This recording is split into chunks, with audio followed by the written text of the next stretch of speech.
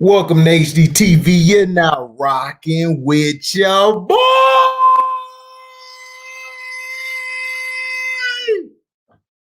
Hi.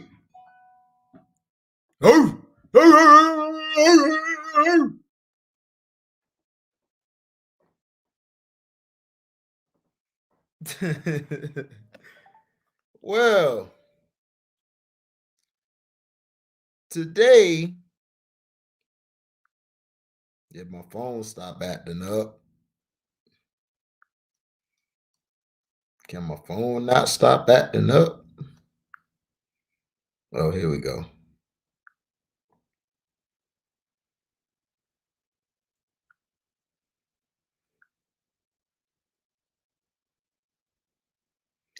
Now,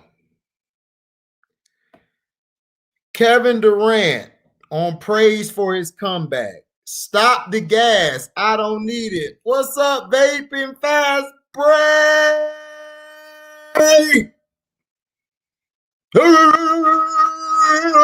Like in my red man.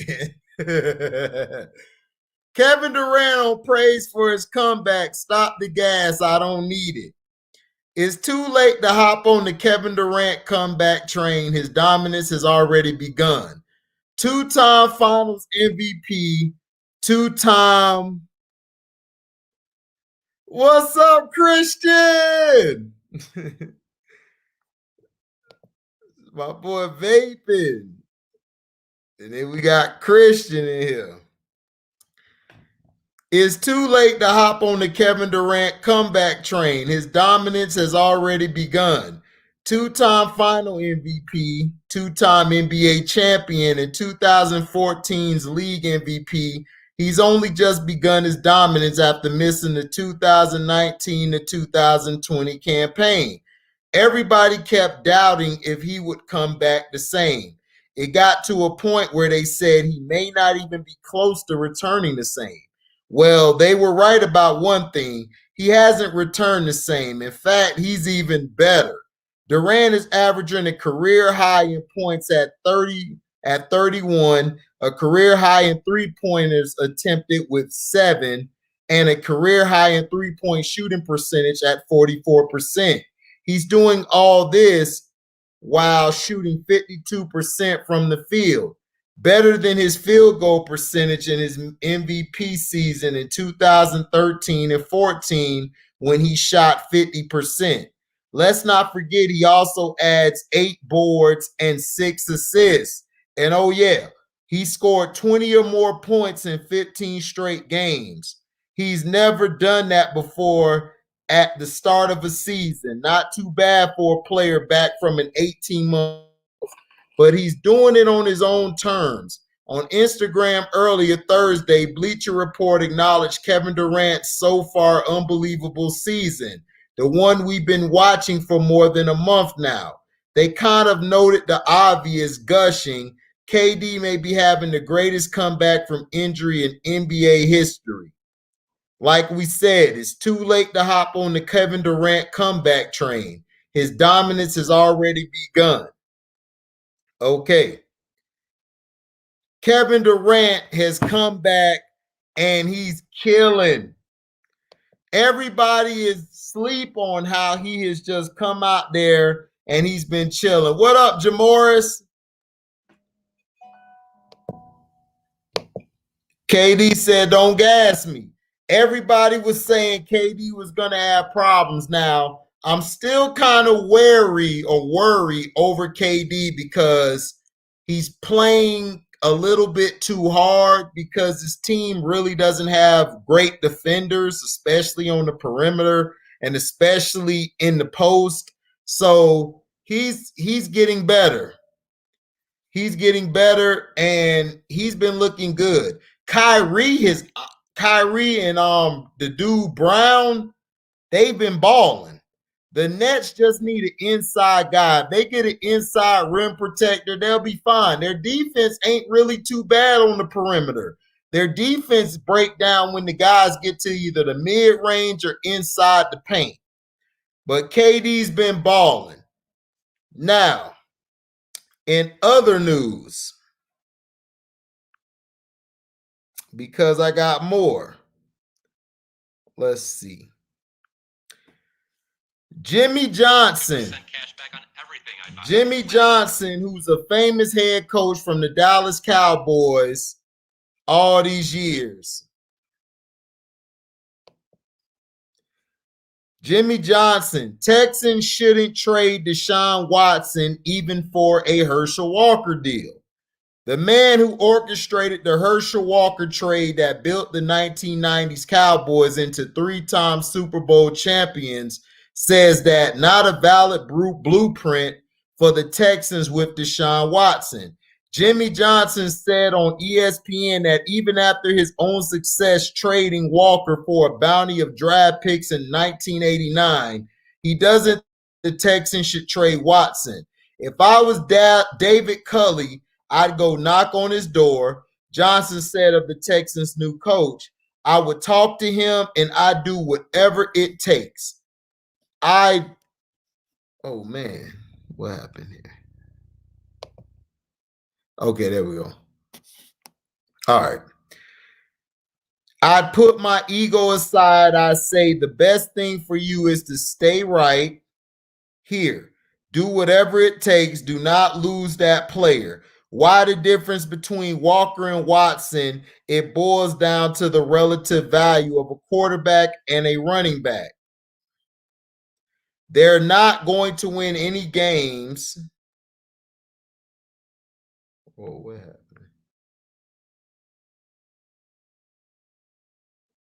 Hold on, y'all.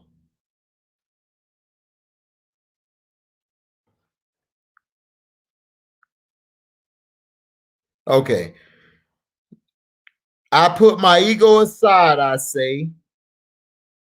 The best thing for you is to stay right here. Do whatever it takes. Do not lose that player. Why the difference between Walker and Watson? It boils down to the relative value of a quarterback and a running back. They are not going to win any games if they don't have a quarterback, Johnson said. Do whatever it takes. Make concessions. Keep that quarterback. Johnson is right. Walker was nowhere near as valuable a player as Watson. Walker was a player you trade away to build the team. Watson is a player you build the team around. And Jimmy Johnson is correct. Jimmy Johnson is correct. He's correct. You build a team around Deshaun Watson. Deshaun Watson is a key component. You do not get rid of a transcendent player. You have to bring him in and let him buy in. You have to try to bring him in. He should drive over there and get him. Now, if this was a white quarterback like Peyton Manning or Brady or somebody, they'll be at the door. Watson is the best quarterback outside of Tom Brady. I got Tom Brady 1, Watson 2, and Patrick Mahomes 3. Now, everybody's going to say, why do you got Patrick Mahomes 3? Because Deshaun Watson, with the lesser of talent, has played way beyond Patrick Mahomes. And in that game they lost, they went up by 2 or 3 touchdowns. If it was not for Bill O'Brien, they could have won that game. Now, Doodoo Brown. Stupid. Yeah, Ticket TV funny. Doodoo Brown. That boy's stupid. Oh, we gonna get to that too, Jamoris. Don't worry. We gonna get to that. Yeah. That'll be a good pickup for you guys. I still think y'all should give Teddy one more year, but I feel you. Now, also, the Los Angeles Rams have explored a possible trade for Matthew Stafford. Jeremy Fowler of ESPN reports that Lions QB Matthew Stafford considered the Rams to be a valuable contender to trade for him this offseason. Fowler adds that while it's unclear what the Rams can do with Jared Goff's contract on their books, they've explored the possibility of acquiring Stafford. Earlier in the week, Ian Rappaport reported that nearly a third of the league has reached out to the Lions about a trade for Stafford. Reports surfaced last weekend that the Lions and Stafford mutually agreed to facilitate a trade in the coming weeks, and it didn't take long for teams to start reaching out. The expectations has been that it would take at least a first-round pick for the Lions to agree to trade Stafford, and considering the number of teams that could use a quarterback of his caliber, it would not be surprising to see Detroit secure multiple earlier round picks. A trade will likely be completed for Stafford prior to the 5th day of the 2021 league year, which happens to be when Stafford is due a $10 million roster bonus.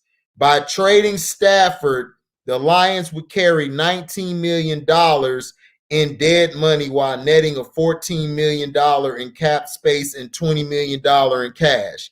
Stafford, 32, is a former first-round pick of the Lions back in 2009. He was in the final year of his 5-year, $76.5 million contract when he and the Lions agreed a 5-year, $135 million extension back in 2017.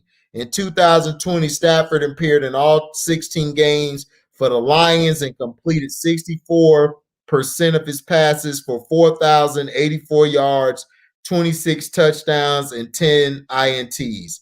He also rushed for 112 yards. We'll have more regarding a potential Stafford trade as the news is available. So, if the Rams get Matthew, what up, Joe Cool? If the Rams get Stafford, okay? If the Rams get Stafford, they'll be on and popping. They'll be on and popping. They'll be able to move the ball. But the thing about Stafford is a loser. Not only that, Stafford turns the ball over a lot. He turns it over. He'll take some chances. To me, the Rams ought to get a game manager. If they get a game manager, they'll be able to let the defense eat, and they'll give the running backs the ball to actually do what they have to do. So it's crazy. I wouldn't go after Stafford. That's just me. I think Stafford is injured prone. Stafford takes too many chances. He's a gunslinger. I really don't like gunslinging quarterbacks. The only ones I like that was Warren Moon, Dan Marino, and Brett Favre, because they could get the job done. It's just that their defense didn't hold it down.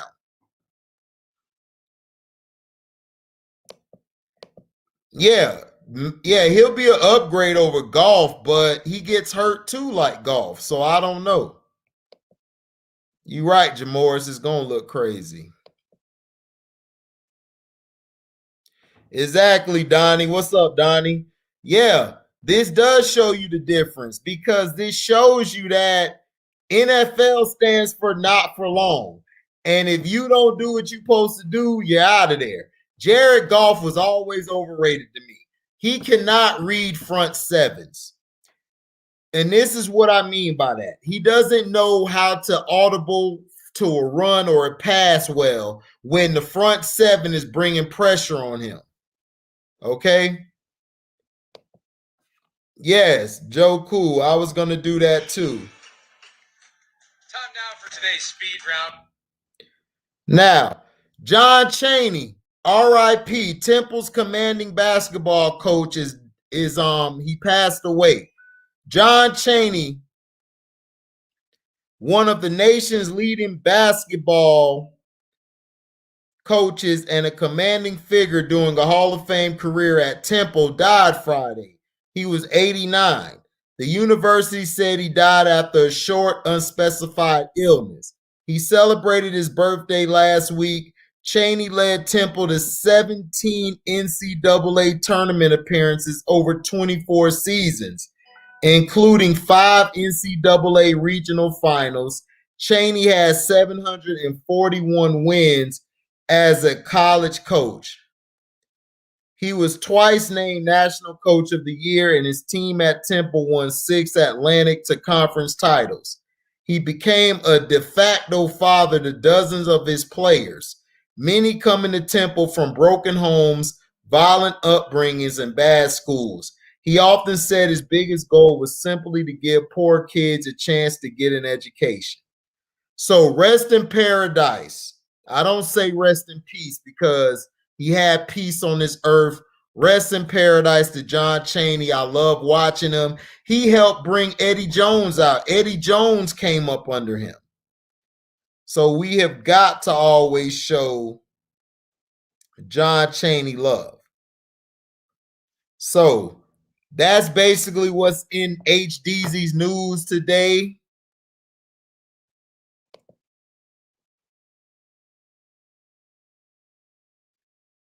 I don't know, Christian. He's soft to me. Yeah, Favre threw plenty of interceptions, but Favre was a better quarterback. Favre could make the passes to win the game. It's just that he didn't have sometimes a supporting cast. Oh yeah, Eddie Jones did go to Temple.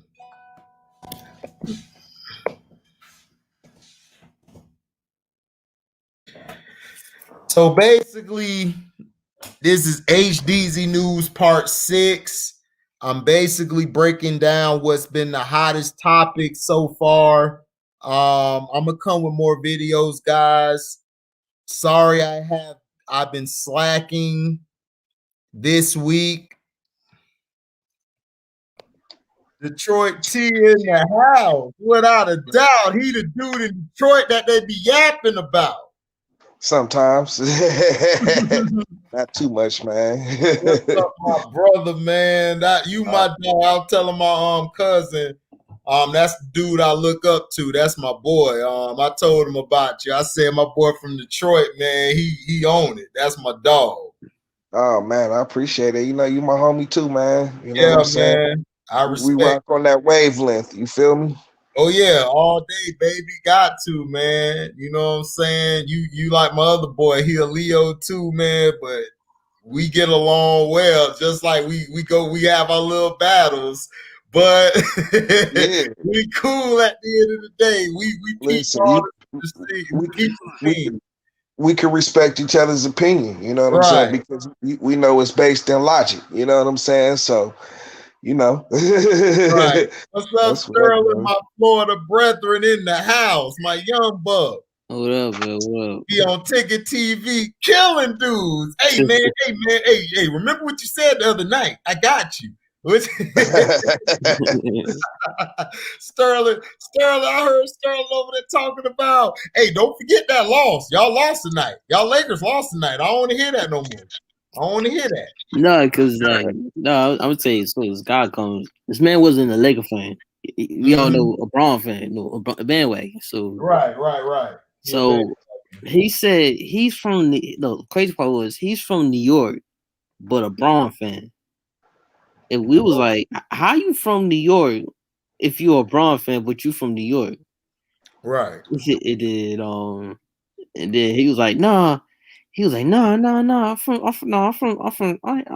LA. No, I'm from Chicago. So we was confused. He was like, no, man, it ain't Braun fault. He said it ain't Braun fault. It's Kuzma. We blame Kuzma. Wow. So we're gonna blame the bench player. That's what I said. I said, oh, now we gonna blame. Yep. I said, I said, wow, y'all gonna blame? I said, he's like, nah, no, this all right, dude. And I was like, dude, when the Nets lost to the Cavs, y'all was bashing them. But when the Lakers lost, y'all be like, no, we lost. So what? Like that's like hypocritical. Now y'all being like so hypocritical about it, you know. No, but last night, it was ugly. But I basically did I do the HD news because, like I said, I got a broadcast journalism degree, so I went over what's been in the news lately. Kevin Durant basically came out and said, "Stop gassing me. I'm good." He don't want none of y'all hopping on his bandwagon who wasn't on his bandwagon, and he's been putting up the best numbers of his career so far this season. And I got a question for both of y'all. I'm gonna start off with T, man. Like, Do you think at the rate KD going, he'll stay, like he'll be able to go over the long haul, he'll make it to the playoffs, or you think they're doing too much with him? Well, okay. First, let me say that you going back to the news. You told my head up, man, saying John Chaney died, man. Rest in peace, man. Rest in Goodness. paradise, dog. Yeah, man. I was heartbroken today, man. I was barely able to work. I grew up watching Chaney, man. Chaney Yeah, was Temple, man. The Temple always had a dog. You always had to look out for Temple, man, because you knew. You had to. They were Man, always in the March Madness. They was always giving teams the business, man. They was always. I remember Eddie Jones. That's why I learned about Eddie Jones, because Eddie Jones, people forget, because people talk like why Kobe was on the bench, man. Eddie Jones was a beast. Like people, Eddie was like Jordan signed him to Jordan because Eddie Jones was the truth. Listen, like you know what I'm saying. I know Kobe got a little Eddie Jones in his game. Yeah. You know what I'm saying, because you know, like I mean, honestly, you know, like they played the same way. You know what I'm saying? Like Eddie Jones could do that. Eddie Jones could score off the dribble. You know what I'm saying? He could hit you from multiple angles. You know what I'm saying? He's that same style guard. You know what I'm saying? Kobe just took it to the next level. But like Eddie Jones was a dog. So he taught Kobe how to be a professional, how to play defense along with Gary Payton. You know, Kobe used to ask Gary Payton for pointers as well as Michael Jordan, but Eddie Jones taught him. You know, Eddie Jones got him right, got him prepared, because he saw a lot of him in him. You know what I'm saying? Right. Like, hey, this kid want to learn. Like he not here to, even though he taking my job, it's like he really want to learn the game. He didn't come with a disrespect factor where he was like, oh, I'm Kobe, I'm gonna be that guy. You know, Kobe was humble and he learned under him and Byron Scott. You know, remember Byron Scott was on that team in Kobe first year. You know, he taught Kobe a lot too. So yeah, Eddie Jones, man. People forget Eddie Jones, and I'd be like, y'all tripping. Eddie Jones was a monster on that court, both sides of the ball. Yeah, exactly. Yeah, now he'd give it to you on the defensive end. You know what I'm saying? Then he'd turn around and hit you for 30. You know what I'm saying? So, yeah, man, EJ got busy. You know what I'm saying? And you know, he got that knowledge, man. Learning how to play, you know, from the Owls. You know what I'm saying? From running at Temple. You know what I'm saying? And so. You know, that's a huge loss, man. That's a huge loss. Him and John Thompson back to back. It's bad, dog. You know, because like my dad, he used to tell me about both of them, and I used to watch them growing up, because, you know, and you got to remember, John Thompson, he had Iverson on the right track. That's what made Iverson into what Iverson was, and people forget that. People always want to bring up Larry Brown. I'm like, yeah, Larry Brown did what he did, but Iverson was taught under the tutelage of John Thompson, because John Thompson was a big man coach. He used to coach none but big men. And for him to do what he did to Iverson, that made me like, man, this guy can coach, because, you know, Iverson was he was wild. You know, he had to grow up because he didn't have no dad in his home. You know, they was sleeping poor. They were poor. And that's what I was getting ready to say. Like John Thompson, you know what I'm saying, John Chaney, you know, them dudes, they was dads to a lot of these kids. You know what I'm saying? These dudes, you know what I'm saying, coming up, because yo, you know what I'm saying, like you say, they coming from the bottom, man. And so pops wasn't always there. You know what I'm saying? And like that's how Thompson reined in Iverson. You know what I'm saying? He was the one who got him to settle down and focus a little bit on basketball. Like, you know what I'm saying? Like you can use this to escape all this madness you got going on. You know what I'm saying? Like but you said about he worked with also other players like the Dikembe, Alonzo, Patrick. You know, he worked with you see how they are because they all came under from this man's Yeah. Influence. And you know what? I'm upset because a lot of this young generation, Patrick Ewing. Patrick Ewing was that guy. He was balling. You know what I'm saying? Everybody was rocking his shoes when it came out, the Ewing. So I don't get why people, you know what I'm saying, try to diss him and everything and don't give him credit because he didn't win a ring. It's like, come on, like, you know, Patrick was, you know, a part of the game. He actually played basketball. He actually showed you how to play the game. Yep. And I mean, you know, he wasn't the most athletic dude, you know what I'm saying? Especially, you know, like when he got out of college, he was more athletic, you know what I'm saying? But his athleticism kind of quickly left, and he still shows you how to get around in the game, you know what I'm saying, from the center position, you know. And so I respect that 100% about Patrick Ewing's game. Like, you know, he wasn't Hakeem or, you know, but he was right there. I mean, I can't put David Robinson no higher than him. You know what I'm saying? Like, he was better than David Robinson. So you still talking about top 2, top 3 center in his era. DOT, keep talking. I'll be right back. I gotta go help some people with some groceries real quick. Y'all do y'all. I'll be right back. Yeah. Yep. But yeah, you know what I'm saying? You still talking about a top 2, top 3 center in his era. So it's like, you know, Pat get love for that for sure. Definitely. I feel like for Pat, he's more for him. He's not like Hakeem guy, work on the post guy, but he's like Ewing got busy in the post. You know what I'm saying? Because he's more like he'll dunk on you, but also his jump shot. He always had the fadeaway. He had a nice little fadeaway. You know what I'm saying? He had a little hook shot. You know, he had some post moves like Patrick could get it done, and like he was strong.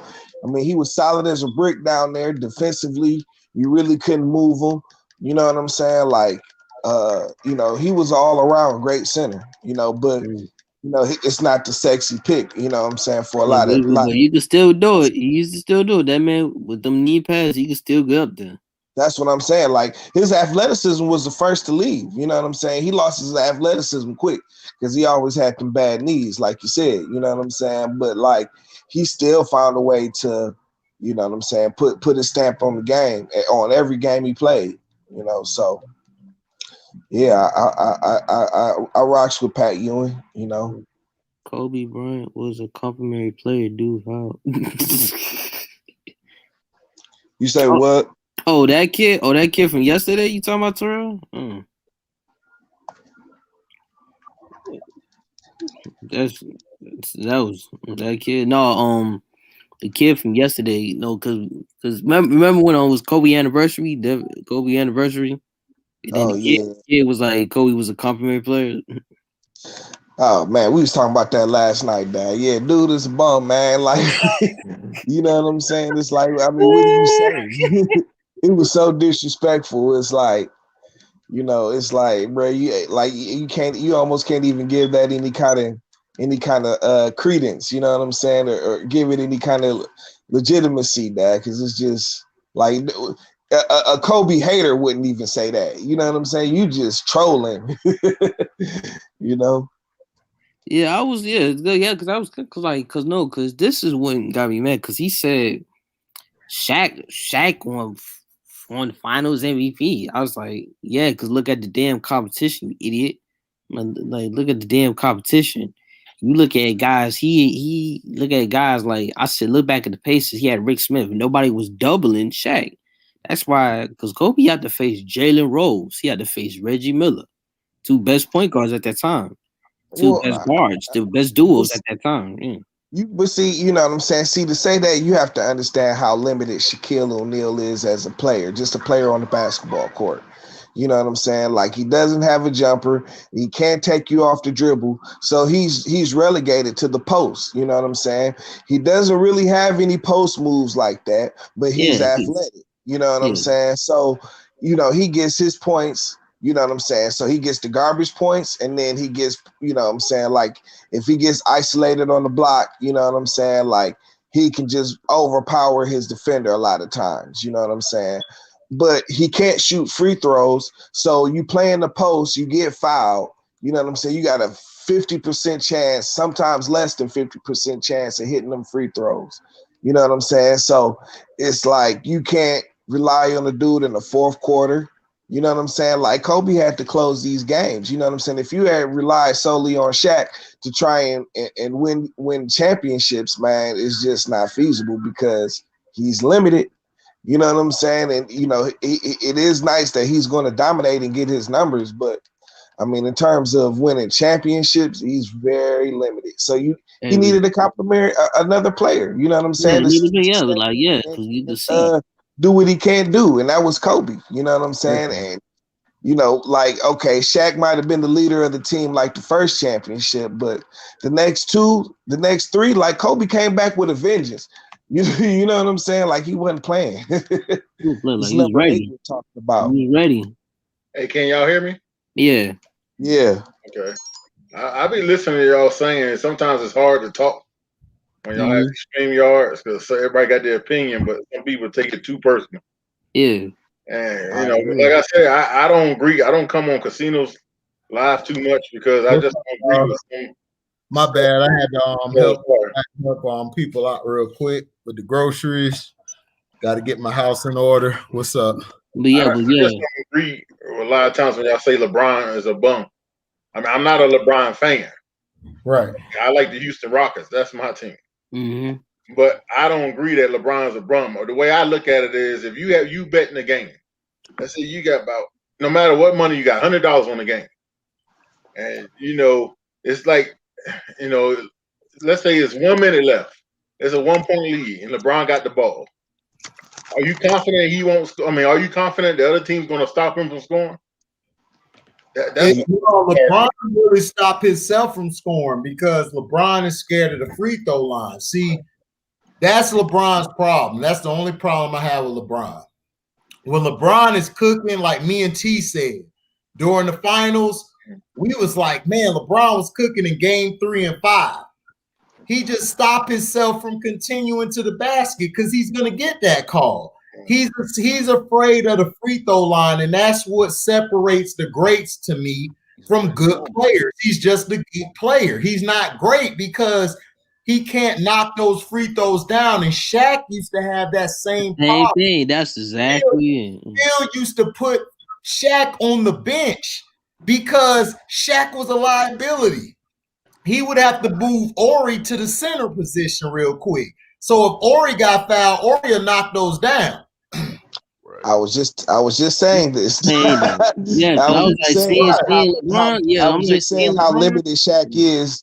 You know what I'm saying? If you're talking about him being, you know, somebody who's going to be the cornerstone of a championship team. You know what I'm saying? Like, you know, when it comes down to the moments that count, you know what I'm saying? You can't even put the man on the free. You can't give him the ball because if he goes on the free throw line, he's going to choke the free throws. Right. You know, and so it's like, you know, and then when teams started shacking, it just became painfully obvious. Like, you know, they'd have to just sit them down for whole stretches. So, you know what I'm saying? The team wouldn't get back and they would lose whole leads because of that. You know what I'm saying? And so, you know, that kind of hurts. You know what I'm saying? Like, so you can't call Kobe a complimentary player. Yeah. But as far as LeBron goes, I don't think he's a bum. I just think he's hella overrated. You know what I'm saying? And it's like, you know, for all the pub and all the press he gets, you know what I'm saying, and how great he's supposed to be, like I just be waiting. I've been waiting for him to show it. Like, you know what I'm saying? I've just been waiting. You know what I'm saying? Because I haven't seen it. Like I root for LeBron. I'll be like, LeBron, do it. He cooking. I'm like, okay. It's like you looking at your son finally making a play. Like as a kid, it's like, okay, he's gonna do it, and then he just passed the ball to somebody who is not clutch, who's been sucking the whole playoffs in big situations. And that's my problem with LeBron. LeBron James could be the greatest of all time if he actually worked on his game, and he never did. I was just going to add to that. You know what I mean? Like to your point, HD, he's been in the league for 18 years now.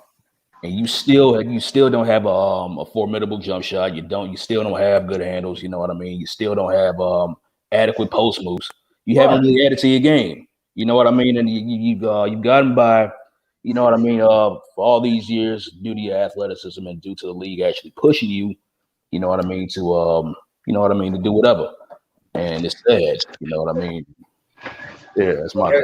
Now, sorry about that. Go ahead. No, go ahead. Well, I was just saying, like Nick said, that how he doesn't have a formidable jump shot yet, and that, you think about players like Jason Kidd, who couldn't shoot at all when he first got in the league. You know what I'm saying? To eventually becoming a lethal shooter. You know what I'm saying? Like, it's just you work on your game. You know what I'm saying? And when listen, people, this is what the greats do. You know what I'm saying? When the athleticism leaves, they find other tools to be able to keep themselves in the game. You know what I'm saying? Exactly. Like I said, and that's what I'm sorry, HD.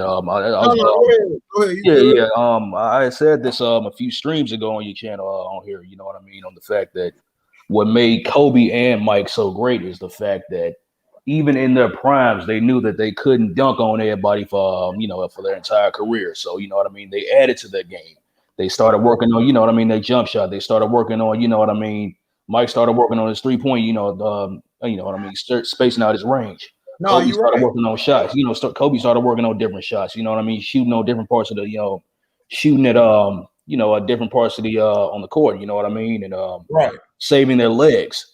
Shooting with his left hand. Shooting with his left hand, you know what I mean? Handling the ball with their left hand. Finishing, you know what I mean? With touch around the basket as opposed to, finishing with a dunk all the time. Yeah. You know what I mean? Yeah, and that's what I'm saying. It's like, if you like LeBron, Donnie, like I don't get mad if you like LeBron, but I'm just saying, don't discredit other players to make him great. Like if I talk about Kobe, because Kobe my GOAT, so I'm gonna tell you why he's great. I'm not gonna discredit Michael. I'm not gonna discredit Bird. I'm not gonna discredit Isaiah. I'm not gonna discredit Magic Johnson to make him great. That's the only problem I have with his fans. And I'm not saying you, I'm saying people in general. Like, listen, if you don't like Kobe, that's fine. But I didn't like Kobe. I'm gonna tell you the truth. I did not like Kobe early on. I liked the Damon Stoudemire, Latrell Sprewell. Latrell was my guy, and Penny Hardaway. Penny Hardaway is the reason I'm a Magic fan today. Like, that's the reason why. Because when he got on the court, it was something different. I was like, this dude different. Like he played a game like how Magic did, but he was just a little more athletic. But I'm just saying, if you're gonna say he's great, point out why he's great. Don't just No. I never said he's like the best ever. No. I just can't call him a bum. I mean, I can't. I mean, even if I wasn't a fan, I can't call the man a bum. I mean, the man has championship. No, my problem is not about not like I said, it's not about you. It's the LeBron fans. They're gonna lift him up and disrespect players, great players like Michael and Kobe, Mike and Kobe. They're gonna disrespect their legacy to put him over there.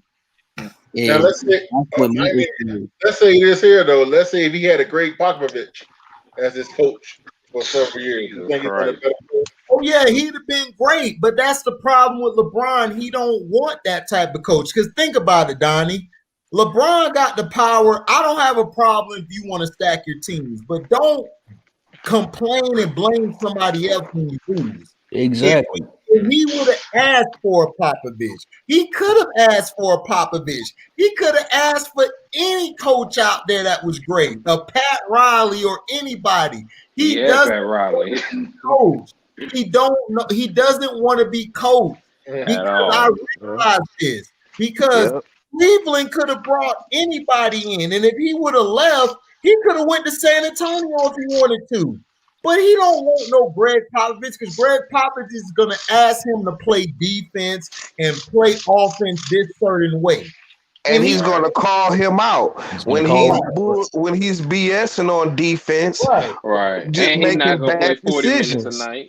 Exactly. For example, perfect example, to back up what T said, when LeBron was still playing in Cleveland, when in his when he came back to Cleveland, with what's his name, David Blatt was coaching. You know what I Right. mean? And he actually called him out, like, you know what I mean? It was in practice about something. You know what I mean? You had to, saying David Blatt. You know what I mean?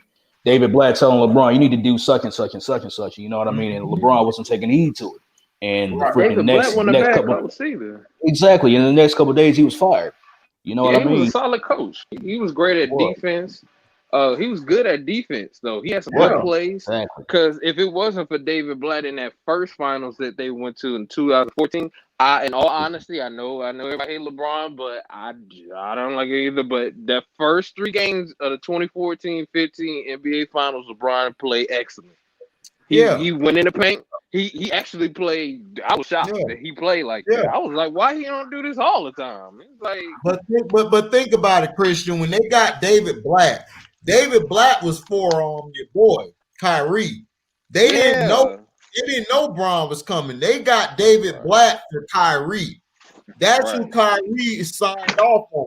They lied to Kyrie and told him that because see, Kyrie wasn't gonna sign that deal if LeBron was coming back. He did not. The coach ain't know either. The coach ain't know. Right. Nobody knew, but David Griffin and the owner. That's all who knew about it. I wouldn't have went back to Cleveland. That owner is racist. And I just always felt like I would have never went back. That's my problem with Bron. I would not have gone back. I'm sorry. You can't talk about. He told me I quit, and he basically called me soft and everything. I want that to play with you. N-word. I can't do it. I can't do it either. Yeah. I just would have never did that because honestly, that dude didn't respect him. He didn't respect no black player. He was really against LeBron. He basically called him a nigga. With that post. You know, it was that whole slave master and slave attitude about it. You know what I'm saying? Yeah, and then he got fined for that too.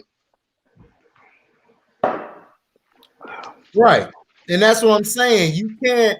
I understand what you're saying, Donnie, but I can't give you a pass if you got the power to bring whoever you want in your organization on your team, and you don't want a head coach who's a real great head coach. That's his problem. He doesn't want to, like you said, and Nick said, and everybody said on the channel, he doesn't want to be coached. If he wanted to be coached, he would have kept what's your boy name? Paul Silas. He'd have kept Paul Silas. Right. His first coach in the NBA. Man. Mike Brown. To be fair to him, I think he was young at that time, though. That's why you supposed to sit there and learn something. You know what I'm saying? Like, come on. Because you can't tell me dudes didn't want to coach for the alleged the next up. I mean, you know what I'm saying? Right out of high school, he's next up. Any coach would have loved to coach young LeBron, dad. He didn't want to be coached even back then. Absolutely. He didn't because they gave him too much, man, and that's the problem. And my thing is this: people don't never want to hold him to accountability. And that's a problem with his fans, and that's a problem with him. He doesn't never want to hold himself accountable for anything. And exactly. And that's the responsibility of being a leader. And I remember HDeezy saying it from Carcino's Live, the fact that if you're a leader of a team, you know what I mean, and if y'all win, you know what I mean, you credit the entire team, you know what I mean, because it's a team effort when you win. But when you lose as a leader, you take responsibility for that. You take accountability for that. You know what I mean? And really, that's a part of manhood, period. You know? And I mean, hey, listen. Everybody's built differently. This is why Kobe is Kobe. This is why Mike is Mike. This is why Wilt is Wilt. You know what I'm saying? On down, this is why Tyronn Lue is Tyronn Lue. You know what I'm saying? But don't sell me like you Mike and you really just Scottie Pippen and shit. You know what I'm saying? Like, don't try and make me believe that. Don't fucking try and pound that into my head. You know what I'm saying? To have all your little fanboys come attack me when I don't agree with that. You know what I'm saying? Like, I'm not feeling that. Hey, y'all, can I get a 3 minute real quick? 3 minute. I missed the last shot, man, and I can't even believe that dude was 22. I'm 22, by the way. But I was taught the game. I couldn't believe that dude was out there yelling and screaming, hooping the house. I was watching it. I sent him to the right. I sent them to the light. Boy, we was all Oh pissed my off. God! I'm telling you, if I was there, Lord have mercy. Because I'm like this. I'm like, if you're saying, listen, Kobe Bryant, they were talking about Kobe and Shaq. You're not a complimentary player if they're talking about Kobe and Shaq. Scottie Pippen was a complimentary player. If you want to be real, he was a complimentary player. You don't put no Kobe on no complimentary because even Tia tell you, even though Detroit beat them, Detroit feared Kobe. They was trying to make sure absolutely. I didn't like Kobe when I was younger. I despised Kobe because but you respected his game. Absolutely. Yeah, but my problem, he was a great player. And I just hated that he just went so crazy. And then the fact that he called himself a journalist. HD, just like you did, I learned what journalism actually is. And journalism is not something that he's an opinionist. He's not a journalist. That's the difference. That's the difference. And this is why journalism is dead. You know what I'm saying? Because people don't even follow they call themselves journalists and they don't even follow the rules of journalism. You know what I'm saying?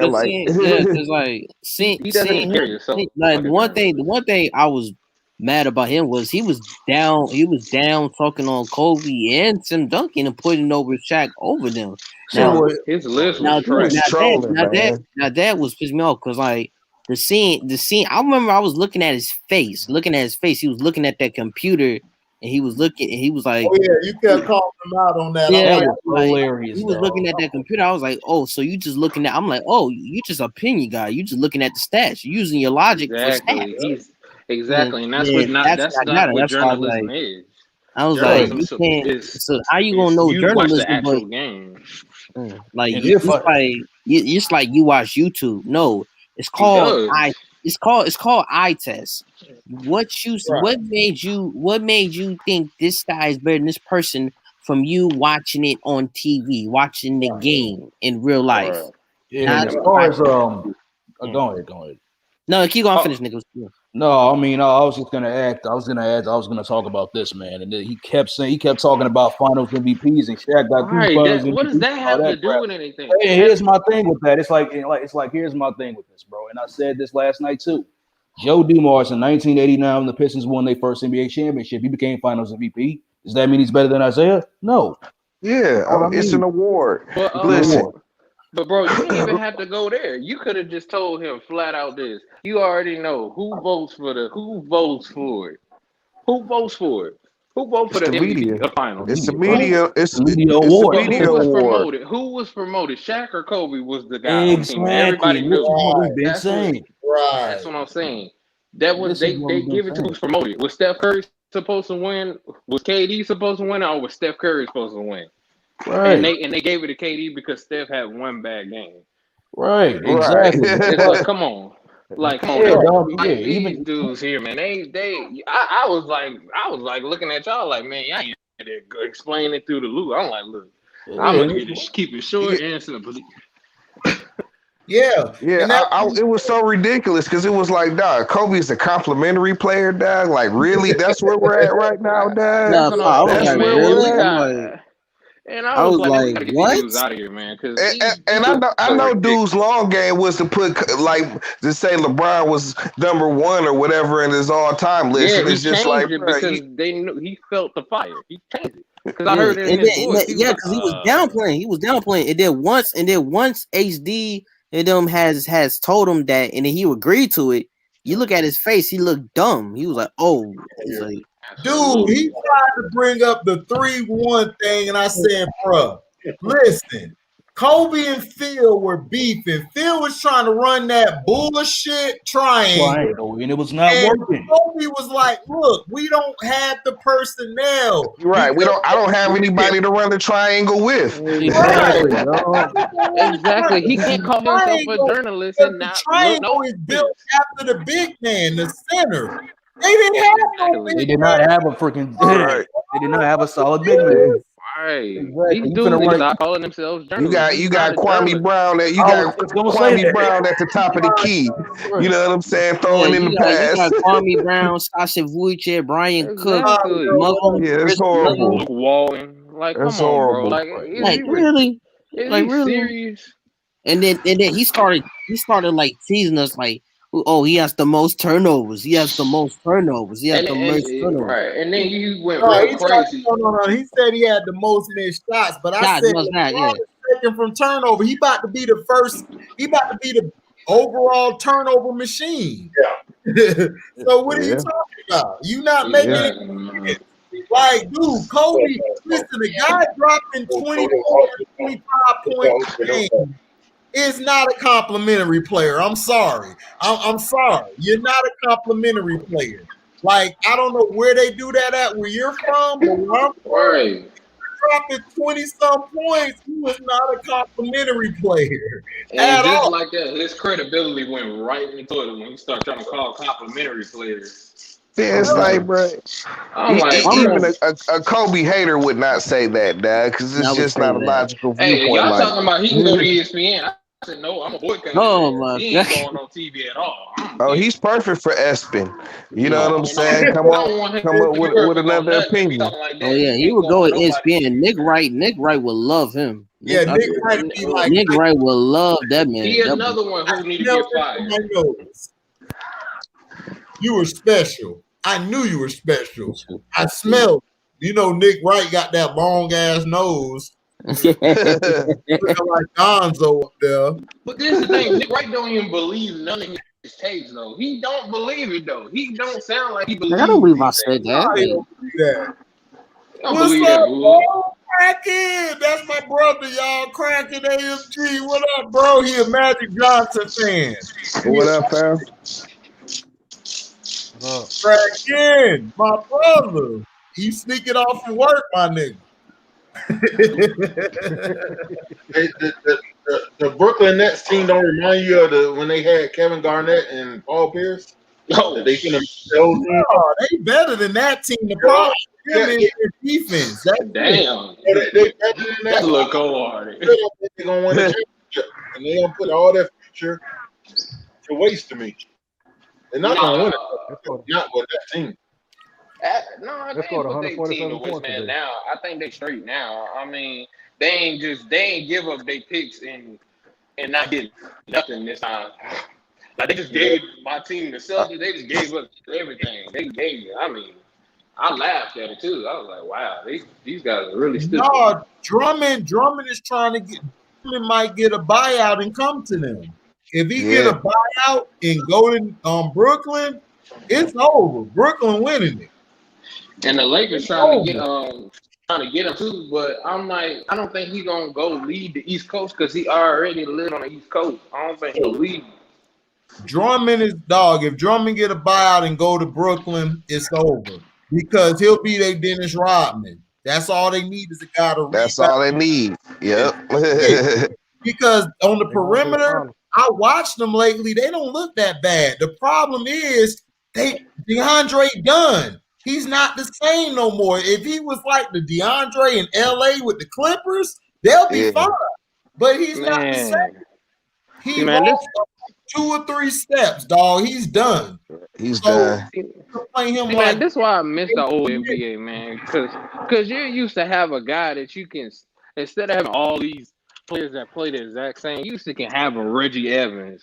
Remember just Reggie Evans? He just came in there with the funky little specialist, and he just was rebounding.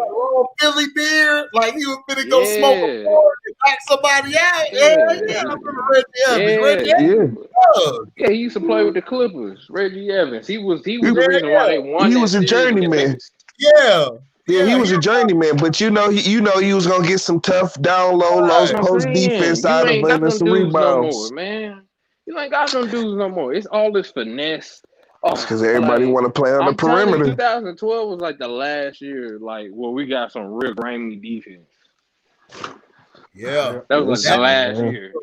But I like what Sean said the other night. Sean, I think said, or somebody said it. They was like they ought to get Joe Kim just for about 10, 15 minutes. He'll be straight.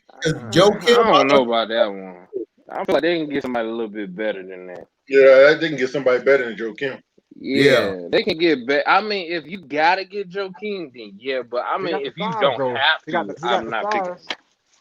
Yeah, I mean, he a little small that's to me it now. though, He man. not He the didn't same. look like nothing last year. You know what I'm saying? Like Yeah, that's what I'm the saying. I Clippers don't. didn't even use him at Right, all, he was just like on the team. He and they didn't they use was him. getting hurt. They was getting hurt on the rebounds. You know what I'm saying? They didn't use Yo Kim at all, dad. Oh, they didn't. But I think they would use Joe Kim in Brooklyn because who else they got? They ain't got nobody but that other dude. What's his name?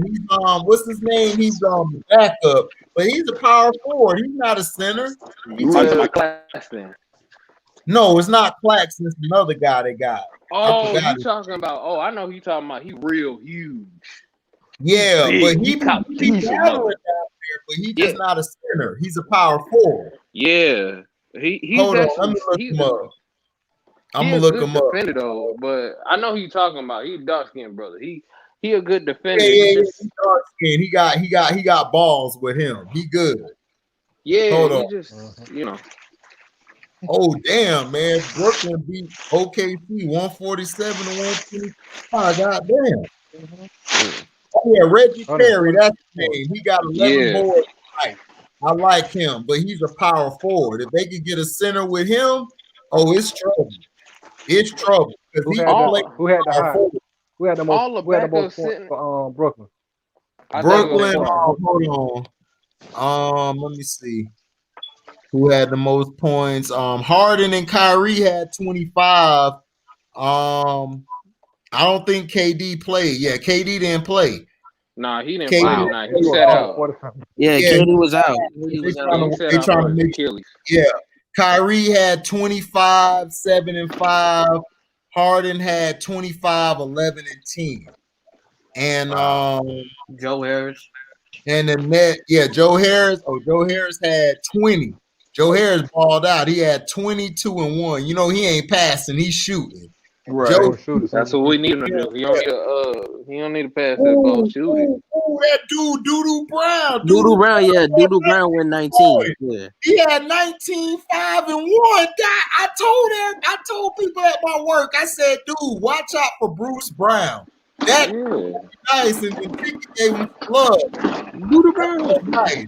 I don't know. I thought when they got Bruce Brown, they got Bruce Brown for a steal because they literally got him for absolutely nothing. I was like, listen, man, we gave up on him. He came in with a lot of potential, but he never really did anything here. Yeah, you know what I'm saying? With the Pistons, he did because I literally was watching the game and he was balling out towards the end of the season before the pandemic. Yeah, like it wasn't nothing consistent. I was watching the games too. It wasn't nothing. It wasn't. Pandemic. I mean, but it wasn't nothing consistent. You know what I'm saying? I mean, they might have given up on him too early, but I mean, like he's touted as a good defender. He's a good defender. You know what I'm saying? But he got to have more offensive game. You know what I'm saying? Like from what I've seen, you know what I'm saying? Like, you know that like his barren offense, like his barren shooting, dog, like. You know what I'm saying? Like he can drive a little bit. You know what I'm saying? He can drive a little bit, but his shooting was just horrible. You know what I'm saying? But he's a good defender. He's at least a good solid perimeter defender for sure. I think Kyrie working with him, dog, because he was hitting some buckets the last game. He was killing the Hawks down the stretch. He was killing them. They could not stop him. Man. TLC, I keep telling people TLC should have always been in the league because he's a good defender, but they never give people who are good at defending and shooting a chance because they want a finesse guy who can't play no defense, and that's why I hate this NBA. Everybody played goddamn same. Yeah, man. Where your Doug Christies and your I miss you know what I'm saying? Your Tony Allens, you know what I'm saying? Tony Allens. People. Him and his wife beating people up. I miss them days. Eddie Houses, man. Yeah, your Tony Allens, you know what I'm saying? Like Tony Allen. Kobe gave that boy the shoes and said, dude, you the greatest defender I ever faced. Yeah, you know what I'm saying? Like that was important. That you wanted to have a Tony Allen for niggas like Kobe. You know what I'm saying? Like, shoot. I ain't gonna lie. If anybody could hold Kobe Bryant, even in this era, I think that Kawhi could hold Kobe. He could guard Kobe. He could guard him. He could guard him. Nah, I think he was slow. I don't know about hold. You know what I'm saying? We seen them play each other. Kobe was playing him on the other end. Kobe blocked this shot a couple times, and he wetted him. Yeah, that's what I'm saying. Like, dude, Kobe is another animal, dog. I would want to see his prime against Michael Prime. That would have been a great game to watch. That'd have been crazy. I would have paid money. I'd have said, that's probably. Listen, even a couple times they played while Mike, like the 97, 98 year, I mean, a couple of those was some real epic games. You know what I'm saying? Like I know, because Kobe used to always make, that's a date he always circled. You know what I'm saying? So if he came out and he had it going, you know what I'm saying? He went at it with Mike a couple times for sure, like in that 98 year for sure. KD was giving Kobe. I know one game they went out to LA and he showed his ass. KD was giving them boys was giving Kobe the business, and that's when I said KD was giving Kobe the business, and Kobe had to give it to KD. KD basically explained it. He was Kobe explained it. He said after that first year, KD, it was tough. KD them almost knocked him out in the 2010 series. That was the first year OKC ever went to the playoffs. It was 2010 to 2009, 2010, and they went to 6 games with them. And if it was Kobe passing it to Paul Gasol for the tip in, oh my God, they would have won Game 7 and all. Harden came off the bench and was killing them. They could not. Kobe said it. Kobe was like, we just didn't have the answer for Harden. Yeah, he was hurting. Yeah, I remember that. Yeah, Harden he came off the bench giving them the person that lost in the series. No, Harden didn't lose in the series. What lost them the series was LA. They got some calls, and then Kobe went on his Kobe shit. He started balling at the end. But Derek Fisher, I know Derek Fisher bailed him out one game. The Lando front game. Yeah, he saved Kobe. Yeah, man, that's what I'm saying. It's like Harden was coming off the bench, killing him because Lamar. Nobody on the bench could guard him. Vucevic was trying to guard him. Farmer was trying to get him. He was shitting on all of them. Harden was killing. Oh my God. They only lost that series because they ain't have a big man. Who? Right. The Thunder. They lost that series against the Lakers because they didn't have a big man. Because they had Paul Gasol at the time. They had Perk down there. He's like a cheerleader. No, he came the year. I think he came the year after. No, he came the year after because he came the year after. What I'm talking about. No, they lost that series because they didn't have enough experience. Yeah, they didn't have enough experience. Mike Miller and Shane Battier was killing them. But in the final. Whoa, what series you talking about? I'm talking about the Thunder versus the Lakers. What killed? No, you talking about the finals? I'm talking about experience. It was experience, and not only that, dog. They were able to. Kobe was able to get off in that series at the end. But you talking about the Lakers? Okay. They could not stop James Harden. Harden was just killing them off the bench, dog. I remember coming in. That's what, because I remember that was kind of like I remember James Harden, like I used to think Jeff Green was better than James Harden. You know what I'm saying? Right. And that was kind of James Harden's coming out party, like, look. You're right. No, you're right, T, because I was saying the same thing. I'm like, they got rid of Jeff Green, and then I saw James Harden, I was like, oh, I see why we got rid of But I'll say, but me and the Thunders thing, in the Sonic Thunder thing, I always say, what's that white dude name? His name starts with an N. Nick something. Nick Collison. Yeah, him. I always thought he was him and Jeff. I thought he was better than Jeff Green. He was. Nick Collins. I mean, when he mean- first got to the league, yeah. Yeah, when he first got in the league. But I'm not talking about the Thunder one. I'm talking about the Sonic. yeah, but soon. Oh, okay. Jeff Green was not when before Russ got there, and it was like Jeff Green and like KD and I think James.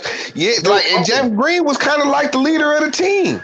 You know what I'm saying? And then like man, Harden, he just I know, but this is before pre-beard, pre-beard, you know what I'm saying? Before he got his teeth fixed. Yeah, like all of that. He was just a nigga out there balling and shit. You know what I'm saying? Like, damn, like OKC got some young ballers, nigga. You know what I'm saying? No, like, goodness. He kept getting hurt. That was That his too. problem. He kept getting hurt. Too. Because KD got him back in Brooklyn. That's why Jeff Green in Brooklyn, because of KD. Him and KD. I didn't even know he was in Brooklyn this year. That's dope. He's in Brooklyn. Yeah, okay. It's so weird to see them all together. It's like, man, Russell Westbrook. Yeah, him, Harden, and Jeff Green. Like, damn, if they had kept that team together, dog, with Russ, you know what? Kyrie is the X factor. It's so weird to see them. If they would have had him in the finals against the Heat that year, instead of Westbrook.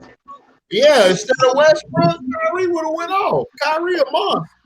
Man, but remember how good Westbrook used to be? I mean, okay, he's always you know what I'm saying, made a bad decision here or there, man. But I mean, I remember he used to have that ability, dog, to just be able to like stop on a dime and just hit up and pull like a little 18-footer and hit that bitch. You know what I'm saying? He was always once he got hurt, he couldn't. I don't think Westbrook or James Harden, they game is like championship type players game.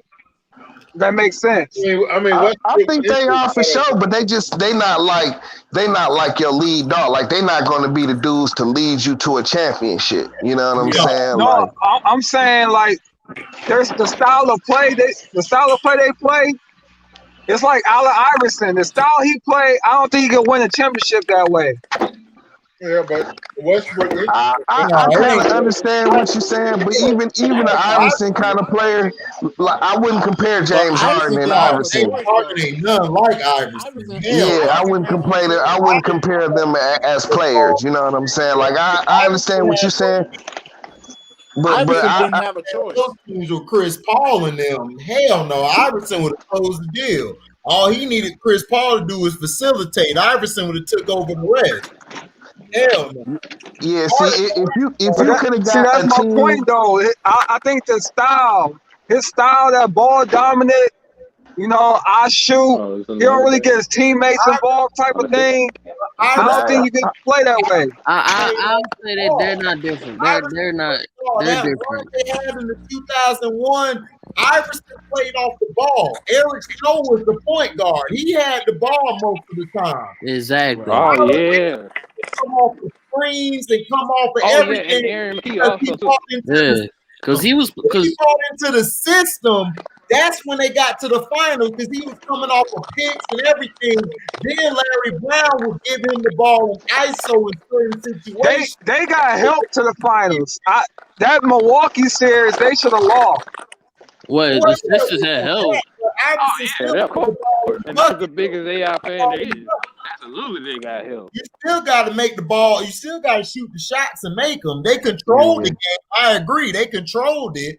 But Iverson made shots at the end to win the game. Ray Allen was missing, and Glenn Robinson was missing because they were taking out the game from the refs. They couldn't overcome that. Right. Yeah, like they said, you know what I'm saying? They sent Iverson to the line like a million times, you know what I'm saying? But exactly. I mean, he earned them shits, you know what I'm saying? They wasn't like no phantom fouls now, you know what I'm saying? I'm saying if Iverson was more of a facilitator, and then he like took the game over late, I think that would be better. He did. Instead of just, I mean, that's kind of how he went. That's kind of how it went. He did facilitate. Like you gotta remember, Iverson led the league.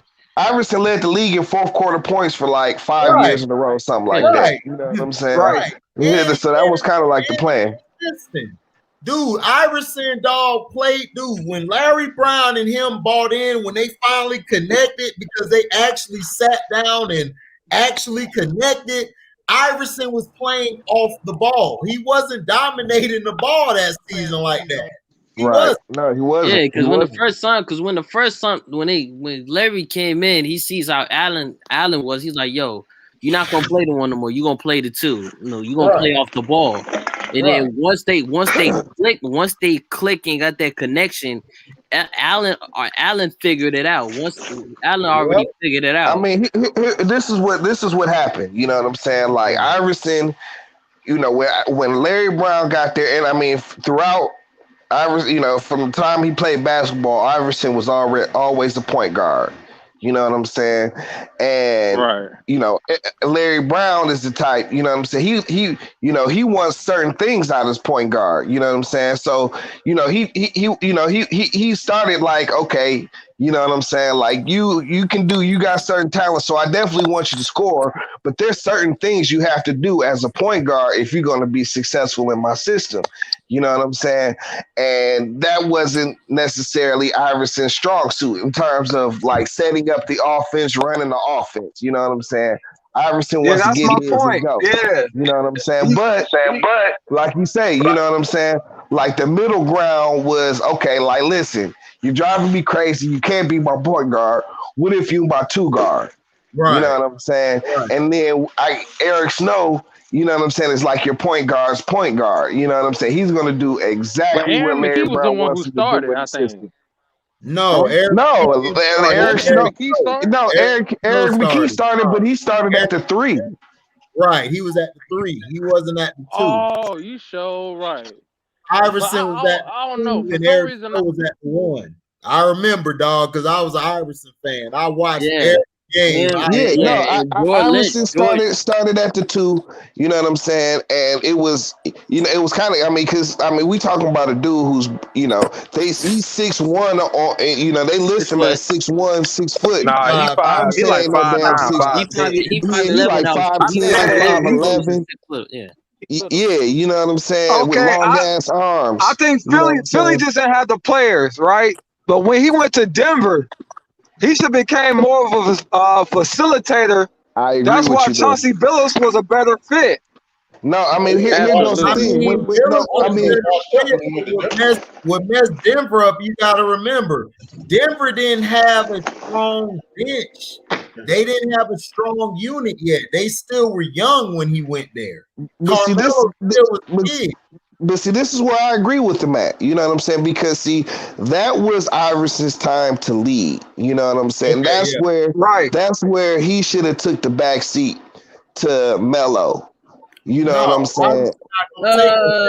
He's not, but he should have. That's why I didn't like MVP. I did not trade because I didn't want Iverson going there because I thought it was stunt Carmelo. Not only that, I felt Iverson should have went to a team that he could contend with where he's the guy, one of the guys. He's not that type of guy who's going to say, you know what? I'm going to sit back. He's not a sit back guy. Iverson is too aggressive. He should have went to the Suns. Right. He should have went to the Suns or something like that. If he'd have gone to the Suns with like Steve Nash or somebody, that would have been a perfect fit. Because Nash don't want to take all the shots. He'll be like, here you go. He'll pass it to Iverson. But if Iverson go to a team with Melo, I felt like it wasn't going to work because Melo's trying to come up and make his mark. And Iverson, he's still, Iverson is one way. Look, I'm a scorer. Right. I'm a scorer. This is what it is. But this is why I always say Dwayne Wade's a better player. Because Dwayne Wade recognized, okay, LeBron got to play with the ball. So I'm gonna play off the ball and help get these other guys involved. And then on defense, I'm gonna check the best player. No. I think that's Hold on. Now You with the getting Suns, with the confused. Suns thing, Being a difference. Hold on. Being a different style player doesn't make you a Right. better player. Right. You know That what I'm doesn't make saying? you a Like better player. that's just Dwayne Wade. You know what I'm Right. saying? Now Iverson. Now I'm shooting you some bail. Don't dig yourself deeper. I'm no. trying I'm to saying shoot you some early bail. Dwayne Wade used to play just like Iverson. Wade is not. No, it's not the same, Dad. Dwayne Wade is bigger than Iverson. no. Wade was a little I bit watched. bigger Hold than up. AI. I seen They would have lost Dwayne that play. Maverick series. Dwayne, That Maverick series, if Iverson was there instead of D Wade, they would have won. Because Wade let up off the gas pedal. I disagree with that. I don't He believe let up off the gas pedal, wanting to be a facilitator. For what? You Now- kill it. Yeah. now Wade, me, Wade, he's talking about Wade beat Dallas. hold on. Now me, I'll disagree. He beat Dallas with Shaq. It was game Hold on. 3. Wade down the stretch was cooking. Then he started passing it to LeBron. LeBron choked the game, and the Mavericks took that game. The Heat should have won that game. If I was talking about Wade when he beat when he was with Shaq. He used to play just like Allen Iverson. No, Wade don't play none like Iverson. No, because we Way knew. more killer than him. Way more killer than him. Hold on. No, when Wade first got there, he was doing his thing. It's just that he ain't got that attention as LeBron and Melo. But when after the All-Star game, that's when he started elevating because he took the team to the playoff. But you're talking about two totally different players, though, Dad. Like Wade. I mean, they kind of get their money in the same way. You know what I'm saying? And they both play with reckless abandonment. But I think that the difference in between them is that when it came down to like that mid-range game, like Dwayne Wade is like he's a rhythm player. And so is Iverson. Iverson is a rhythm player. He's a rhythm shooter. You know what I'm saying?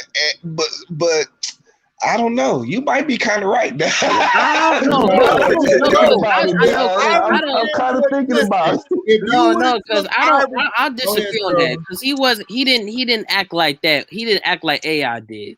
Because when he got he already got along with the coach. It's just that the problem was for Wade was the attention. He never got that attention like LeBron with Melo. No, but he's just, if you're talking about just strictly as a player, like how they make their money, you know what I'm saying, and like their approach towards the game. A lot of people didn't know. Yeah. I think Wade may have used the mid range a little more than Iverson, but they both attacked the rack with reckless abandonment. You know what I'm saying? But I'm just saying at that point in the series, if Iverson smells blood, he's taking it. D-Wade let me down. I'm sorry. I love D-Wade. I can't put him in my top 5 2 guards. I can't. He let me down. He started passing the ball, facilitating when I needed him to kill. You saw LeBron wasn't going. LeBron was cold. He was done. So you as a person who that's your team, you're Miami Wade. You were supposed to kill that series off. You should if they would have took that game, the series was over. It was done. He let up trying to pass the ball to LeBron to say, "Here, LeBron, come with me." And they lost the game and eventually lost the series. If that is Iverson, they should have been up 3-0. I'm sorry. D-Wade's not better than Iverson. I'm sorry. I cannot put him on Iverson. I can't do that either. I can't do that. I'm not putting them, but they both did. They got their money in the same kind of way. You know what I'm saying? But I think Iverson, with him being like, he could shoot better than Wade too. You know what I'm saying? Okay, so if you put Dwayne Wade on that Denver team with Melo, do they make the finals? Yeah. Do they make the finals? No, they don't. No. Because if Carmelo would have been struggling down the stretch, D Wade would have still been trying to pass him the ball instead of take over. I don't know if they made the finals. I don't know if they make the finals, but I think they might. They would be a better team. I think they would be a better. Listen, dog, Wade compliment Melo style way better than he does LeBron's. You know what I'm saying? Like, I didn't see how LeBron and him was really going to work out because they both play the same way. They both need to get their money the same way. You know what I'm saying? Not only that, Rod, I agree with you because D Wade would have been a facilitator more. Yep. But Carmelo down the stretch was missing a lot in those games. Carmelo needs to play with a point guard type player. And more important, D Wade can check Kobe. He will give Kobe. I don't know about that. I don't know about that. I'm saying they can go back and forth. They can go back and forth. I'll say this. No. But I might say, but a lot of they both play. No, they both play tremendous defense. They both can play defense. He'll go back and forth. Man, but he could. Wait a minute. I remember specifically. Wade, and this was like during the Shaq years too, man. That Kobe would make a point to barbecue Wade. You know what I'm saying? Just because. Right. Wade would get his too, though. No, don't talk. Wade would get his too. No, Wade got his. But Kobe got the last laugh. No, don't talk about that game. No. When Kobe hit that last second shot in his eye, dude. Don't talk about that game. No. That dude, I love Kobe, but that shot was fluky, man. No, come on, Dad. Come on, Dad. That shot was fluky, man. Come on, Dad. He pissed all over D like this. He pissed all over D Wade. He pissed on him.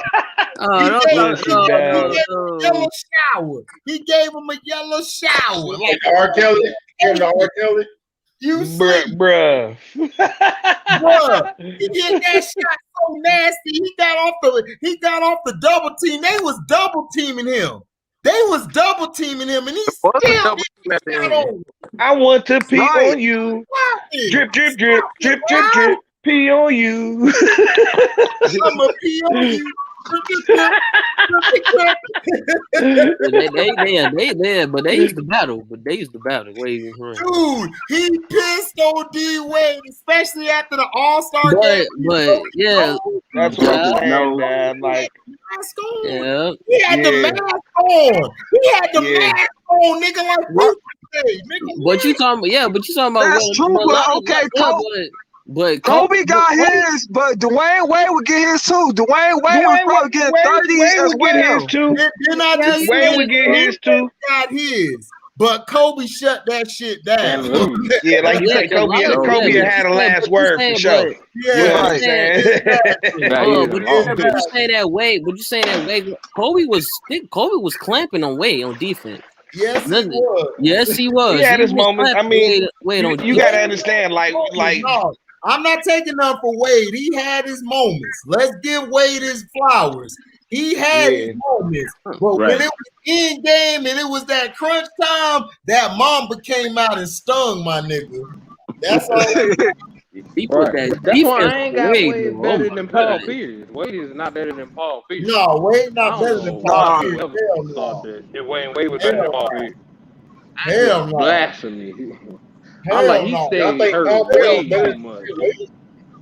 The truth. His career just looks better. Yeah, I can't say that. I can't. I think Wade is a flashier player, but that's it though. You know what I'm saying? Like when it comes down to buckets, man, give me the truth. I'm sorry. He got it. Besides that one championship, Paul Pierce ain't do nothing in the playoffs. Yeah. Man, you shouldn't What? be. Are you kidding me? Paul Pierce was balling in the playoffs. Yeah, like Paul Pierce. Yeah, Paul Pierce would come alive in the playoffs. He was known for that. Specifically being a playoff and fourth quarter performer. I could tell you didn't watch Paul Pierce at all. Yeah, that's low. Listen, Dad. I hate it. The Celtics could be garbage, but you gonna worry about Paul Pierce though for sure in the playoffs, Dad. I hate it.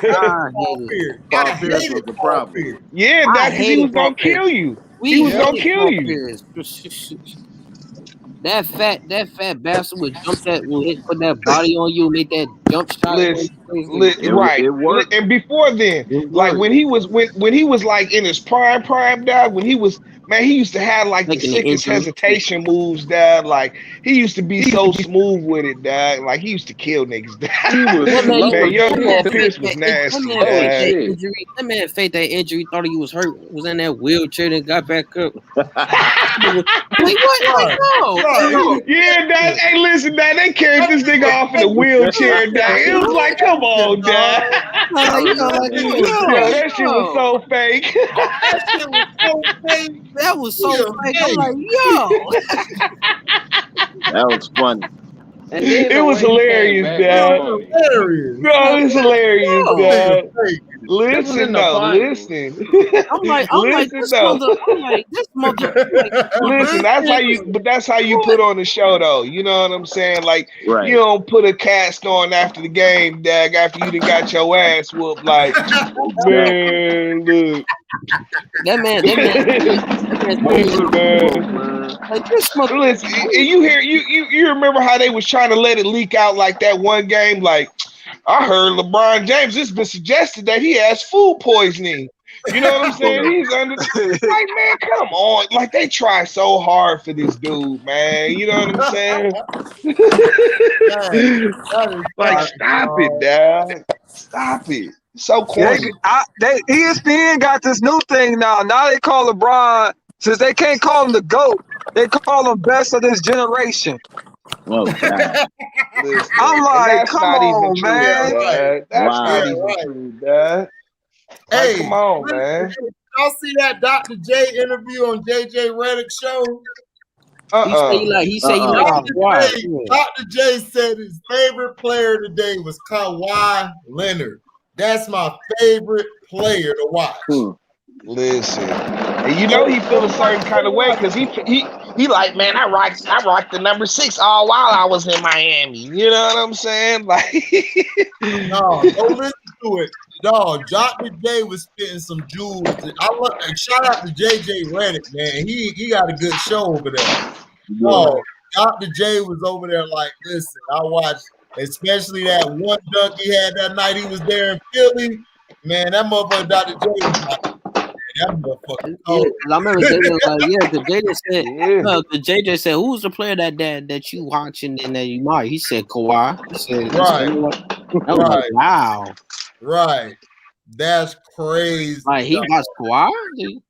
Listen, man. Kawhi out of everybody. The only former NBA stars that really come out and it's all like a media thing. That it's all dudes that are invested in being on TV.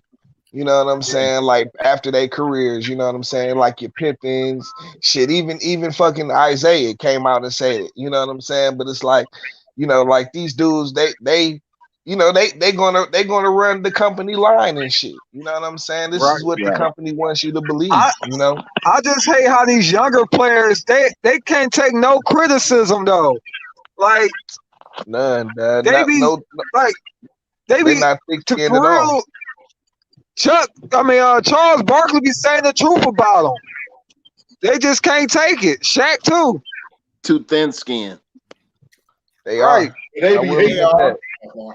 It's just that the problem I had when Shaq said it was at his face.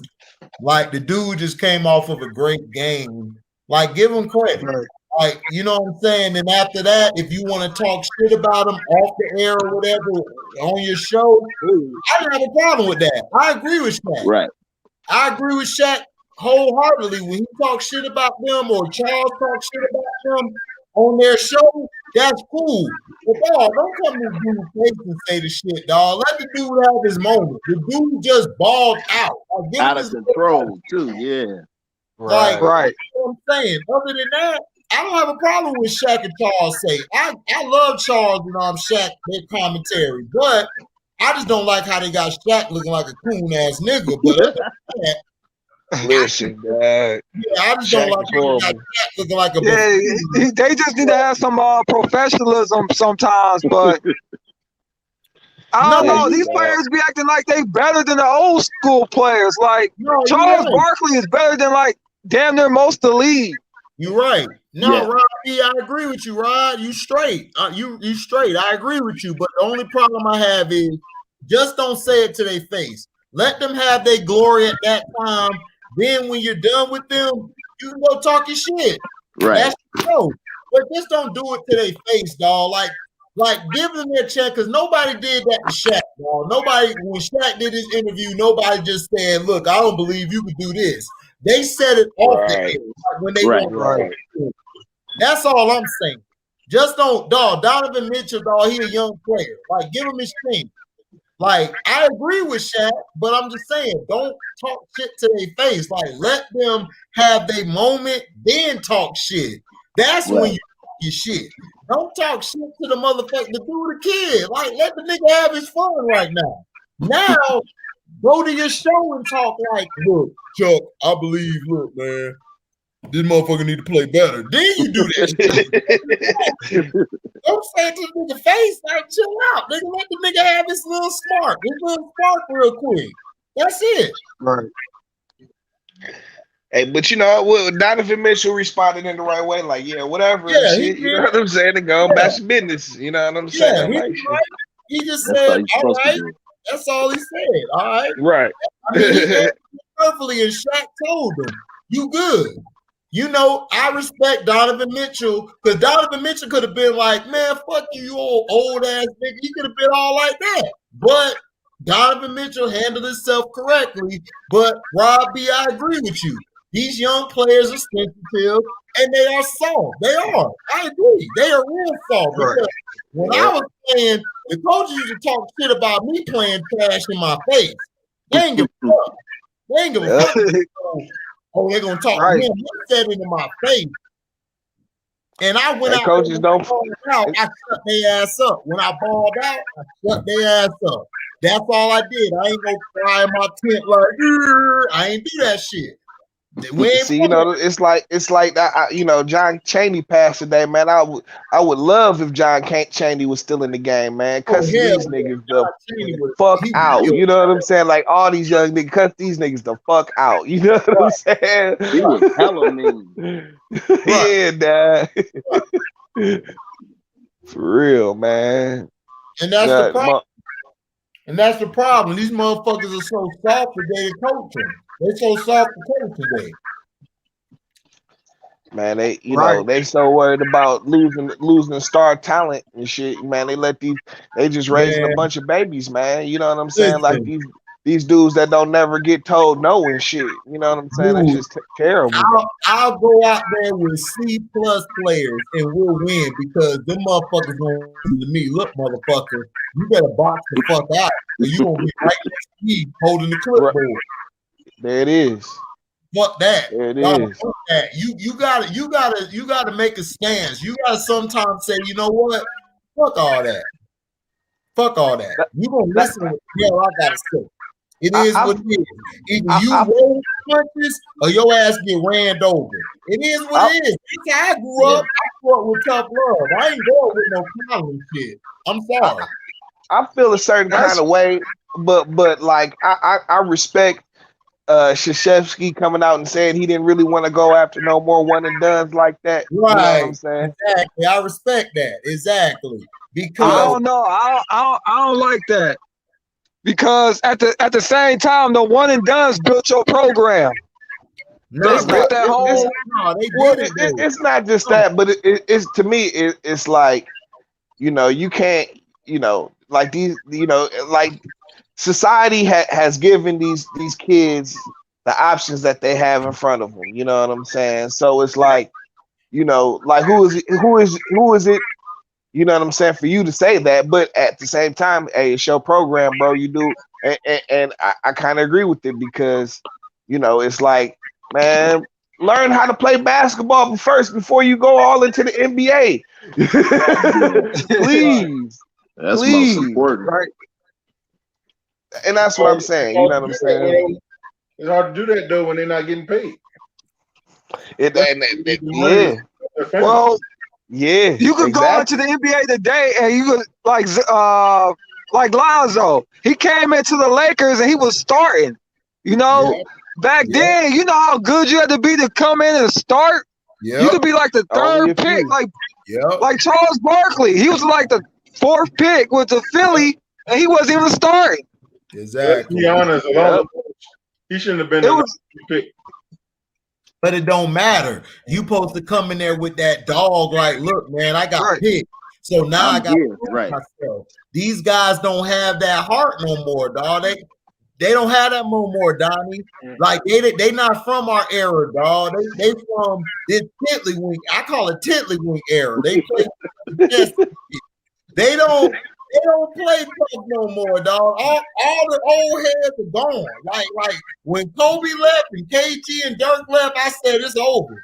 It's over. Now we got all these soft ass pussies around here. Excuse my all these punanis around here, dog. They not built like that. Like me, if I got an opportunity, I was picked third pick. Man, I'll bust my ass. I'm coming in there before they ask me to come in there. I'm gonna be in there working. Look, that's what Kobe did. That's what all these greats did, dog. These guys don't have that heart to do that. They don't. They spoiled brats.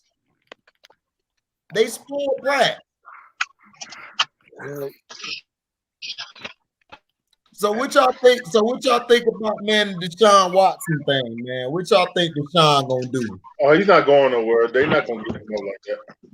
You gonna have to give a ransom to get him. Yeah, the GM said he wasn't going. Okay. They're gonna you can't leave because I mean that cap hit is dumb. You gotta keep him. Yeah, it's ridiculous. Yeah. That's what I was saying. That cap hit is serious. I mean, he signed a contract a year before. That's why I don't get they sign these contracts. Right. And then he should never sign that contract, man. Now he kind of stuck. Yep. He's been better off not signing it. Right. He should have never signed it. I don't feel sorry for him. I'm like, look, dude, you signed the damn contract.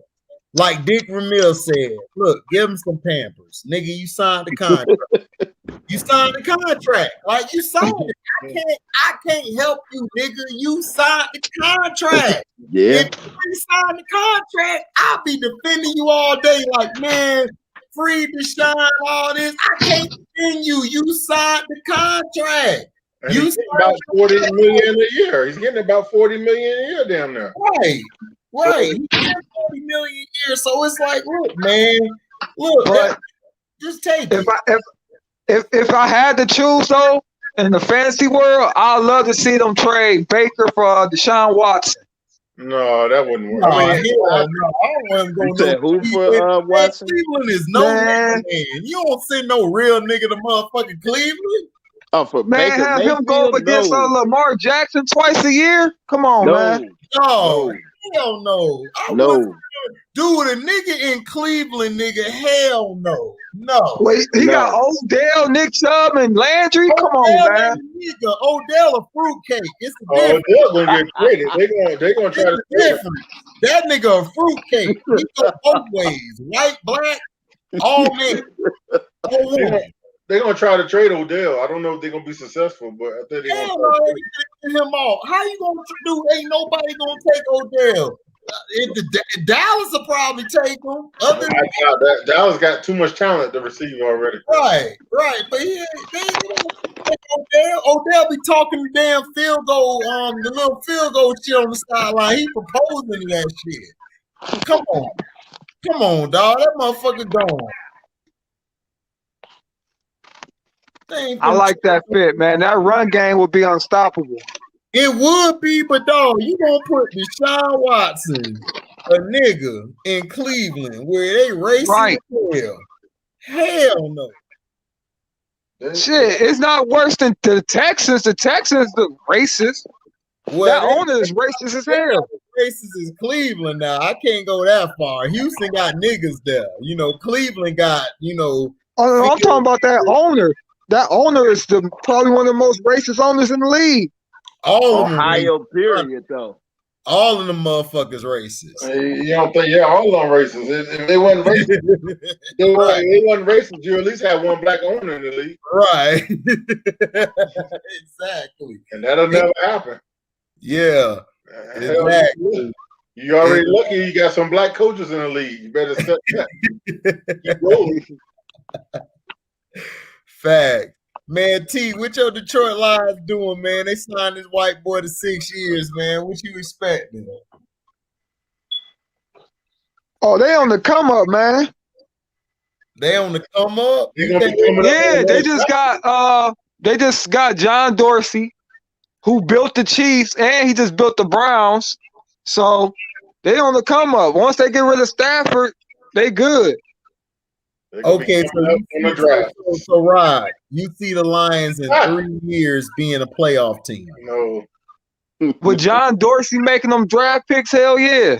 No. Okay, so you say 3 years. So I'm writing this shit down. I got the shit written. I got a notepad next to me. I'm gonna show you. You know, this the notepad of fuck ups. So if somebody can't come in here and say they ain't say shit, all right? They got like one of the best. I think he's safety, Darius Slay. He's one of the best DBs in the league. They got some talent over there. When Darius Slay played for the Eagles? No, he with the Lions now. They traded him. Oh, they traded him? Huh? I thought they traded him to the Eagles last year. No, he got traded from the Eagles to Detroit. Y'all sure? Y'all may want to look that up. No, I know because I watch the games of football. I watch football because it's more exciting than bullshit basketball. So I know. I watched it. Darius Slay was out there because him and Matra or whatever his name, Patricia, they got into it. Because Patricia was trying to say they traded him to the Eagles. They traded him to the Eagles. We got it with Patricia. Patricia was awful. So I wrote that down, Rod. You say 3 years playoff team. Yeah, 3 more drafts. Okay. Who y'all quarterback though, Rod? They gonna draft one. They gonna get rid of Stafford. Yeah, they'll probably pick up somebody in the meantime, but they'll eventually draft one. So where do you think Rod Stafford gonna go? Do you think Stafford is a hot commodity like all these people are saying, or would you go after him, or would you just let him stay where the fuck he at? After seeing what happened with Kirk Cousins, man, they pick up quarterbacks and give them a whole bunch of money. Right. I'm a team that needs them. I don't know. Indianapolis. No, I see him in San Fran. I think the Colts will probably go get Sam Darnold. They'll probably go get him. I think the Colts gonna get somebody else. If you get Sam Darnold, you just basically said your career over with. Yeah. You just basically said your career done. You just basically said, I'm done. I quit. Sam Darnold is trash. I won't even get him. He was trash in college. He wasn't that good at USC. He was throwing picks left and right. He led the NCAA in picks. Oh, wow. Right. So why would I go get Sam Darnold? Like, if I'm the Lions, I would just build my offensive line. I would build my D-line.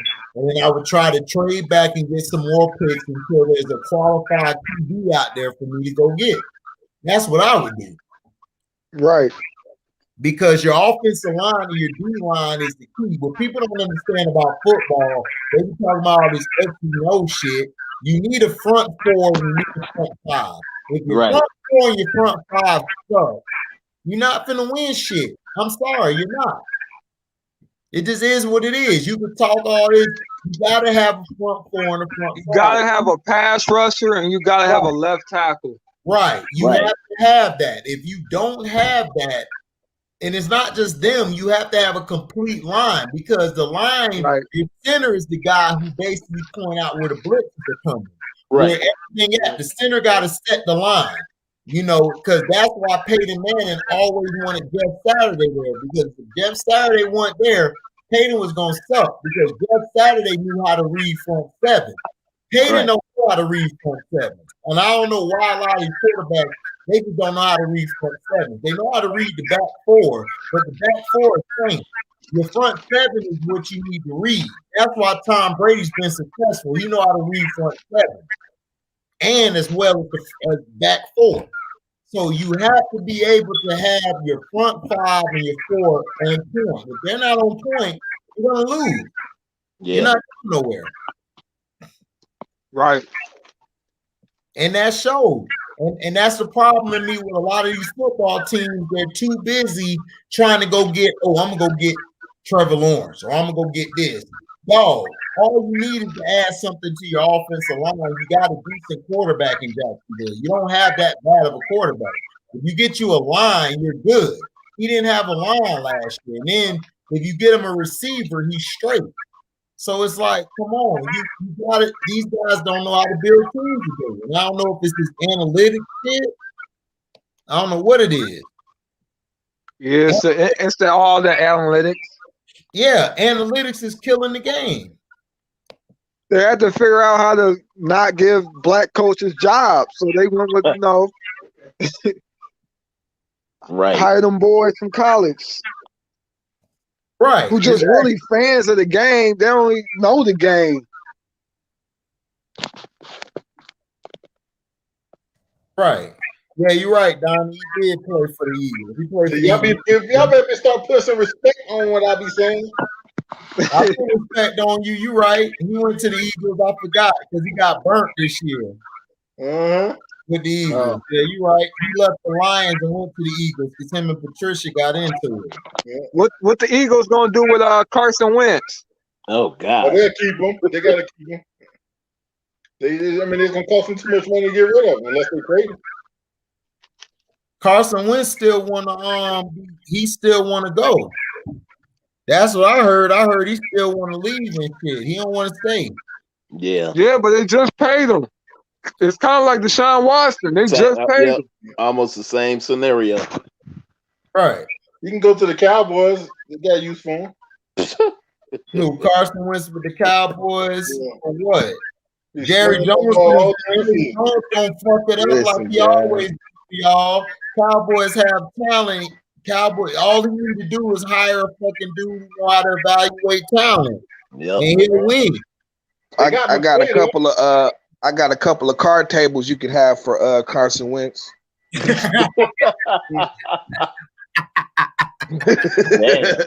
Man, I trade a Natalie and a Duhan for that cracker. No, you ain't getting a Duhan out of me, Dad, for no damn Carson Wentz, Dad.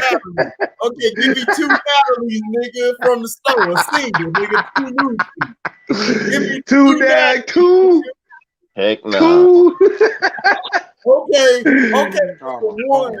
and a half, a torn off half Natalie. Listen, Dad, like you can get the Natalie and then the backs off the Natalie, Dad. Carson Wentz. Yeah. You can keep that white boy, man. You can keep him.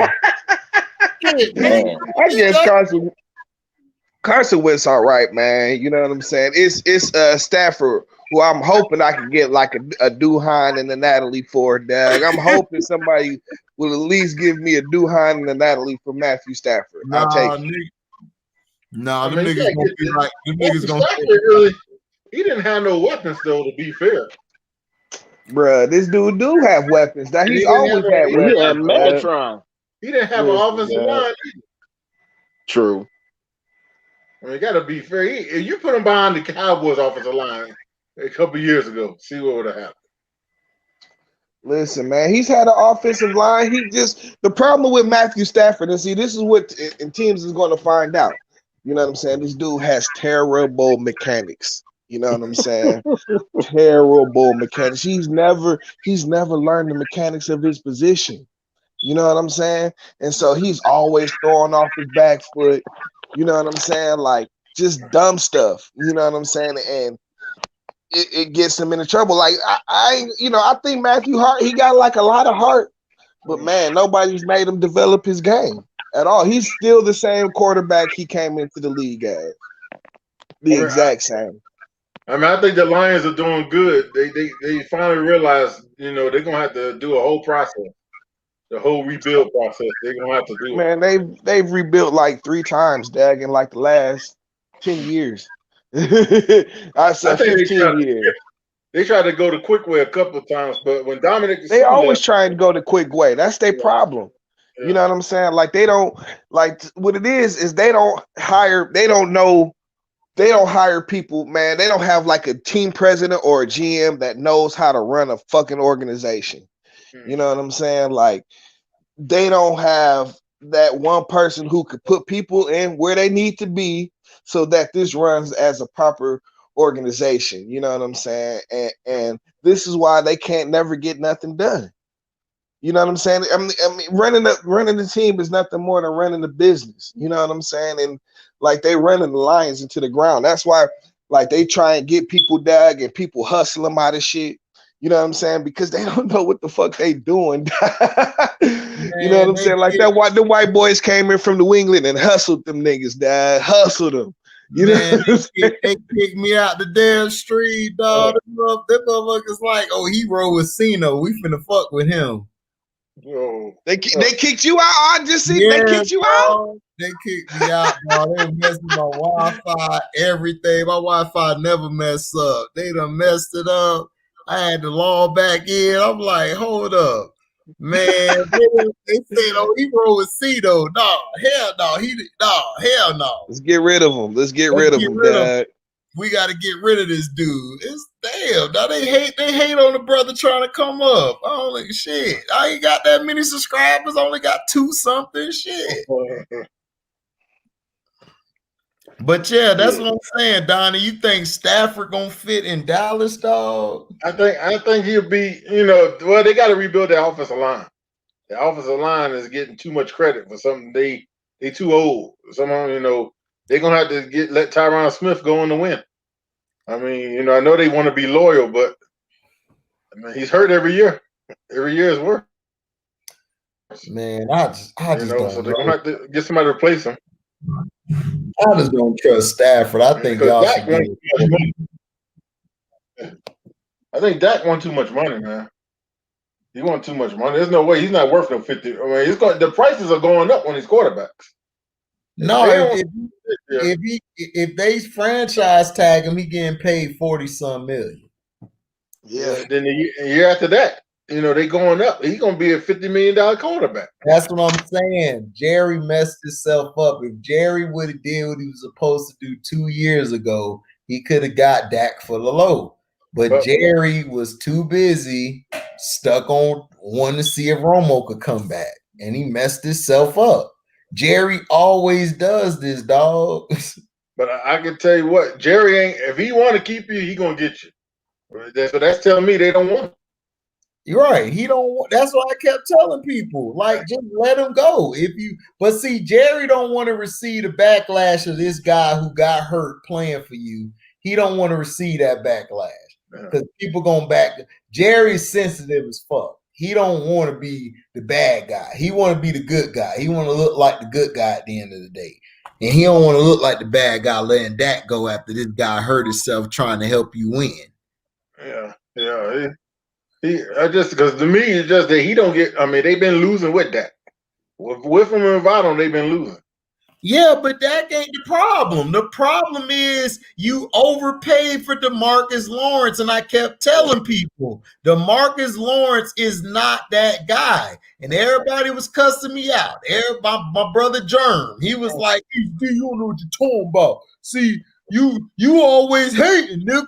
You know, he always was telling me that shit. So I'm like, all right, then I'll be a hater then. Fuck it." And when it showed up, when he showed that, because see, DeMarcus Lawrence, before he got his contract, he said, I'm going to sit out the season saying that I got a hurt injury. I'm going to just get surgery. I'm not coming back. When he said that bullshit, I knew he was a pussy.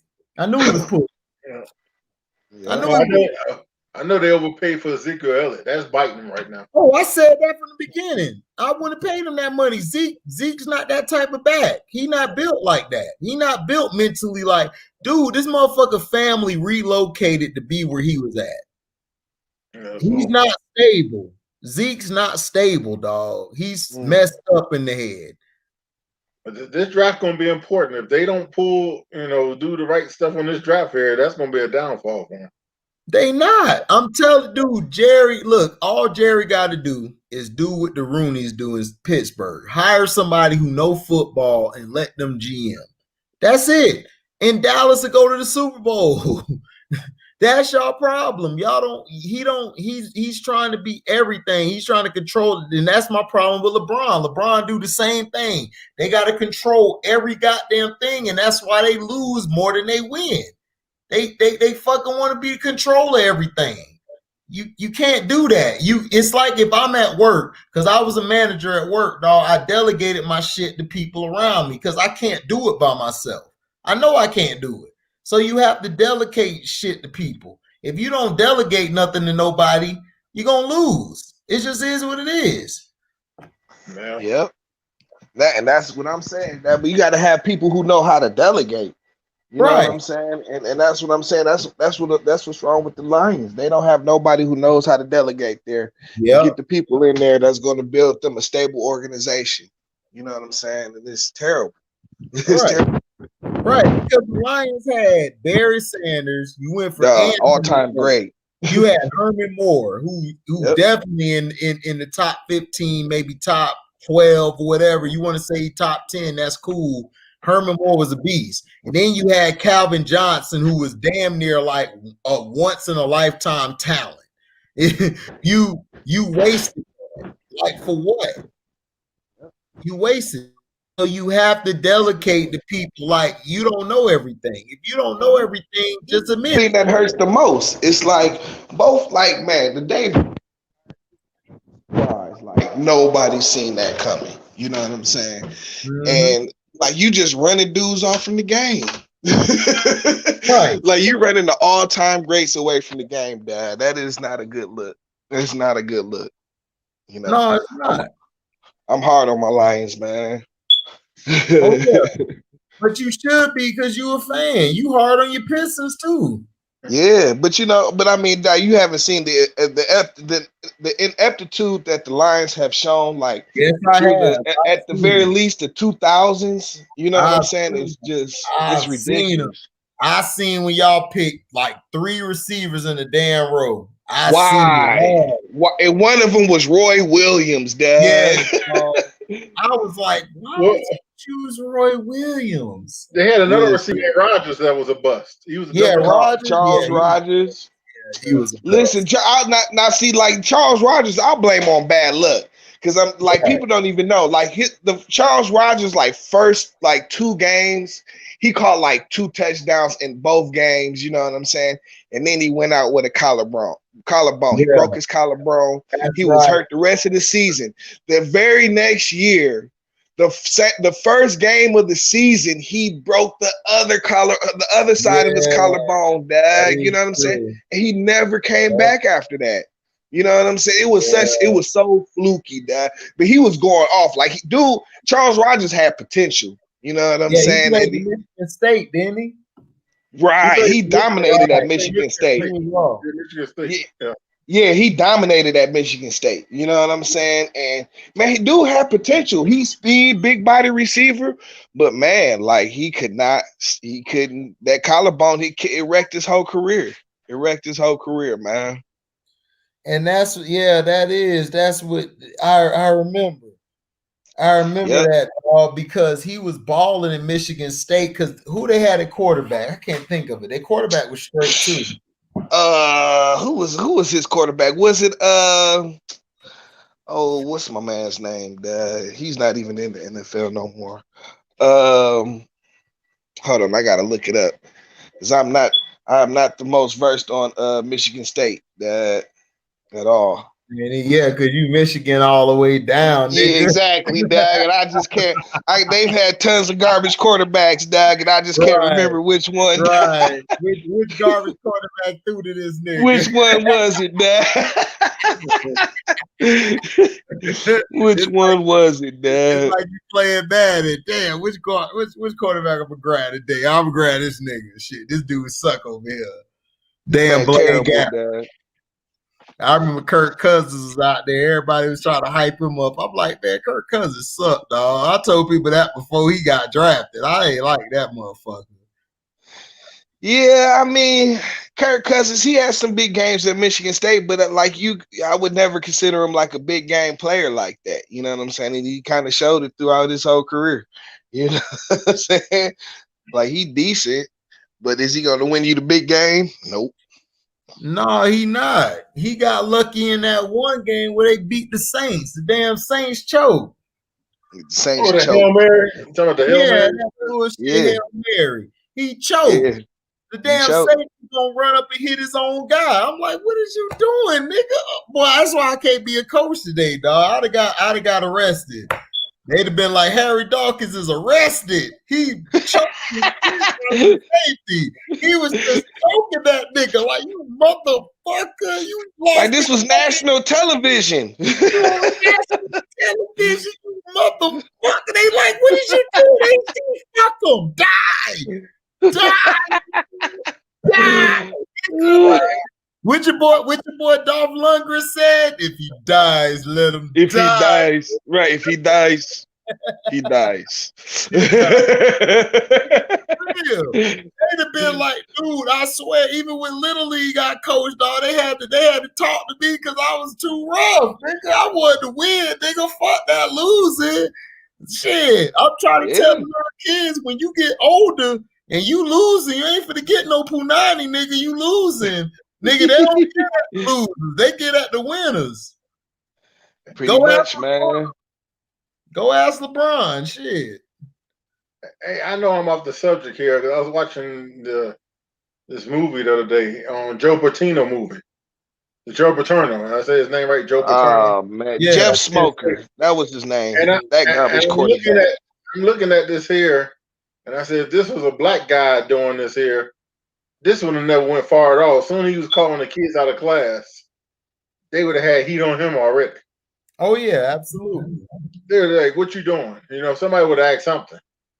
But you know, to me, they covered this up. They covered it up. Yeah, they covered it up. Joe Paterno knew the whole time it was going on. Yeah, you know what I'm saying. He knew his buddy Jerry. I think it was higher than him covered it up because there's no way. Joe Paterno covered it up because Joe Paterno was winning. So Joe Paterno got away, and when he got forced out, everybody was like, "Oh, poor Joe." I was like, "Ain't no motherfucking poor Joe." Joe knew this motherfucker was messing with little boys and shit. He should have stepped in right when it happened and got that shit done. See, that's what they do.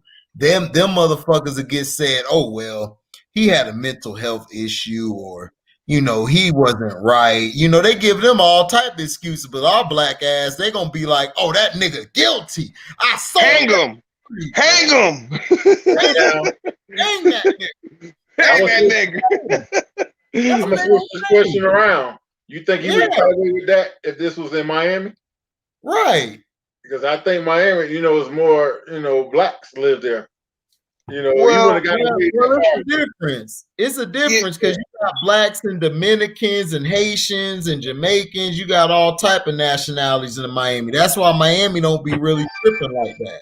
Yeah. But like I said, I was watching it, man. I was like, you know, I heard about it. You know, I read about it before, but I just was curious how the hell they let this go on so long. Well, you got to understand too that like they in Happy Valley, Pennsylvania, dog. You know what I'm saying? That's like they're like in the middle of nowhere, literally. You know what I'm saying? So it's like they had control of the whole shit there. The media, you know what I'm saying? They the biggest thing. That's a lot. That's why it ain't just Penn State that be covering up. You know, all these colleges, man, be having scandals they cover up because they're in a town where it's the only thing going. You know what I'm saying? And you talking about football. Football is God in Pennsylvania. Might as well be. That's all that's there is football. You ain't got shit else.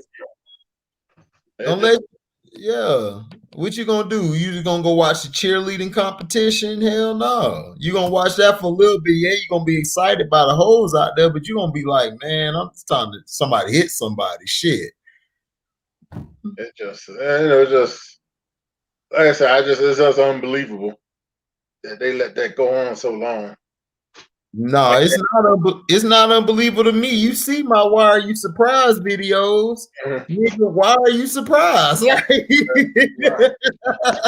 you know, especially if you from the South. My cousin, I just talked to, I got off the phone with before I got on live. That's my big cousin. I love him to death, man. I look at him all day. Like Sino remind me of him. Like they both strong men. They let you know what's up. Like when I was hearing that conversation on the Patreon with his boy Spanky, that reminded me of me and my cousin. You know what I'm saying? Like he told me straight up, like, man, cuz you know how these crackers is, bro. You know how they is, cuz oh shit. You know what they gonna do. You know, that's just how they are. They gonna look at us as the buffoons. They gonna look at us as the damn animals. When they're the animals, they climbing walls like an animal. But we gonna be looked at as an animal. Yeah, because they have a perpetual hatred towards us. You know what I mean? Simple as that. Right. Hey, I say it all the time. It's like, you know, we're like, you know what I'm saying? See, we're so, you know, they feel as though we're entertainment. You know what I'm saying? Like they laughed at us when we were washing our ass and brushing our teeth. You know what I'm saying? They like, what these niggas over here in the jungle doing with fucking towels and fucking, they brushing their teeth with leaves. You know what I'm saying? They thought that shit was funny, and we being civilized. You know what I'm saying? While they get, you know, while they're cooped up in the caves, you know what I mean, acting like freaking animals as they are. Well, no, it's like they just nasty. You know what I'm saying? Uncivilized and shit. You know what I'm saying? Like scum of the earth. You know, it's like places in Europe that they didn't start like burying dead people until like 2 centuries ago. You know what I'm saying? Like they just leave dead bodies in the street and shit. You know what I'm saying? Like scum of the earth, man. Scum. Just filthy, just nasty and uncouth. But T, in the video I did, "Why Are You Surprised?" I think it was part 6 or 7, one of them. Eddie Griffin, I played his little excerpt, and Eddie Griffin told I saw that. Yeah, they cavemen. They cavemen. Yeah, exactly. They cavemen. The dude had the letter waving it. He had to waving it because he can't read. This is the truth. But they want to say, "Oh well, we're bad. Oh well, no, we're all not bad. Yeah, some of us do bad shit. That's some. But you guys try to act like most of y'all motherfuckers are like academically inclined, and y'all know shit, and y'all know what to do. It's like, nigga, no, you don't. Y'all fucked up too. Just be honest about the shit." Well, it's the thing, you know, like some of us do fucked up things because of our situations and shit. Right. Now, I'm not trying to pass the buck. You know what I'm saying? Like every man accountable for their actions and shit. You know what I'm saying? But it's like some people don't know no better and shit, and that's just a God to honest truth.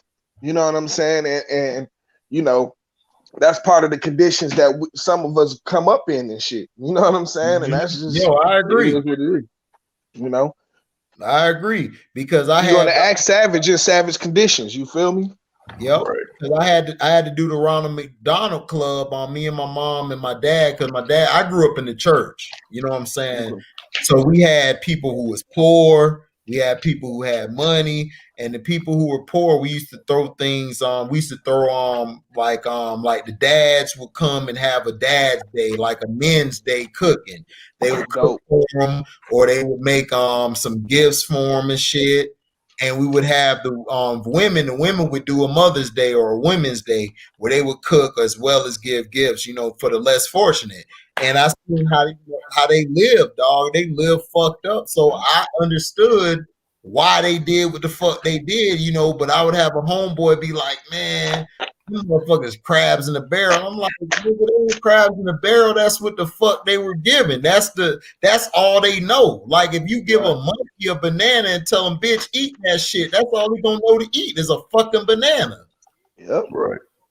So what you supposed to do? Like they don't know no better. Yeah, they rob, but at the same time, they don't know no better. At the same time, look at the predicament that they're in. You know what I mean? Right. You know, you ain't got no food in your house. You know what I mean? You're not able to feed your family the way you want to, so you have no choice but to do. You know, resort to that. Well, I mean, what you're saying is just, you know, I mean, it's just it's the after effects of fucking slavery. Exactly. You know what I'm saying? Like, yeah, that's what it is. You know. Yeah, and I We were think treated like product. mm-hmm. You know what I'm saying? Even though we free still physically, is too. Exactly. That's what I'm about to say. Even though we free physically, kind of, mentally, But you know what I'm saying? at A the lot of same us are still time, enslaved. you got people don't realize at the same time they got like a head start. So Yeah, I mean, like a 400-year head start. yeah, So by I the agree. time we got free, I mean, we was already behind. So all we did was became workers until we get all. That's why I get mad about like the sports athletes and stuff. For them to allow college players not to get paid is just a travesty, man. Yeah, Yeah, exactly. absolutely. And that's Because messed up. all it would take is for them to get unionized, Mm-hmm. and that's it. That's all it takes. And they deserve to get paid because I played college. I tore my knee. Like I was mad. I tore my knee. I had a chance to go I had a chance to get signed by the Colts and the Jets, but I tore my knee. So it's like they should get paid, dog. Like I understand when athletes in college. That's why I was trying to tell the one dude on Reginald, like, dude, I'm a journalist, nigga. I was in the National Black Association of Journalists across America, and I played football, so I was reporting as well as playing ball. And I tore my knee. That fucked my whole dream up and everything. But I knew I still had the thing to fall back on. But a lot of brothers don't know that shit. They think I hurt my knee or I hurt my knee playing ball or playing football. Oh, I can't do nothing else. And that's what they're taught. And that's real sad. Like I had to tell my teammates, dog, you were smart. Motherfucker, just go to class. Stop. Like, yeah, I love the fuckholes too, but dog, go to class and then you could deal with them later. Like, get your degree. Like, I understand you be in some debt, but still, that degree will help you because if you want to open your own business, if somebody see that you have a master's or a bachelor's by your name, they're going to do business with you, regardless of what you do. They're going to do business with you because that also gives you a leg up as well. And a lot of us don't see that. And that's what I fight for. Like I fight for people like that who want to get better, who want to, especially going to black colleges. Because I went to a black college. It was fun because I was able to learn about what others did, like what the whites did to us, our history, our true history, not the bullshit they teach us in school about, oh, Christopher Columbus found this shit. No, they tell us the truth. Christopher Columbus bullshit. Christopher Columbus was a murderer. Right. And they fraud. Yeah. He was a fucking fraud. Right. And they they had black people living here before that. Like my grandfather taught me a lot of history because my grandpa used to make me read the encyclopedia. My grandpa who just passed or whatever. So he taught me a lot about the encyclopedia. That's why I was so good in history and social studies because I was excellent. Like I could have been a social studies major, but I was like, I ain't going to school for that because I ain't got time to be bought. Because I'm the type of person, I'm rebellious.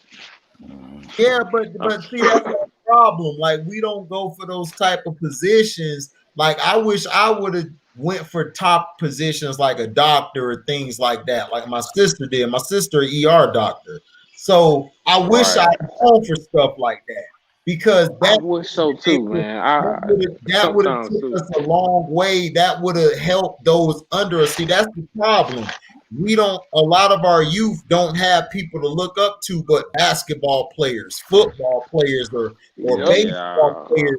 They don't have guys like that's doctors or CEOs of their own company or businessmen. They don't have that. And I know this because I taught in Jacksonville the underprivileged kids who were kicked out of high school, who were brought back in the system for us to teach. These kids, it's really sad. Like some of them you had to kick out, but it's sad because they don't know no better. Like T was saying, they don't know shit. T and Nick said it, and Roz said it best. They don't know shit. They don't. They don't, man. A lot of kids just be stuck in the system. Like, right. I mean, it's hard, but it's crazy to me that white kids get to have meltdowns, but brothers don't get to have their meltdowns. We don't have shit. Like if me or Nick melt down at work, they resting us and firing us. They saying, no, that motherfucker a problem. But let Billy or John melt down. Oh, he was just having a bad day. He had a issue. And it's like, come on, like, stop it. Like, stop it. Man, the angry black man scares them niggas. You know what I'm saying? They like niggas when they docile and smiling all the time and shit. Exactly. You know what I'm saying? That's why you got people good, man. Listen, I used to love it though. You know what I'm saying? Because I'll smile and everything because I'm a friendly guy. You know what I'm saying? Yeah. But like, nigga, like I'll flip the script on that ass in a second. You know what I'm saying? In a second. Detroit T come out. Hold up. Well, it's just, you know what I'm saying? They toe that line when they think you cool and shit. You know what I'm saying? Right. You gotta let them know that I'm not gonna tolerate disrespect. Right. Yeah, exactly. At all. It's not from y'all motherfuckers. Especially not from y'all. Exactly. Especially not from y'all. Yeah, not from y'all. Especially. Not yeah.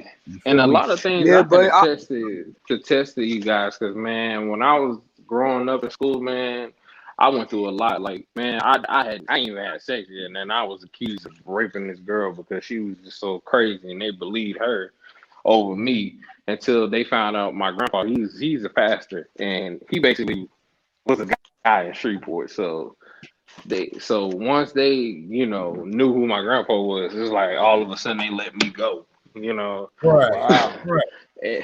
My grandpa was like a chaplain. They do to us. So that's what they do to us. They did that. Like, look at it when they talk about like the dude Wheeler who beat his girl up.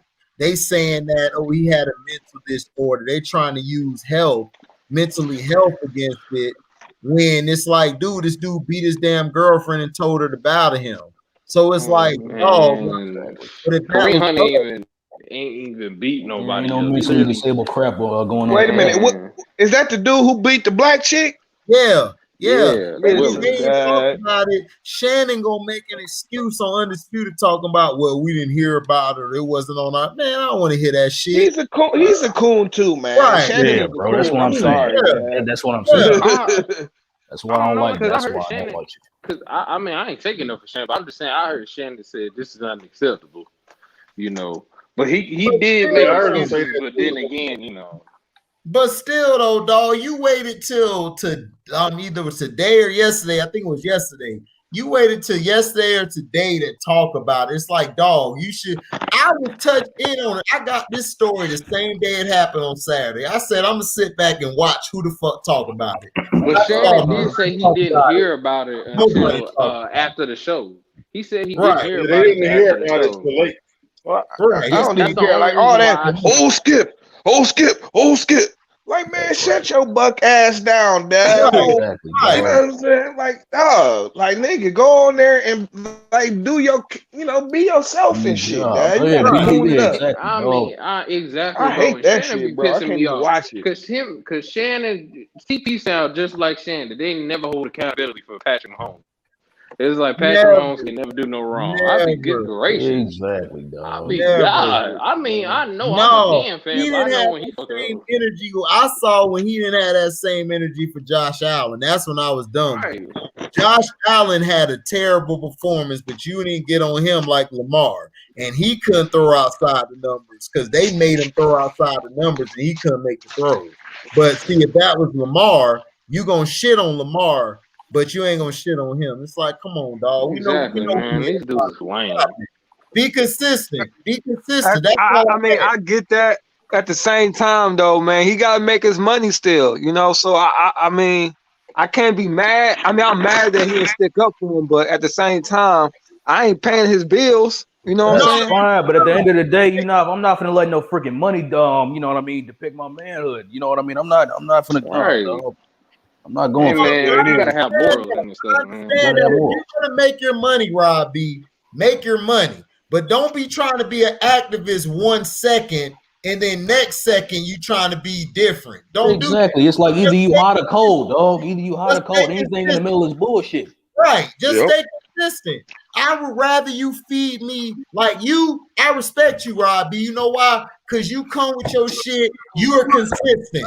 I don't respect a motherfucker who come with that bullshit 1 minute saying I'm all for the black people. The next minute, this nigga hiding with his tail between his legs. I don't respect that shit. Yep. I'm sorry. Especially when shit get real. I can't respect it because I done been around too many. My father and my mother are from those times of being treated like shit. They had to go through the colored people shit and the white people shit. So don't tell me about you, I'm trying to be sanctified for a check. Then stay sanctified for a check, motherfucker. Don't come to me telling me that, hey, I'm for the black people. Then 1 minute you changing your colors and shit. Exactly. Like, no, nigga, get more edgier than Shannon. Just stay consistent.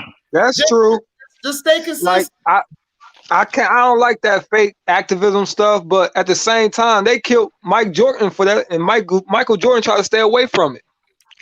Absolutely, and I'm okay with that.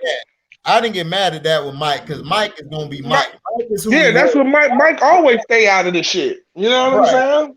Right. And sometimes I don't blame him because sometimes it be some exactly. Yeah, because I mean, you talking about trying to first of all, just the whole trying to make your activism like on a public stage or do it as some kind of promotion is disgusting.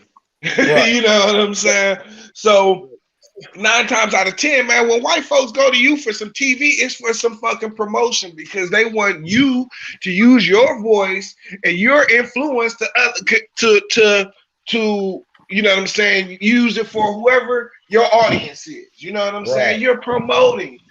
So when they give you agendas and lines to run across, to put out there, you're helping promote their narrative.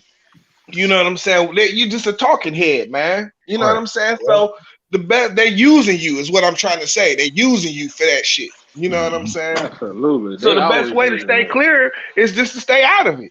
You know what I'm saying? And do what you do on the low. You know what I'm saying? Do what you do, what makes sense in your heart. You know what I'm saying? And I respect Michael for that. Like, I never had a problem with Michael not speaking out because Michael was being himself. Right. That's fine to me. If you're being yourself, I'm cool with that. I done been around motherfuckers who like, look, man, I ain't dealing with that black people shit. I'm gonna go get this money. I ain't got no problem with it. That you're staying true to who you are. But don't come back 1 minute trying to be activist and then next minute you ain't activist. If you're gonna be an activist, nigga, that's why I'm an activist. Because I'm like, look, I gotta get my money. I'm not gonna lie to you. I gotta get my money. I got people to take care of. But I'm not gonna lie to you and tell you that 1 minute, oh man, I'm activist, I'm all the way in it, y'all. Let's go do it. And then when you need even though you're really not, and I'm not there. That's all I'm saying. Just be honest with shit. Just say if you're an activist or not. Because if you're an activist, I done been around activists. They're 100% activists. They don't believe in none of that shit you talking about. They don't believe in nothing. Believe that black people are being treated like shit. We need our 40 acres and a mule and all of that. That's an activist. That's these other people who support Beyonce because Beyonce is just fake as goddamn. So she's fake because she ain't no activist. She's trying to act like an activist. Dude, that's any celeb is fake. Right. If you're following a celeb at this age, it's like, no. Exactly. Like 25 and up. Exactly. It's like you got people out there just worshiping celebrities as if they're the most high. You can't be 25 and talking about you in a beehive. It's like you too old. Yeah, dog. Like it be niggas in their 30s talking about, man, I'm a part of the J-Hive. Like I mean, like Joe Budden them. What the hell is that? You're a man ass nigga. Niggas stands, dad. Listen, dad. That's what I'm saying, man. Dudes is cornballs. That's what I be like, bro.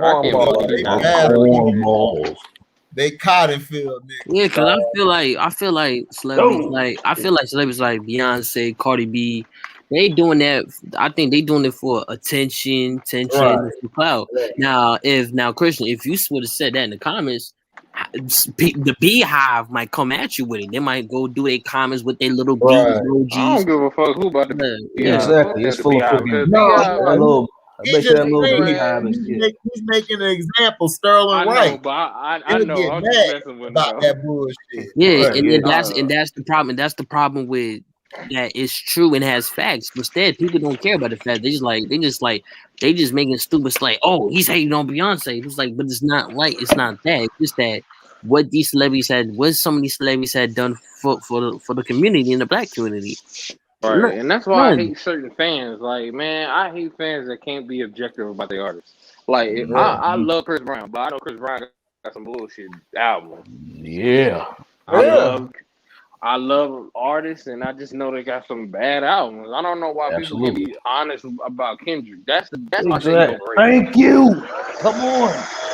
Listen, Dad. Thank you. That doesn't mean Kendrick is trash, Dad. Listen, you can't call Kendrick trash, Dad. And I'm by no means. He not trash. That's what he kind of being honest. You trying to say people don't be honest about Kendrick? Now Kendrick is dope. Yeah. I mean, he's cool, man, but shoot, he's not like, you know what I mean? People want to put him right next to Tupac and all that crap, and I'm like, he never even put himself there. I know that. I'm just saying, this is freaking North. Y'all gotta let that go. Sometimes. What I'm just saying. You better not say that in LA, Christian. They'll have your head, man. Man, I don't care nothing about that. Hey, not to LA dude straight up to his face. I'm like, look, I'm from the boot shirt, and I tell you straight up. I don't care. And then you get your ass. I won't. We try to warn you, man. You know why I won't? Because Uncle Frank. Hey, me and him, I don't care. Kendrick is straight. The only gripe I have with Kendrick is he didn't hop on that LOX smoke. He did not. One of the gripes I have with Kendrick. He should have hopped on one of the things I have against Kendrick is the fact that when he did the low control verse, dissing everybody, dissing J. Cole, dissing Drake, everybody that responded to him,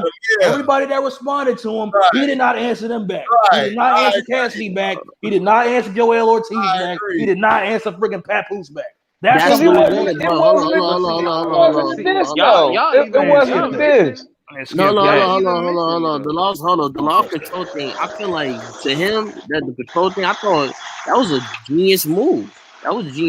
Yeah. Like to me, that wasn't a diss. No. To me, that was like a marketing plan to get that was like a marketing plan to get the rappers' attention. Like, yo, I'm coming for you. Just like, yo, man, Drake ain't finna battle you, dude. Like 50. No. Let's be honest. Let me give you an example. Like 50. When you look at How to Rob, when he did How to Rob, he got every rapper's attention. Now, did he respond to some of these rappers? Did he respond to Missy Elliott? Did he respond to Wyclef? Did he respond to that control verse was so hold on. Now, did he respond to them? No, because with 50 got what he wanted. It's that attention. 50 responded to Jay-Z. That's about it. Because that was it.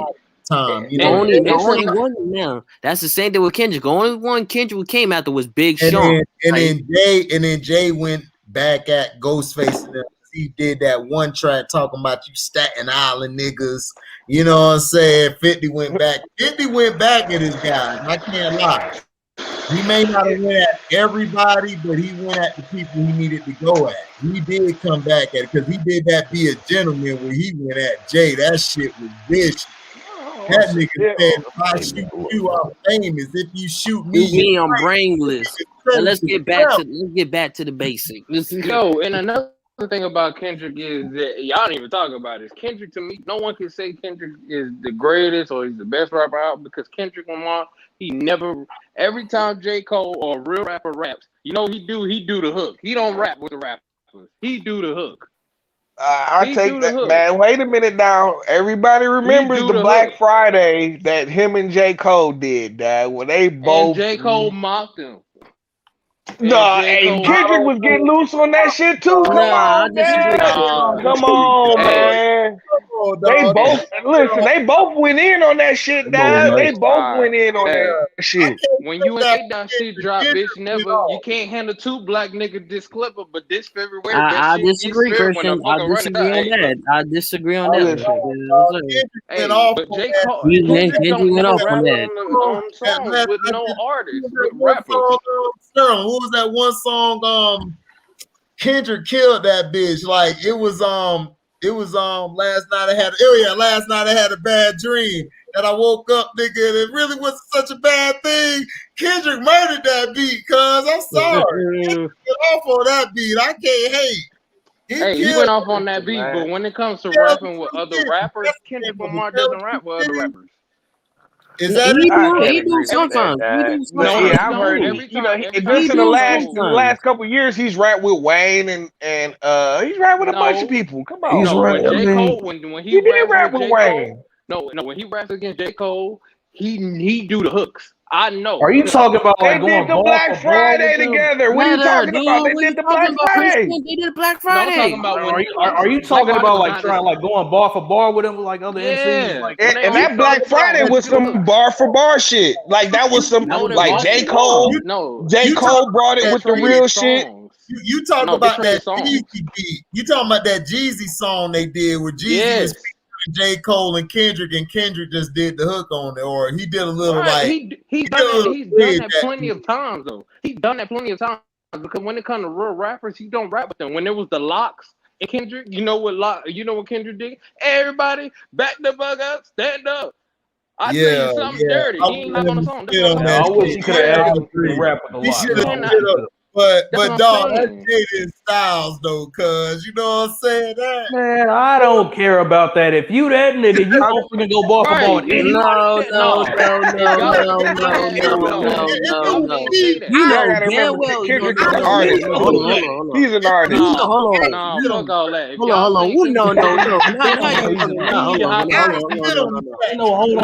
Now y'all talking crazy. Now you're talking crazy. You know damn well he get his ass murked out of Locks. You know damn well. You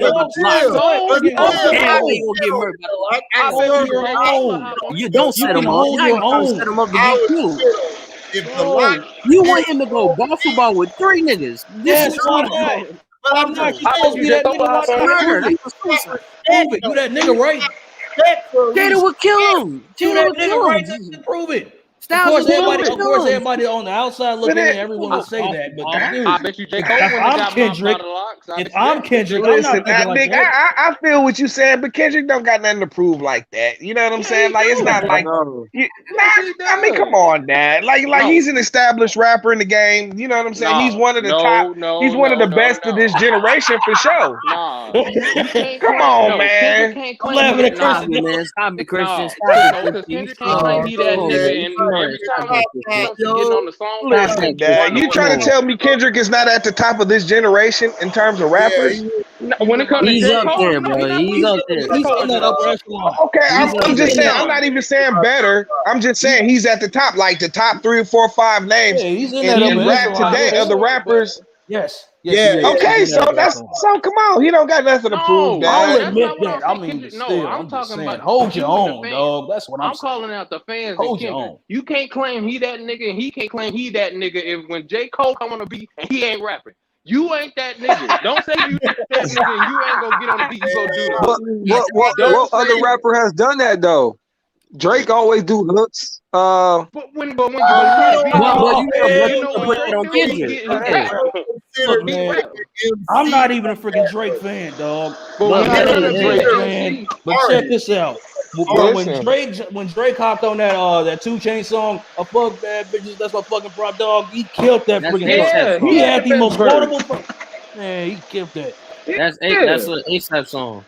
But to me, it's ASAP Rocky song, but Drake killed that.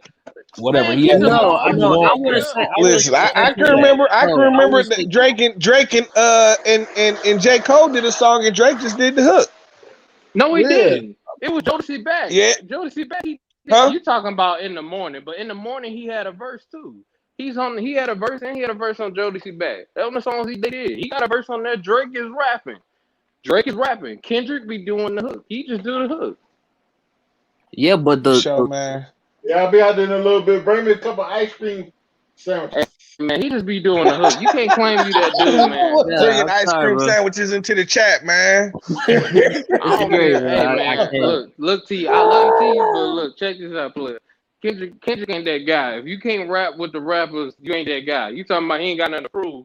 Well, his fans don't need to ever say he that nigga. I totally disagree with you, bro. He's a top guy, but that's your opinion. Listen, I'm going to say he's that dude. Now, I'm not going to necessarily put him over J. Cole or nobody else, but he's that nigga though. You know what I'm saying? I can understand if Kendrick Lamar has never kicked a verse and shit, dad. But come on, dad. No, but like this nigga has plenty of verses. He's had plenty of verses where he's just absolutely destroyed the beat. You know what I'm saying? That's one thing.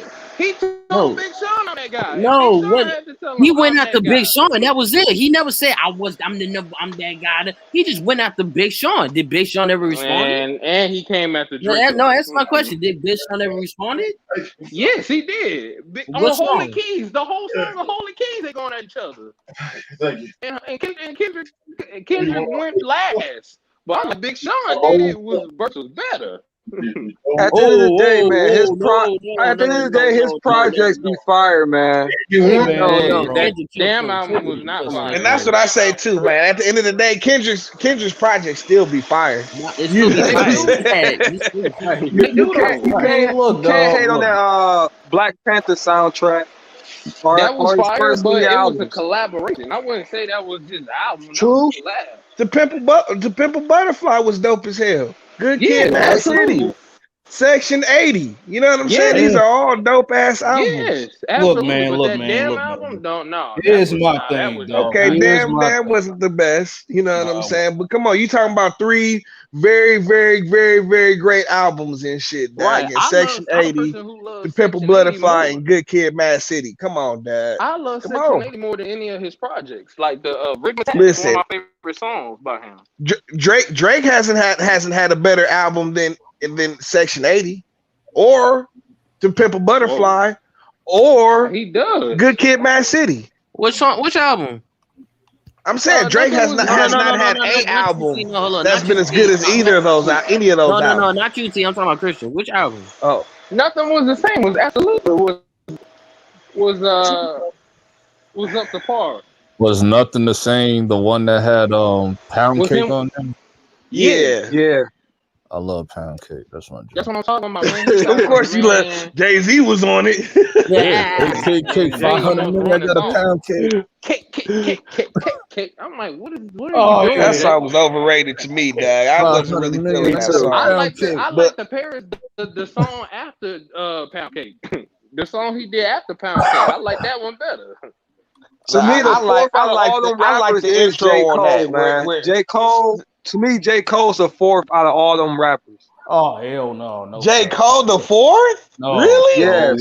I'm putting Big Sean over him. He got better albums than all of them. He got He got one album. I ain't gonna say that. You know what's crazy? I had this conversation. He only got 2014. That's the only one that's worth listening to. You ain't fuck with KOD. That's bullshit. Come on, dog. KOD was like the one I wasn't really feeling. You know what I'm saying? KOD was alright. I thought Forest Hills was like okay. Honestly, out of his studio albums, his best album was his first one to me. You know what I'm saying? It was not. That first one was not that's the worst one. No, it wasn't. That was the worst. I mean, that was not the worst one, Christian. That was really.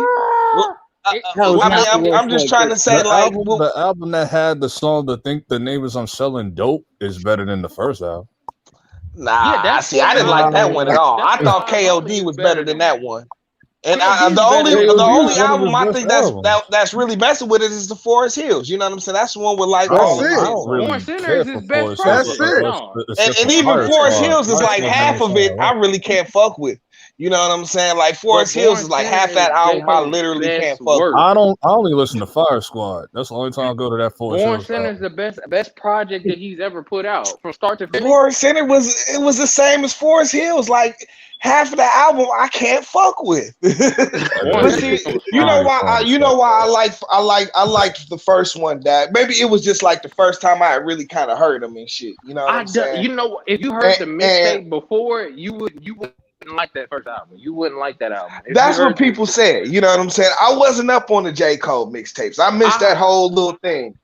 You know what I'm saying? I'm familiar with Who That. I'm familiar with who that, but once the hipsters got a hold of J. Cole, I just backed off of J. Cole because he started going hipster, and I was like, nah, I'm not rolling. Oh, you've been saying this for the longest, bro. Who that? You've been saying this for the longest, bro. Nah, LB. At the end of the day, to me, he's the fourth in that lineup. He is not the fourth in that I don't like lineup. I'm not hipster. giving you The that. hipster too. I don't like hipster. I'm not giving you that, dog.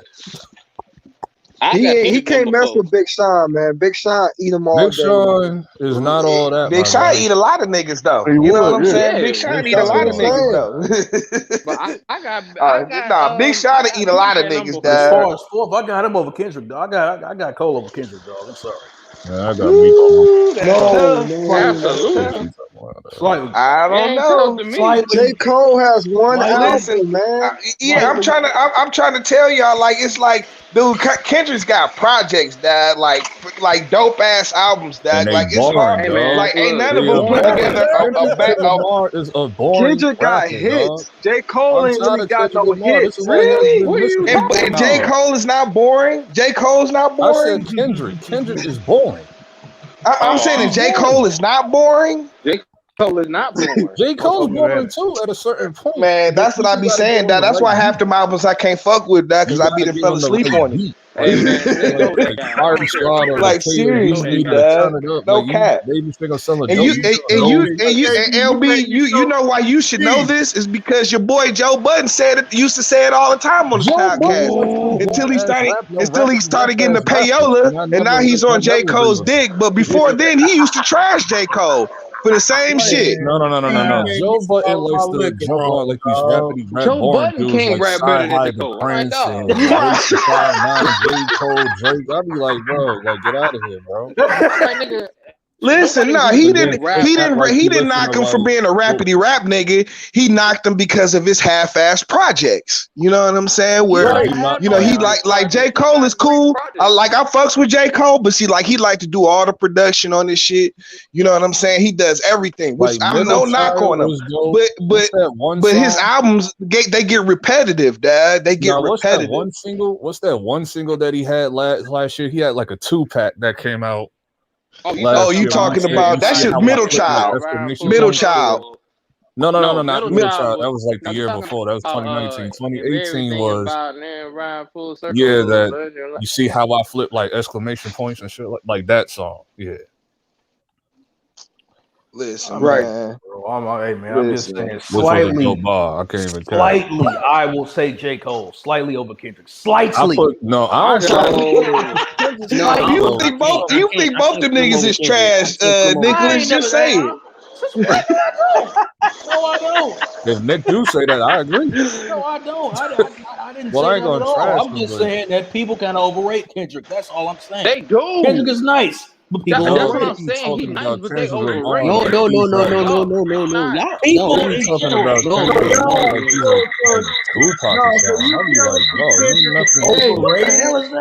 No. They trying to say Kendrick is overrated, Dad.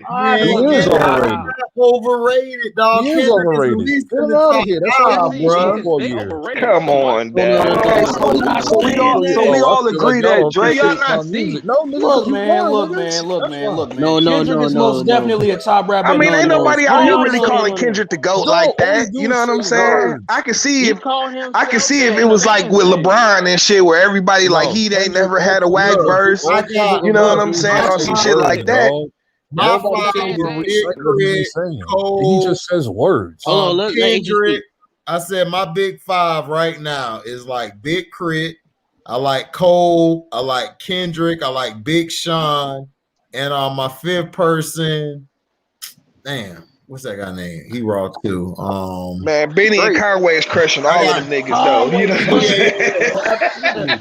Absolutely. Conway and Benny's crushing all of them niggas though. I got Benny. I got Conway. I got Benny. I got Westside. I got Cole. I got Crit. I got Kendrick and Cole and them tied. But I got the Griselda niggas up top, dog. But I mean, like in the beginning of the year. It was like I be begging they shit all day. I was in the beginning of the year, I was basically like running like the whole the block. I was in the truck up the block with the speaker banging that bitch, man. Motherfuckers heard me a mile away. Like in the beginning of 2010, it was basically just 5 rappers just running it as far as like you had like no particular order, like Drake, Cole, Kendrick, Sean, and Meek. That was it, like those 5, and and then everybody else would just come and go like throughout the decade. You like Meek? Everybody else LB? consistently stayed. Sean better than Meek. LB, you think Meek is that good? Because I have not. Yeah, Meek was that good. Meek the only street. You know, I resonate with the streets. I resonate with the streets. Hold up, LB. Hold up. I like the album he did. He was on the cover with the Philly shit where they won the rings. That's my album. I like that album. I like the other one he did too. The one I think the one before that or one before that. Wins and losses. Yeah. I like that one too. Yeah, that's the one that the 1942. Yeah. I like that one too. Yeah. And then he had like that secret verse dissing Drake on that, like the secret verse. Like, man, listen, I thought Championship was straight. But man, honestly, man, I ain't like the Meek Mill album since like them Dream Chaser shits. You know what I'm saying? Like them Dream Chasers was like the Dream Chaser mixtapes is like one of the best mixtapes. Like in like I put those up there like with like top 5, like along with the Clue tapes, the Fab mixtapes, the now you stretching, Dad. You stretching, Dad. Just a little bit, LB. Up there with that. It ain't no nah. They were dope though. Like, they were dope. No, ain't no facts. That's not facts. No, that's it. You trying to put that shit up there with the Desert Storm tapes, nigga? Stop it. Hell no. I put those up there with the Bad mixtapes. I put those up there with the Clue mixtapes. The Rick Ross mixtapes is classic. Little Wayne mixtape. Drop that freestyle on Desert Storm, bro. Nah, that cannot be touched, bro. Yeah, now you reach drug dream. No. Flip his last key, get out the game. Like, I'm sorry, I can't put it. Hold on, wait a minute. Y'all thought I was finished? Like, no. You don't remember all 3. See, Clue had a perfect run until Professionals Part 3. Yeah, Part but 3 wasn't that good. That was the one that had the game record. It was all just good a week ago, like and all that. Yeah, but he wasn't even. Nobody was even paying attention to Clue at that point. You know what I'm saying? Like, you know what I'm saying? The Desert Storm mixtapes, dad. Stop it, man. Stop it. What do you mean? Stop it. I know you ain't talking about Professionals Part 2 is not a classic. I know you aren't. You talking about mixtapes, dad. I'm talking about the Desert Storm mixtapes, dad, like volume 1 through, what was it, like 3 or whatever. Are you saying Desert Storm or the Professionals? No, the Professionals were albums, dad. I'm talking about the mixtape, the Desert Storm. Who created the mixtape album, dog? Who created the mixtape album? Who created that? 50. It was a mixtape that was released like that. I mean, Lil Wayne, like those were albums, dad. His mixtape. No, 50 put that up. I said, no, not 50. No, like 50 in the beginning, but not. 50's like the Wayne did it 99 to 2003. Yeah, mixtapes went hard. No. 50 created that. It's like he created like between 99 and like 03. But once 50 around the massacre era, like 05, the mixtape started to they took a dive. No, not 2050. That mixtape was hard. Wasn't that like early 2000? Like before 2004?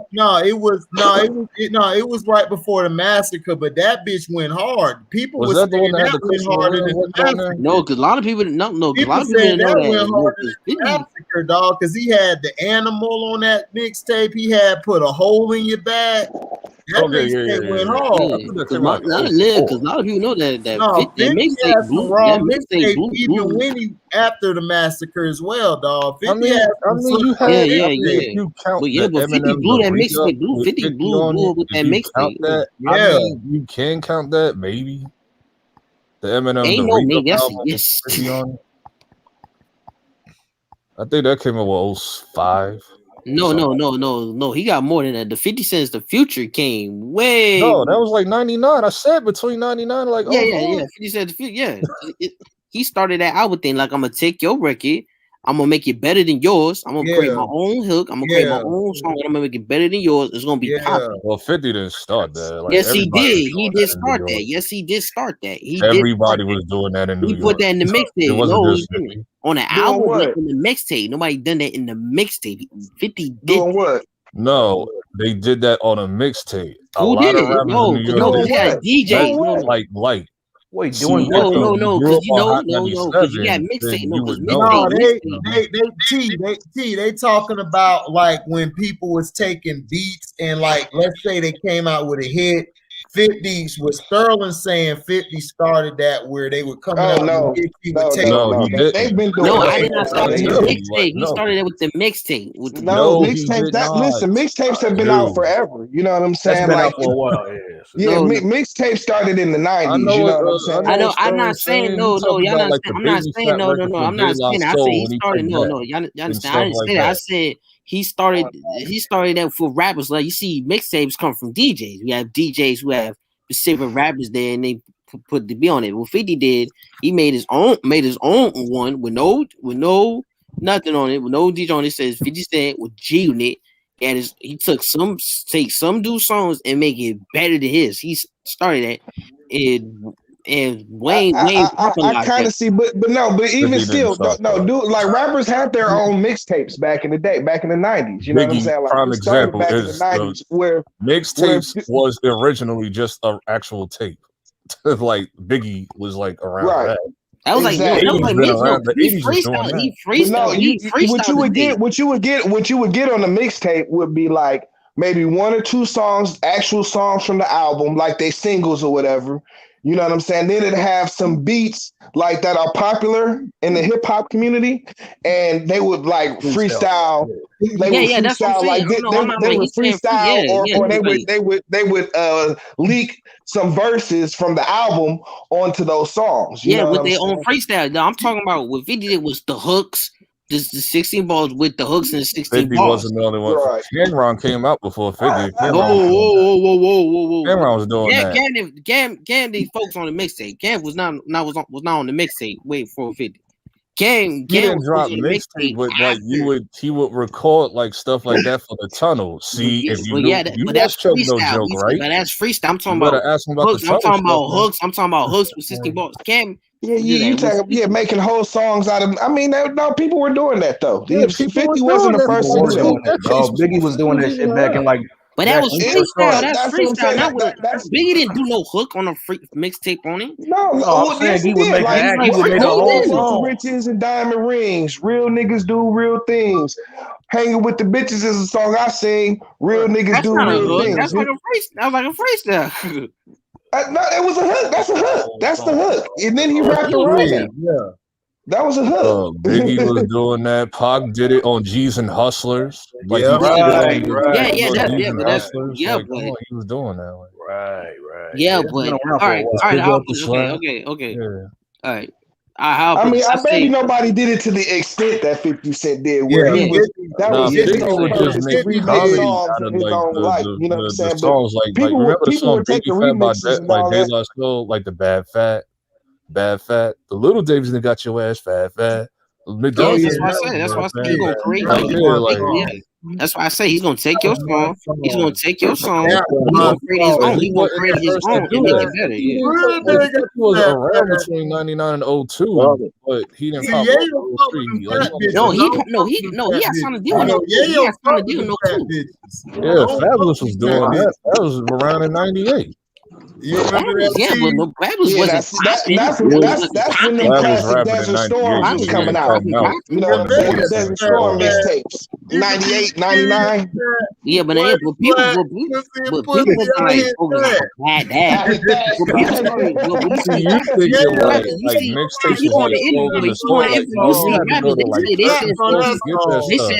They said 50 had did it. I'm not saying started it like. As set the tone for rappers in mixtape. That's why you see guys like T.I. have followed that. Guys like T.I. You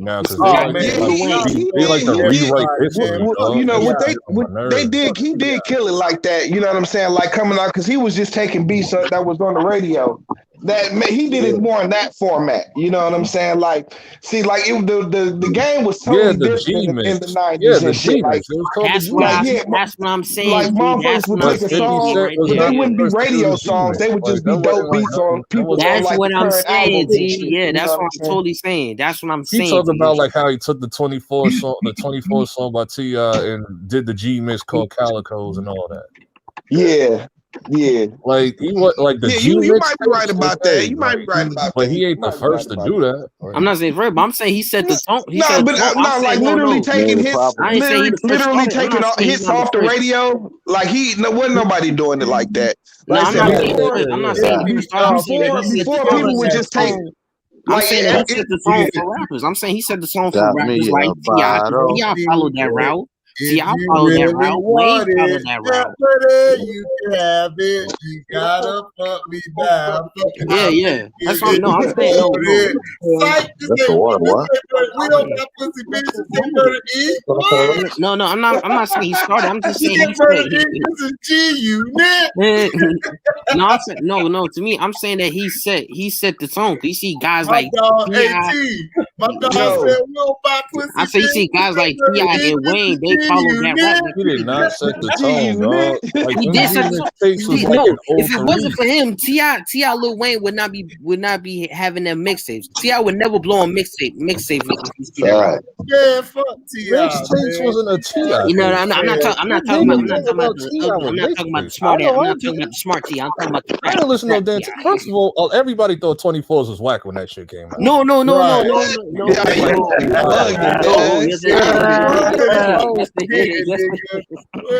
but I'm saying, but if you go, but look, I'm saying, I'm a fan, but motherfuckers was loving that shit up here. I said if it wasn't for him, I said T.I. would never blown up on that because T.I. manager said they saw what 50 did with mixtape. He said, "Yo, let's just do what he do. Let's just start our own mixtape." I don't think. My favorite T.I. song back in the day used to be that. Hey, let's get away, baby. We can breathe something. No, T. My favorite T.I. song is "Pussy Papa Double Wood." That's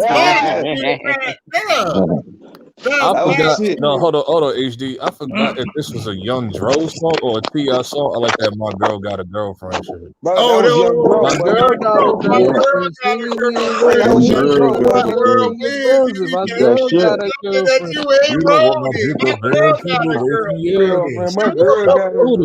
Let me see your bounce picture. No, not shoulder lean. Not shoulder lean. Not shoulder. Like shoulder lean is dope too, but I'm talking about my girl got a girlfriend. I'm clean. Wait a minute. Oh, no, with it. Young Dro made that song, right? Yeah, Young Dro. Yeah, lean. Yeah, I like the song that Young Dro and T.I. took from Shoulder Lean. Nicholas, you was leaning and rocking with it. My girl got a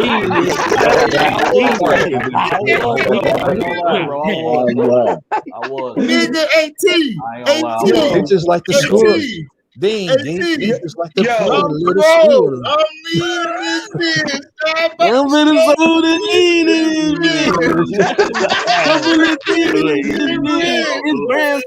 time it came to get rich. Now, what was that other Young Dro song that I like? That Rubber Stash for the boy, yo.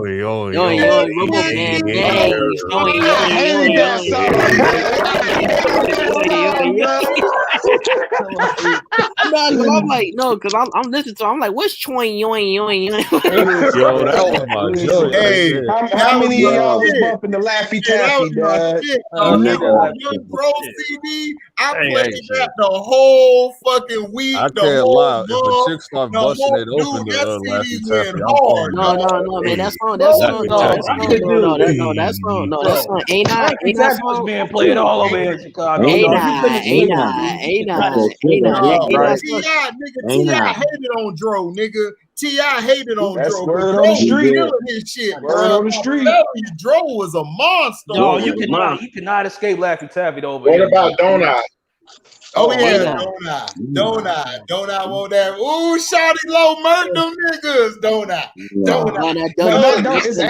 Ain't I rocking, man? Ain't my money alone?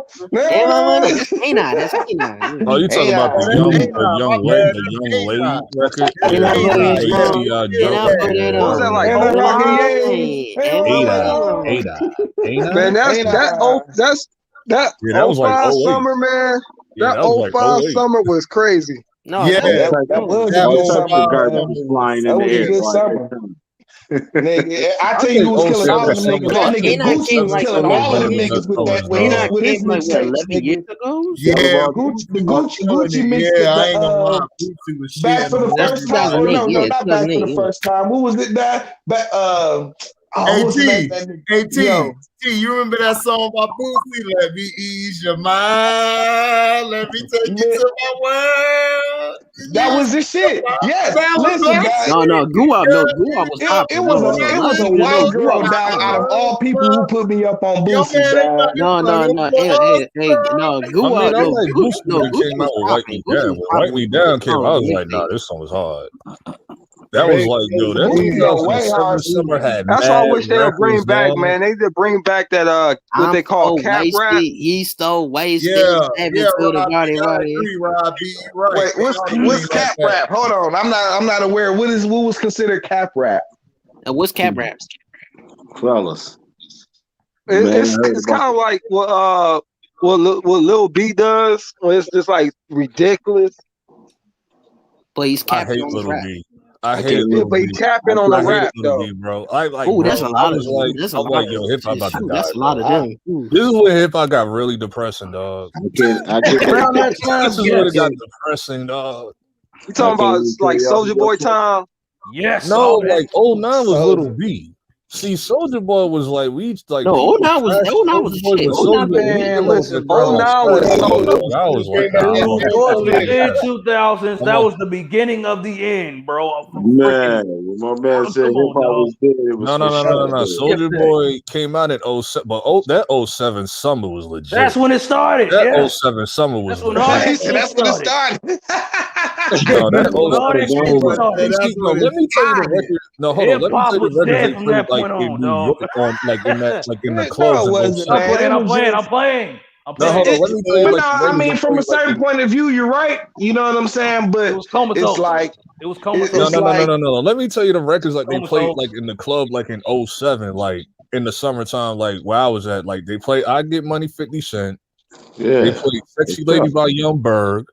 They played Dirty Wine when that came out, that reggae record.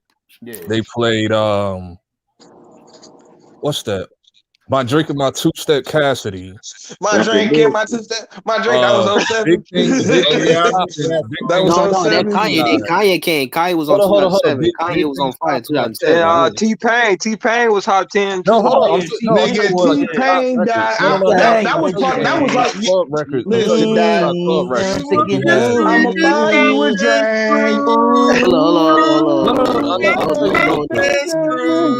It was T-Pain. It was Kanye. No, it was Kanye. Kanye came out with No, I'm about to get to Kanye. throw your hands up in the sky. No, you had. I'm gonna be on TV, mama. Like a couple of years ago, they finally dropped like the Lil Wayne album that him and T-Pain was supposed to come with. I wish they had dropped that shit back in the day. Like all the songs on there would have been sliding. Yeah, it was I Get Money 50 Cent, Dirty Wine the reggae record, Fabulous Uncle Murder, Jay-Z, Brooklyn, Sexy Lady Young Berg, My Drink and My Two-Step Cassidy, there's more, boy. There's more. T.I., Big Things Poppin' T.I., Wipe Me Down, Boosie. There's more. Wipe Me Down. No, I'm talking about like club records where like everybody just Wipe Me Down. What happened to the one dude? Club records. You had whatever happened to the one dudes that like what was their name and shit? That they had that one song where it was damn what was the name of that shit? Doom, doom, doom. I got the beat in my head, dog. They took the Rich Boy. What happened to them niggas? Rich Boy selling crack. Nigga, throw them D's on nigga. That shit used to be hot shit. Oh yeah. Stacks killed that beat, man. Nigga, that beat was so hard, and they was flowing on that shit, dog. What happened to that nigga, man? That nigga was cold, dog. No.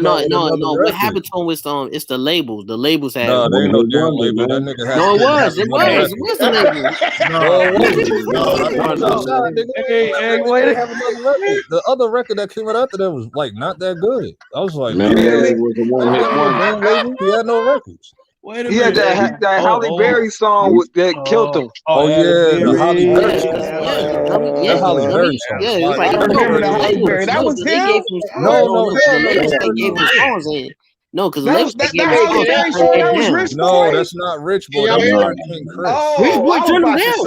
He turned 100 songs down. No, bro, hold on, bro. You know what was that song? Y'all might not even agree with me. Remember the Shop Boys Party Like a Rock. Party like a rock. Oh yeah, I forgot about that record. Party like a rock.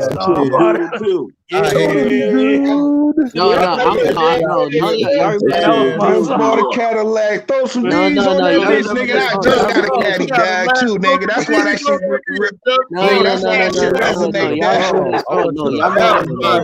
Just bought a Cadillac. Throw some D's on that. Y'all remember? Y'all remember that song Coffee Shop with Young Jock? Nah, man. No, I ain't like Young Jock. No. This is one song by Young Jock. We on the motorbike down, but calling it the Young Jock and shit. No, I'm telling you, man, 05 was one of those best summers, man. When they chopped and screwed like every song. I know Cobain there riding dirty. No, hold on. Hey, y'all remember? Sitting Sideways by Paul Wall. Boys in the days. Sitting sideways. Boys in the days. Every lucky night, I get paid. Yeah, that was. That did. Hold on. That nigga Paul Wall used to hear her for sure. What did he do? No, that was that one Slim Thug song. I'm a boss. This joint. Whip it. Yeah, fofos. Oh man. Hey, yo, wait a minute. Tipping fofos. Do two things. I did not like that song, dog. Yeah, but y'all like shit. I could not get with that. That was the shit, man. Hold on. Y'all like fofos. I can't do it, dog. I'm like, What about this joint? No. Well, hello, y'all like 24s with this joint. Well, what you know about that Jam Pony Express? The girls get down on the floor. Like a pin. Real thugs. David Banner. Like a pin. David Banner. That's my nigga, dad. I fuck with David Banner. Hey, bro, hold on. Girls get down on the like floor. a pin. That was that shit right there, boy. Yeah. David Banner go in for sure. I think Cameron freestyled on that. That nigga bodied that. Like, I'm Hold on. Y'all don't like 24. You can't forget about the Rockefeller. Yeah. You know, they had hits. One? You know what I mean? Rockefeller had mad hits, dog. And I got you talking about in 07? And I got what it takes to rock the mic. The original everything else on Freeway was so hard. No. And we know what we do. That Freeway song, what we do. Y'all heard y'all speaking about the mixtapes earlier. Rock the mic, the Nelly like with remix with Nelly on it. Nelly bodied that Rock the Mic, dog. Yeah, he did. He did KRS-One. Yeah, Nelly went in on that bitch. He did KRS-One with that. There was no reason. Nelly went hard. I sided with Nelly when he did KRS-One. When he came out with number one, I sided with this Nelly first. That was the best thing. Like, he did though. He did. Completely unnecessary. Right. Of all people, I don't know what KRS-One. I don't know what KRS One was doing at that time. He did that, and then he was trying to know. And then right after that, he dropped the Jesus album called "Spiritually Minded," which was like, no, what KRS One, no, but what KRS One, like what are you doing? Well, hold on. What KRS One said, he was right. He was right on what the industry plants. But he was wrong on going after Nelly, but he was right. No industry plan. That's why I was like, what's KRS One? You're KRS One. You have no business even speaking about Nelly. But he was right on the industry. He was right. What are you doing? Hey, Blair, man, I was never really a fan of Jeezy, man. Hey, hold on, bro. Wait a minute. Hold on. Let me run this by y'all. Y'all remember this song? Y'all remember this song by what's his name? Chaba. Yeah, who they want? Chaba style, Chaba style. That shit was whack as fuck. Wasn't that Master P boy when oh god. Do y'all remember the song that came out after Chaba? Y'all remember he was on Roy Jones. He did a song with Roy Jones. Oh, that was freaking funny, dog. No. He was cool. No. He was the one joint the niggas had. Hold on. No, he was cool. He was cool with P, but he did a song with on Roy Jones. They did a song, him and Roy Jones. Oh my god, kid. Hey, was this then or was this a little later? Did that ooh shit, motherfucker, goddamn, kicking bitches out the condo like Pam. What song was that? I forgot what year that was. Was that 03? 02? No, hell no, that wasn't no 03, 02. That was like Lil Wayne mixtape or some shit like that. I can't remember the name of the song. That was you're right. That was Miss Me. My bad. That was a Drake song. I just had that bar stuck in my head for some reason. Wasn't that a Kanye verse? No, that was Miss Me. That was on Drake's record. We've been talking about everything. Drake got that from somebody.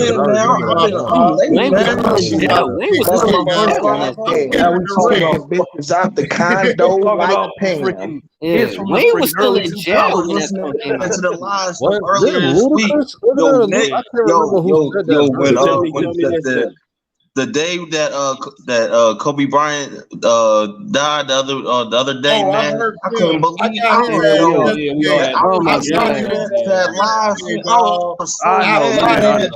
Yesterday. No, I got him yesterday. We was all on. I seen that. I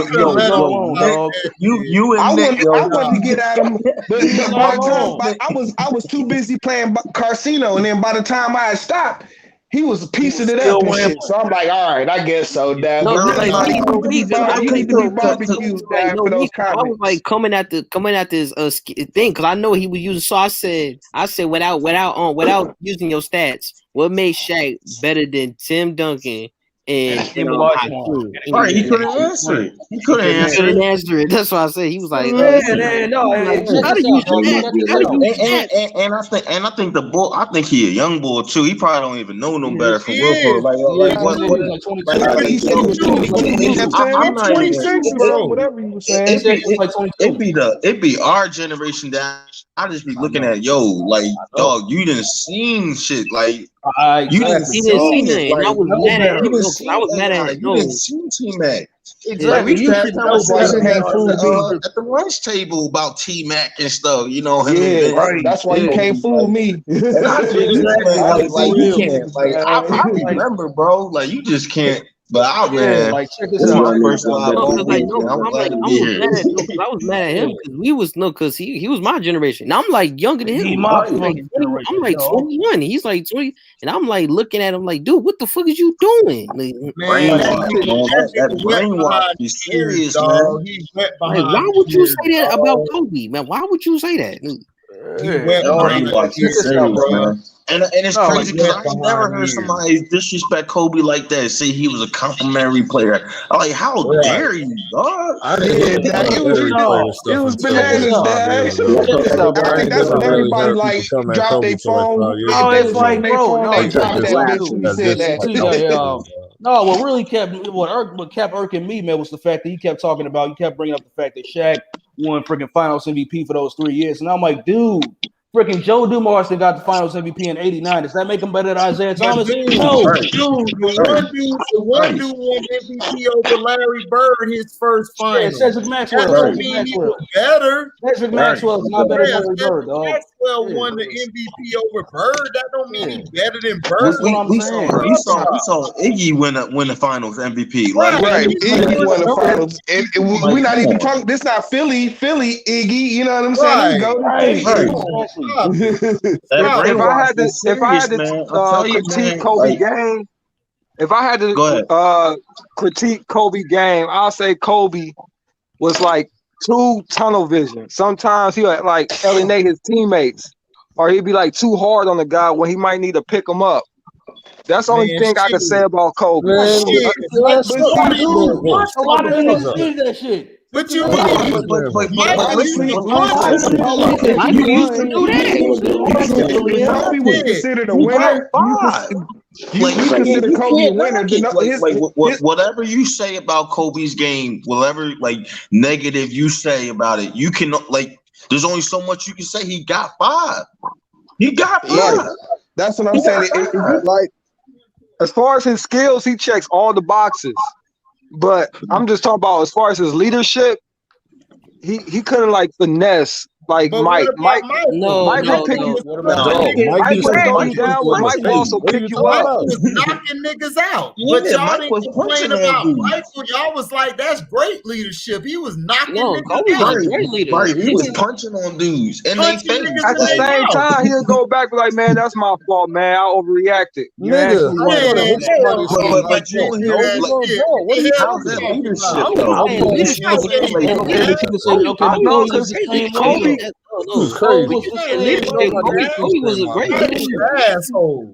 Yeah, I mean, my thing is, if Kobe won, then his methods were right. You know what I'm saying? Right. He got the best out of his players, dog. Sometimes, but I mean, ain't no sometimes, no, because he a great leader. A lot of motherfuckers needed that shit, dog. If you look at how Kobe motivated Andrew Bynum, that shit was amazing. Right. Bynum was the laziest piece of shit, like the most gifted but most laziest motherfucker ever, dog. You know what I'm saying? But he also destroyed some of his teammates' confidence too. Okay, that was smush, but that was it. They didn't have confidence in the first He knew Push couldn't do it. He knew Push couldn't do it. Yeah, dude, you had guys like Chris Mills who didn't have confidence in themselves, dog. That's why they fucking was pussies, dog. Some of these think about it. If somebody was going against you, and you got a KG going against you, KG talking about fucking your mamas, fucking your girlfriend, slapping ass. You gotta be mentally tough to deal with that shit. Exactly. What you talking about? I don't want no pussy on my team if he can't take me yelling at him, bitch. Take that pussy to the back. She got to go. What you think Isaiah Thomas did? What you think Bird did? What you think Magic did? And that's just the stuff on the court. That's just the stuff you got to deal with on the court. You got to deal with the men. It don't work for everybody though. That's what I'm saying. It don't work for everybody.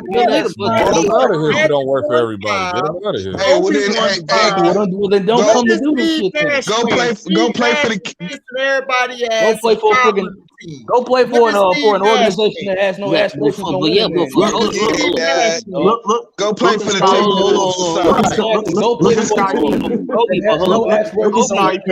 When Michael left, he had that good connection. You see, he had a good connection with Bynum, Odom, Gasol. Artist had problems, but once they teammates, they got that good connection.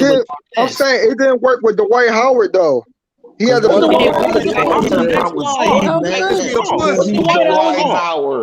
Dwight Howard is Orlando Magic. And let me tell you something. I watch Dwight Howard every night. I used to tell everybody Dwight Howard is trash. Everybody used to get mad at me. I used to say, dude, he's trash. He's soft. He's not that guy. Even Kobe said it himself out of his own mouth. That nigga she used to go down there and pump that nigga every game. Every game. Right, him and KG, dog. Like, come on.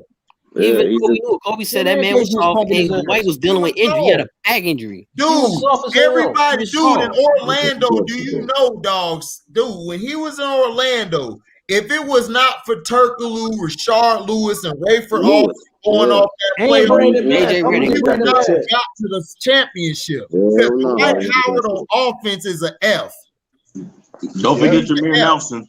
Right. I mean, if you think about it, like he didn't have any post moves. He had no footwork. All he could do was dunk. All he could do was dunk. All he could do was dunk, Dad. All he could do was dunk and get garbage points. Like he made a career out of it. Exactly. He was just a more athletic JaVale McGee. Exactly. Yep. A little bit stronger. Okay, but exactly. A little bit stronger. I mean, that's what I'm saying. I don't think Dwight's the type of player that you beat down. I think he's the type of player that you. Okay, I was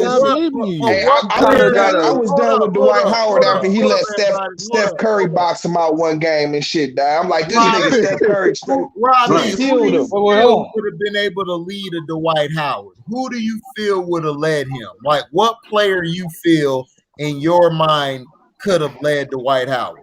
I think Magic would have been like perfect for Dwight Howard. He could finesse that a little better than Kobe could. Magic is a nice guy. Magic is an asshole. That's true too, but Magic will also lift you up though. He'll go.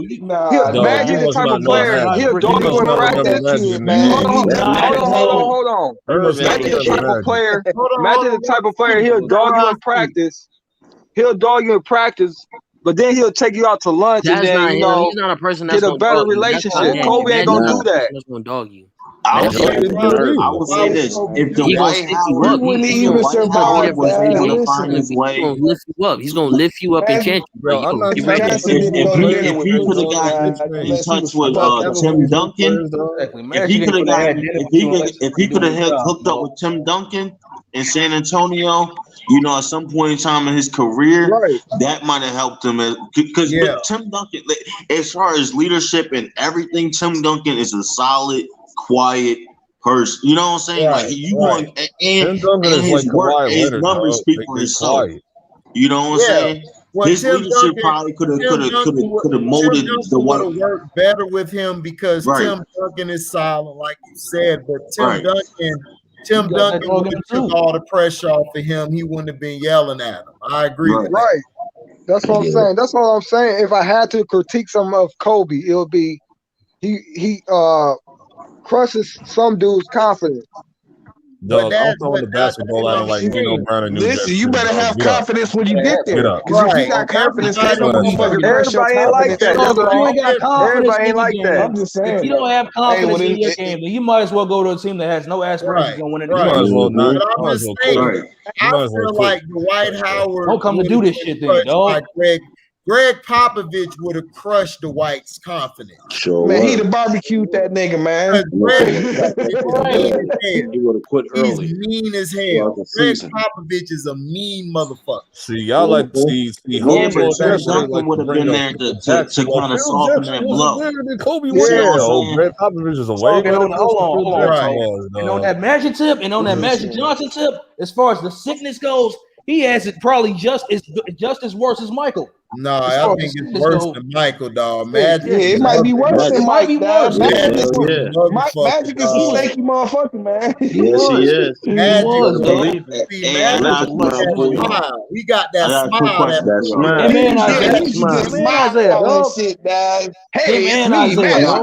Everybody remembers Magic like after his career was over. Nobody don't remember what he was actually playing. He was on demon time, dog. Yeah. Hey, yo, I got a quick question for y'all. Dad. Go ahead. Do you think Kyle Kuzma is going to get any better than what he is right now? Kyle I think he could with an expanded role. Yeah, I think he could if he friggin' gets traded to another team. How about that? Yeah, I was making sure I wasn't in the minority here because I asked somebody the same question and I was like, look at Brandon Ingram. His growth was stunted, but as soon as he got up out of there, look at him balling. He showed up. Right. You know, he was balling before LeBron got there. Like I feel like Kuzma should be somewhere near the table. Ingram was balling before LeBron got there. Yes. You know what I'm saying? Like that wasn't no new thing that Brandon Ingram can ball and shit. You know what I'm saying? But it was just, LeBron comes in with his ball dominating game.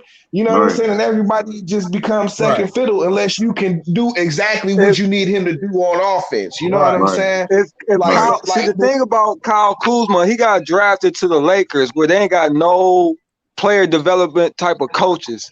If Kyle Kuzma got drafted to a team like, let's say Miami, they would have had developed his game, his defense. He'd been a totally different player. It's not even about that. His game is developed. He just needs a bigger role. You know what I'm saying? Like he needs Notice how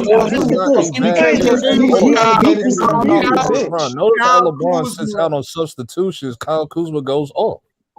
Yeah, but there's games when he will score like 5 points. From me watching the games when it ain't that many though. Kyle Kuzma have a bad game. Kyle Kuzma plays the game. He plays it good. When LeBron's off the court, he can actually run sets. He can set picks, get off of it, get the ball in position to score. When LeBron's on the court, he can't do that because he's turned into a spot-up shooter, or he's just standing in the corner watching LeBron operate. Nigga, they be having this nigga coming off a pick shooting threes and shit, and he be making them sometimes. It's like this is not this nigga's game. This is not Kyle Kuzma's game. And this is why I'm saying he needs to go somewhere else, dog. Because he's in LeBron is in his way. Kyle Kuzma will definitely. You're right, man. You're right. Tim he stunts everybody's growth, man. And it's sad to watch, because I really like Kuz. Because he should be somewhere like, because he should be OKC, or he would fit in Dallas. No, Kuzma would have been good in the Knicks because Tim would have got him straight. Or Indiana. I can see him playing for the Knicks or Phoenix. I think he'd be good down there in Phoenix. You know down what there I'm in Phoenix. Because there's a bunch of young boys down there, He can run. The boy can run like a gazelle. You know what I'm saying? Yes. Like you said, he just needs some player development coaches around him.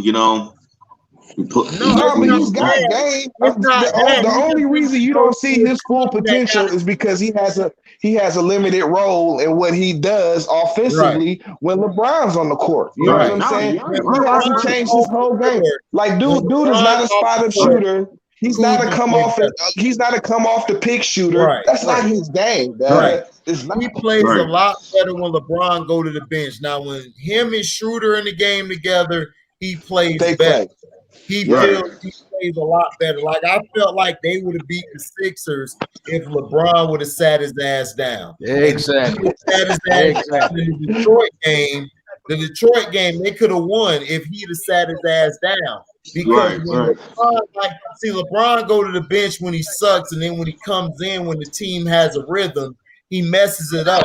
If he was smart, he'll be like, okay, I'm gonna sit out until their rhythm fall off. Now I'm gonna come into the game and ball out. That's when you're supposed to come in the game. You don't leave the game and then be like, you know what? I'm gonna come in right when these motherfuckers are right in position to take the lead and close the game.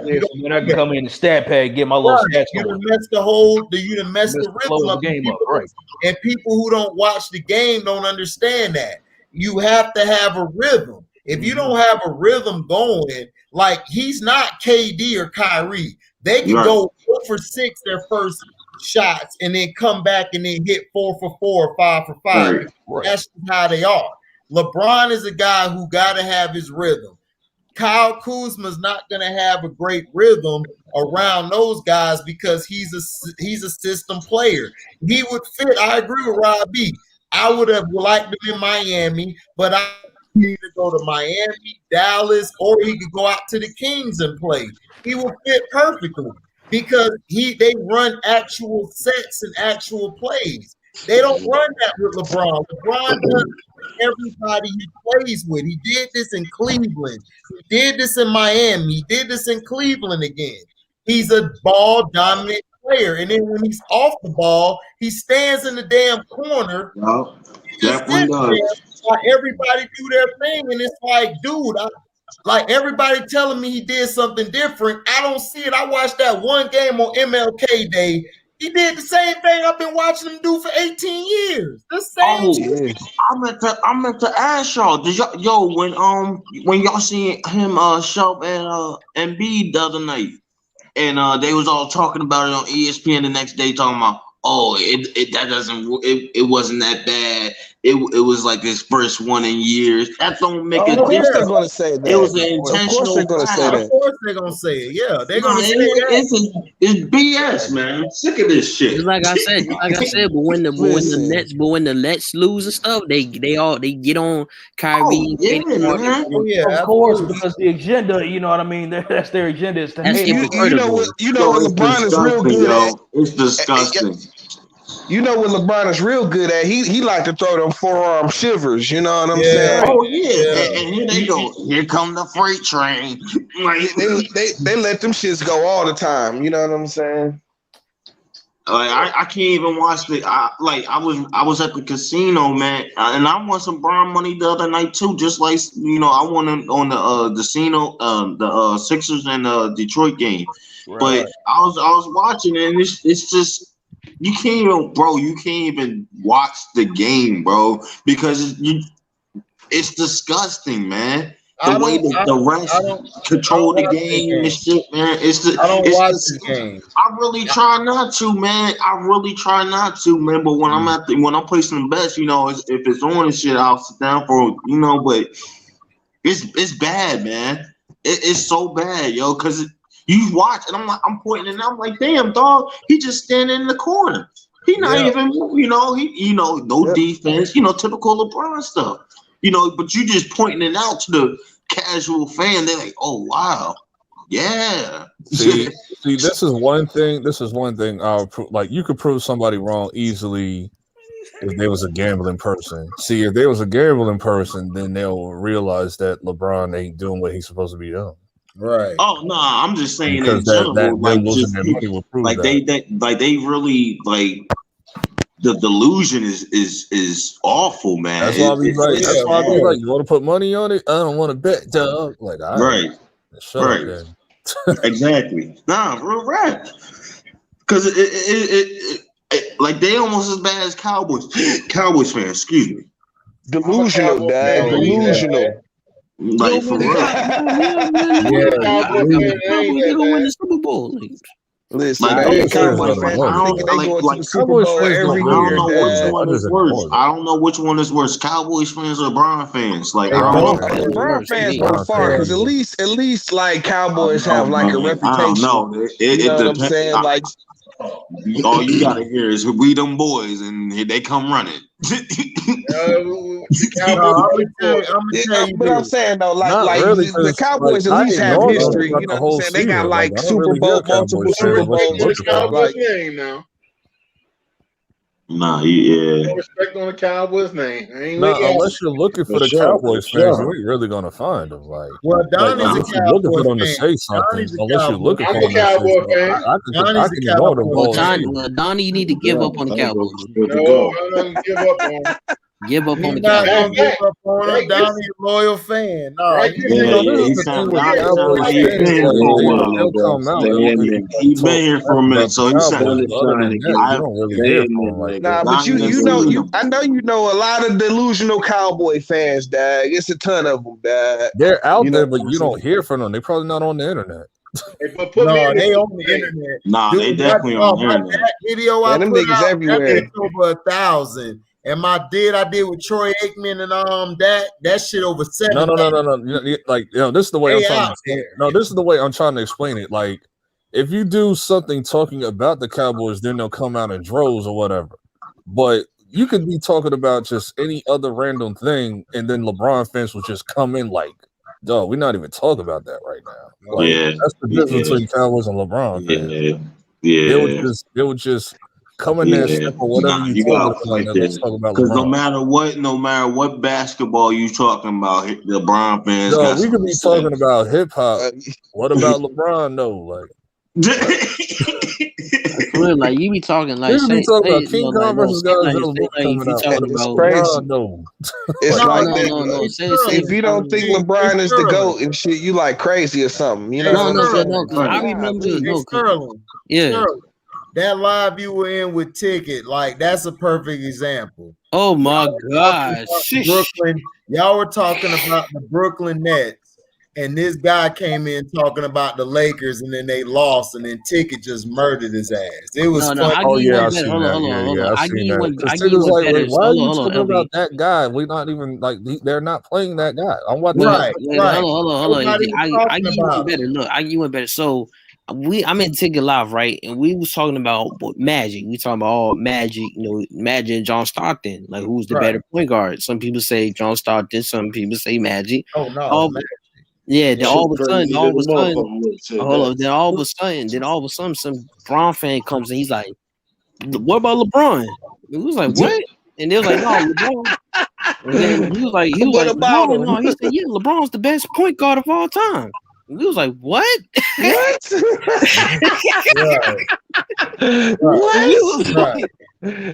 It happened on live. And we was like, "What?" And then he's like, "Yeah, man, he's better than Magic." And we was like, "Whoa." At point guard, he said, "Yeah." I was like, he was like, "What?" Dog, bro, he's not better at Magic at small forward or power forward or any other position on the court. And I'm like, dude, LeBron's a point forward. He was like, "No, he ain't. He a point guard." I said, "No, he a point forward." He said, "No, he a point guard." I said, "No, he's a point forward." He was like, "Yeah, but he look at the like, yeah."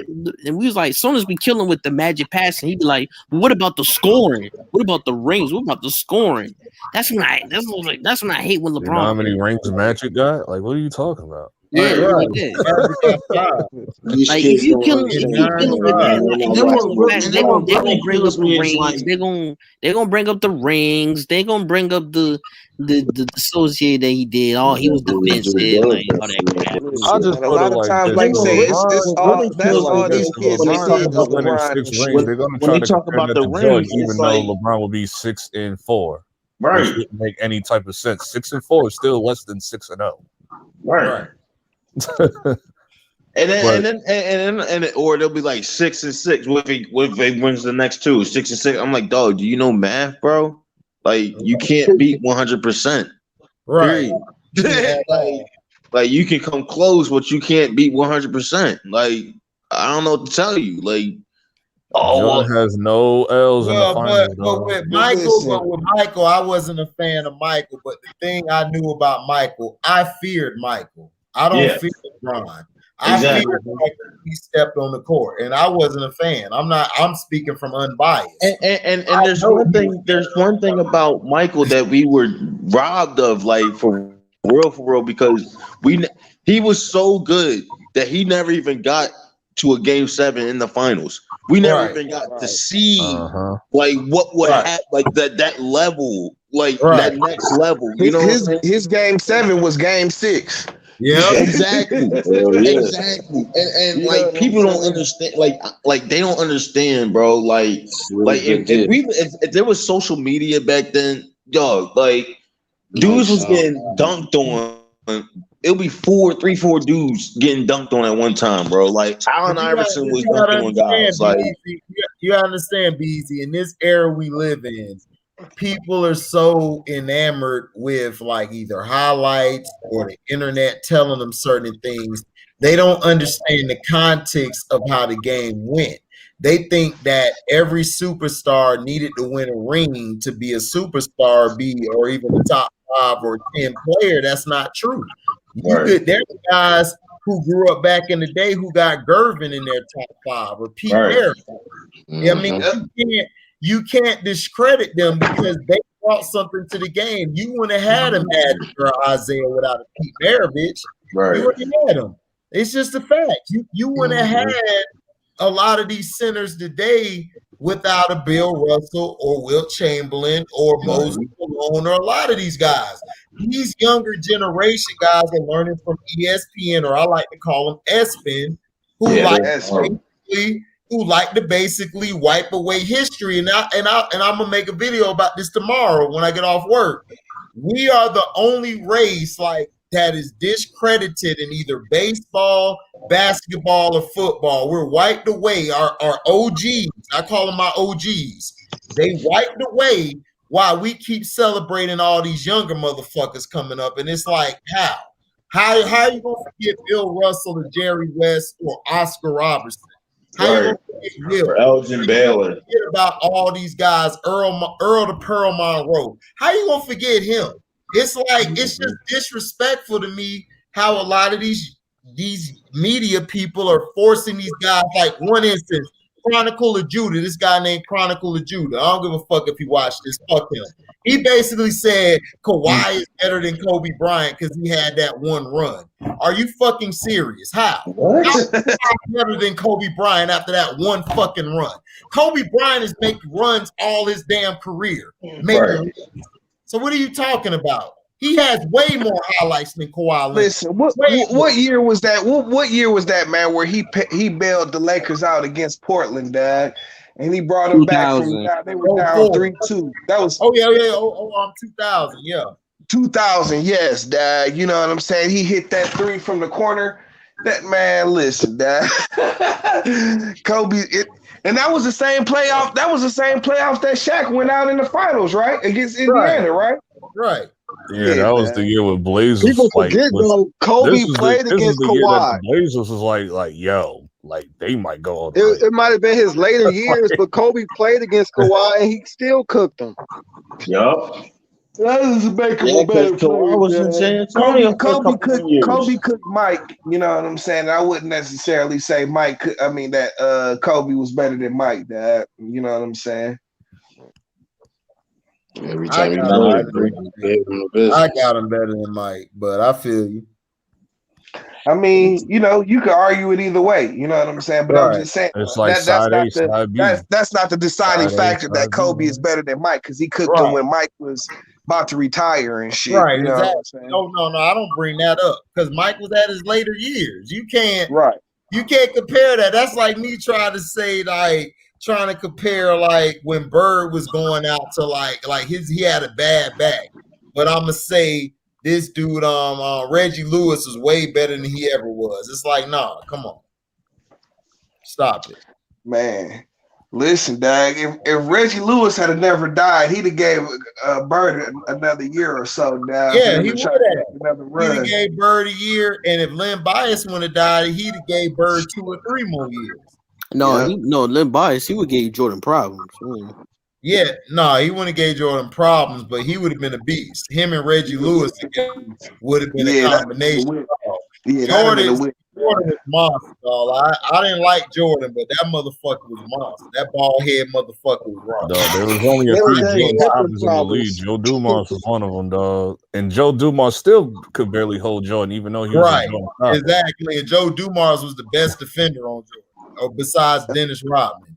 Them two were the best defenders on Mike, and Mike still was damn near going for 4. Then you had the New York Knicks that was modified from the Detroit Pistons, that. Or, Jordan didn't playing them in terms of because we played dirty, but I'm just saying no, there wasn't that many Jordan stoppers, but everybody could stop LeBron. It's ridiculous. When you got little old Patrick Beverly stopping LeBron, it's crazy, dog. Yeah. Mike would have pawned the ball and been like this. You serious, Tyloo? You gonna put Pat on me? All right. Niggas gonna put hands on LeBron. All right. I'm gonna put 40 on him now.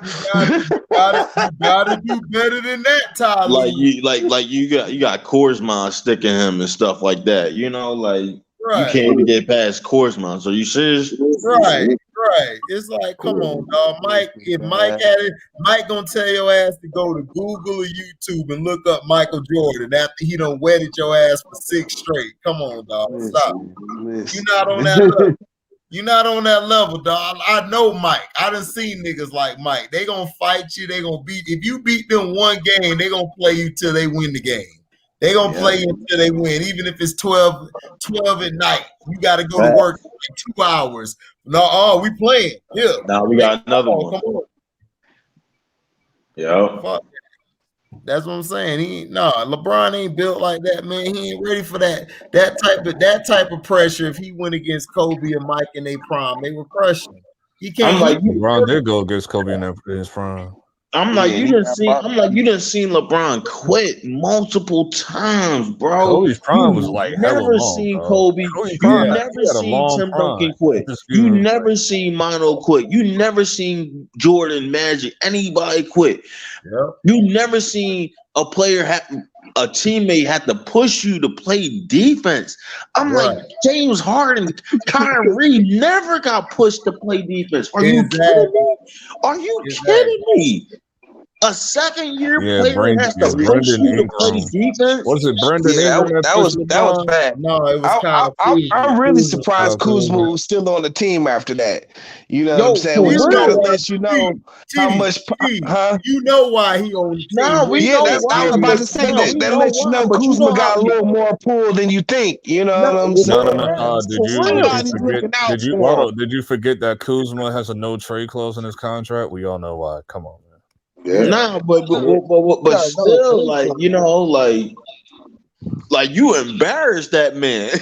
Right. That shit is the worst, Dad. This nigga was all out of position, Dad. That nigga pushed him. He was doing his standing moment in the middle of the court. He was having a standing moment in the middle of the court, and Kuzma's like, dog, go. You in the way. Now I can't play defense. So you not only playing now, I can't play defense because you in the way, Dad. Move, nigga. Yeah, exactly. Like, go stand. Let me just say this about Bron, though, okay? I wish somebody had a camera in the locker room that night, dog. I wanted to see what LeBron was Kuzma, dog. I wonder how that went down. LeBron passive aggressive. He probably didn't even say nothing, Dad. You know what I'm saying? He probably just tried to cut his nuts off on the low and shit and couldn't do it. Yeah, that's probably exactly what he probably did. Realized he couldn't trade him and had to deal with it. If LeBron, let's see, like right now, LeBron, he lazy as hell, but during like his earlier years, the first run with the Cavs, he did used to get buckets, but it just be ugly. And you know, if he played once he played anybody else polished like Paul Pierce, they used to give it to him. But he did used to get buckets. The earlier part of his career, he got over, man, because he was fast and he could get to the rim in like 2-3 steps. You know what I'm saying? I liked LeBron when he first came into the league. I liked LeBron from the beginning to the Miami era. And after that, that's what got crazy. Listen, LeBron was D Rose getting hurt. Learned how to do, and he still lives and dies off of this, even to this day. He learned. Somebody taught him. One of the point guards on the team taught him how to run the pick and roll. You know what I'm saying? And he used the pick and roll and the pick and pop with Verjao and Z and Ilgauskas. You know what I'm saying? Right. And that, like, he lives off that till now. Till now, he loves the pick, but he likes to switch now so he can get on the smaller point guard and post him up and shit. You know what I'm saying? But like, he still lives off the pick and roll. That's the only play he knows. But the Chicago Bulls, when they had D Rose before the injury, man, they was ready to take LeBron. They was taking him out every year in the playoffs. Beating them up, Joe Kim Noah out there throwing people down on the ground, getting LeBron's face. Like if they would have D Rose when it got hurt at certain points, and if they would have kept him with Jimmy Butler, they could have did something. Yo, they would have kept him because if he never got hurt, they would have kept him. You know, you ain't gonna get rid of the MVP. He was MVP, you know. Jimmy Butler didn't even pop ball. Jimmy Butler was like a 13 bench player. That Chicago team was like, Derrick Rose was gone by then. Got rid of D Rose. I'm sorry. Yeah, Derrick Rose was gone by then. By the time Jimmy Butler popped up. Winning. If I got right, Jimmy Buckets was out there by himself. Yeah. Yeah, Jimmy Butler wasn't like. See, Jimmy Butler got famous off of hitting that clutch shot in the playoffs, like in 2016. Like that's what, and then that's when he starting. Because before that, I think he was just like a 13 bench player. Nah, he was on the bench.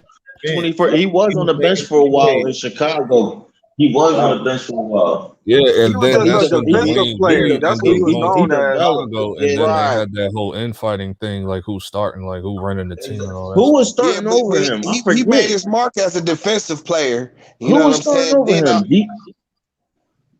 Who was starting over him? I'm trying to remember who was all on. I mean, not was starting, but Kurt like who was Heinrich on running the that floor, team not still? starting. They was bad. Yeah, They was really Kirk Heinrich bad. was. Him, Mike Dunleavy, Luol Deng.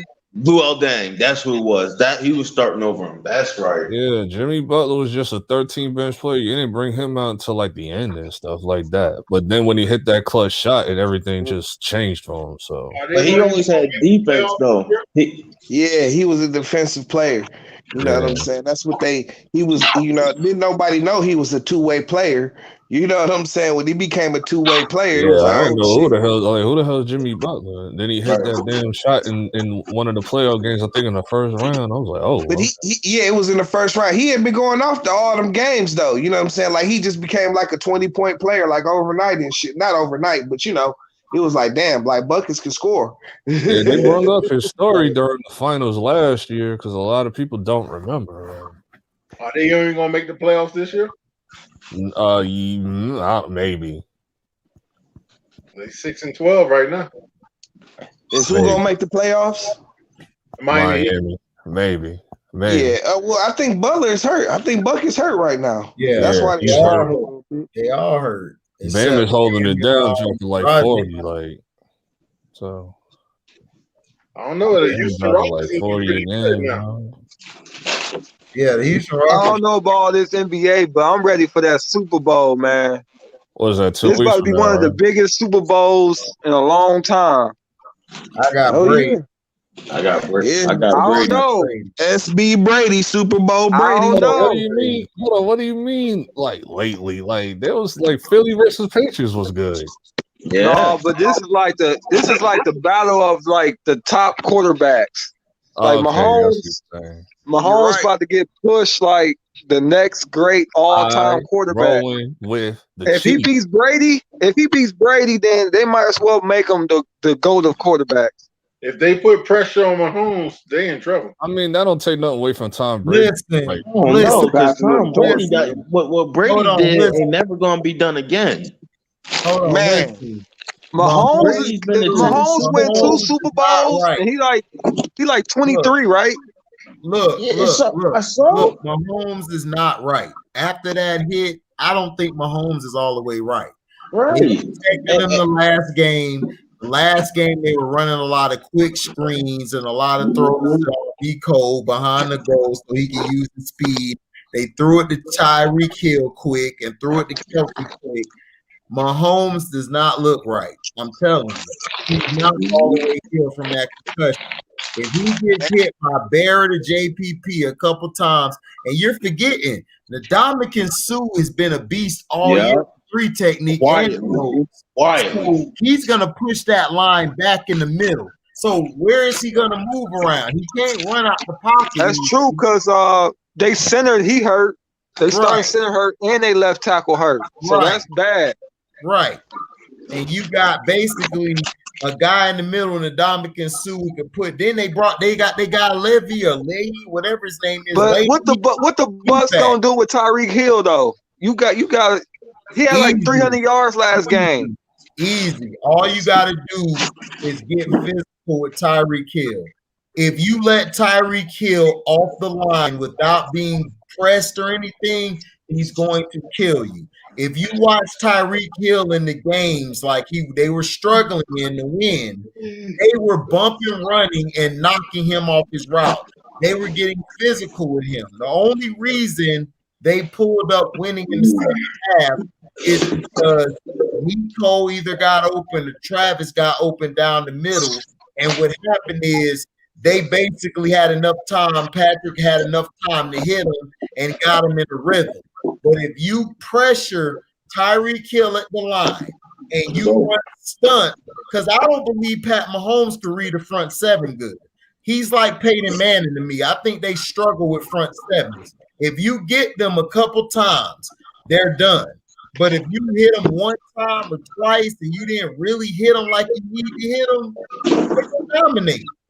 He's gonna dominate. Yeah. I think it's gonna be a shootout.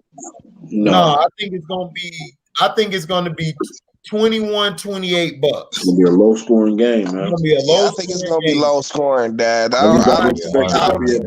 Brady ain't trying to play with this boy, right? And you know what I'm saying. He knows how explosive the Chiefs are.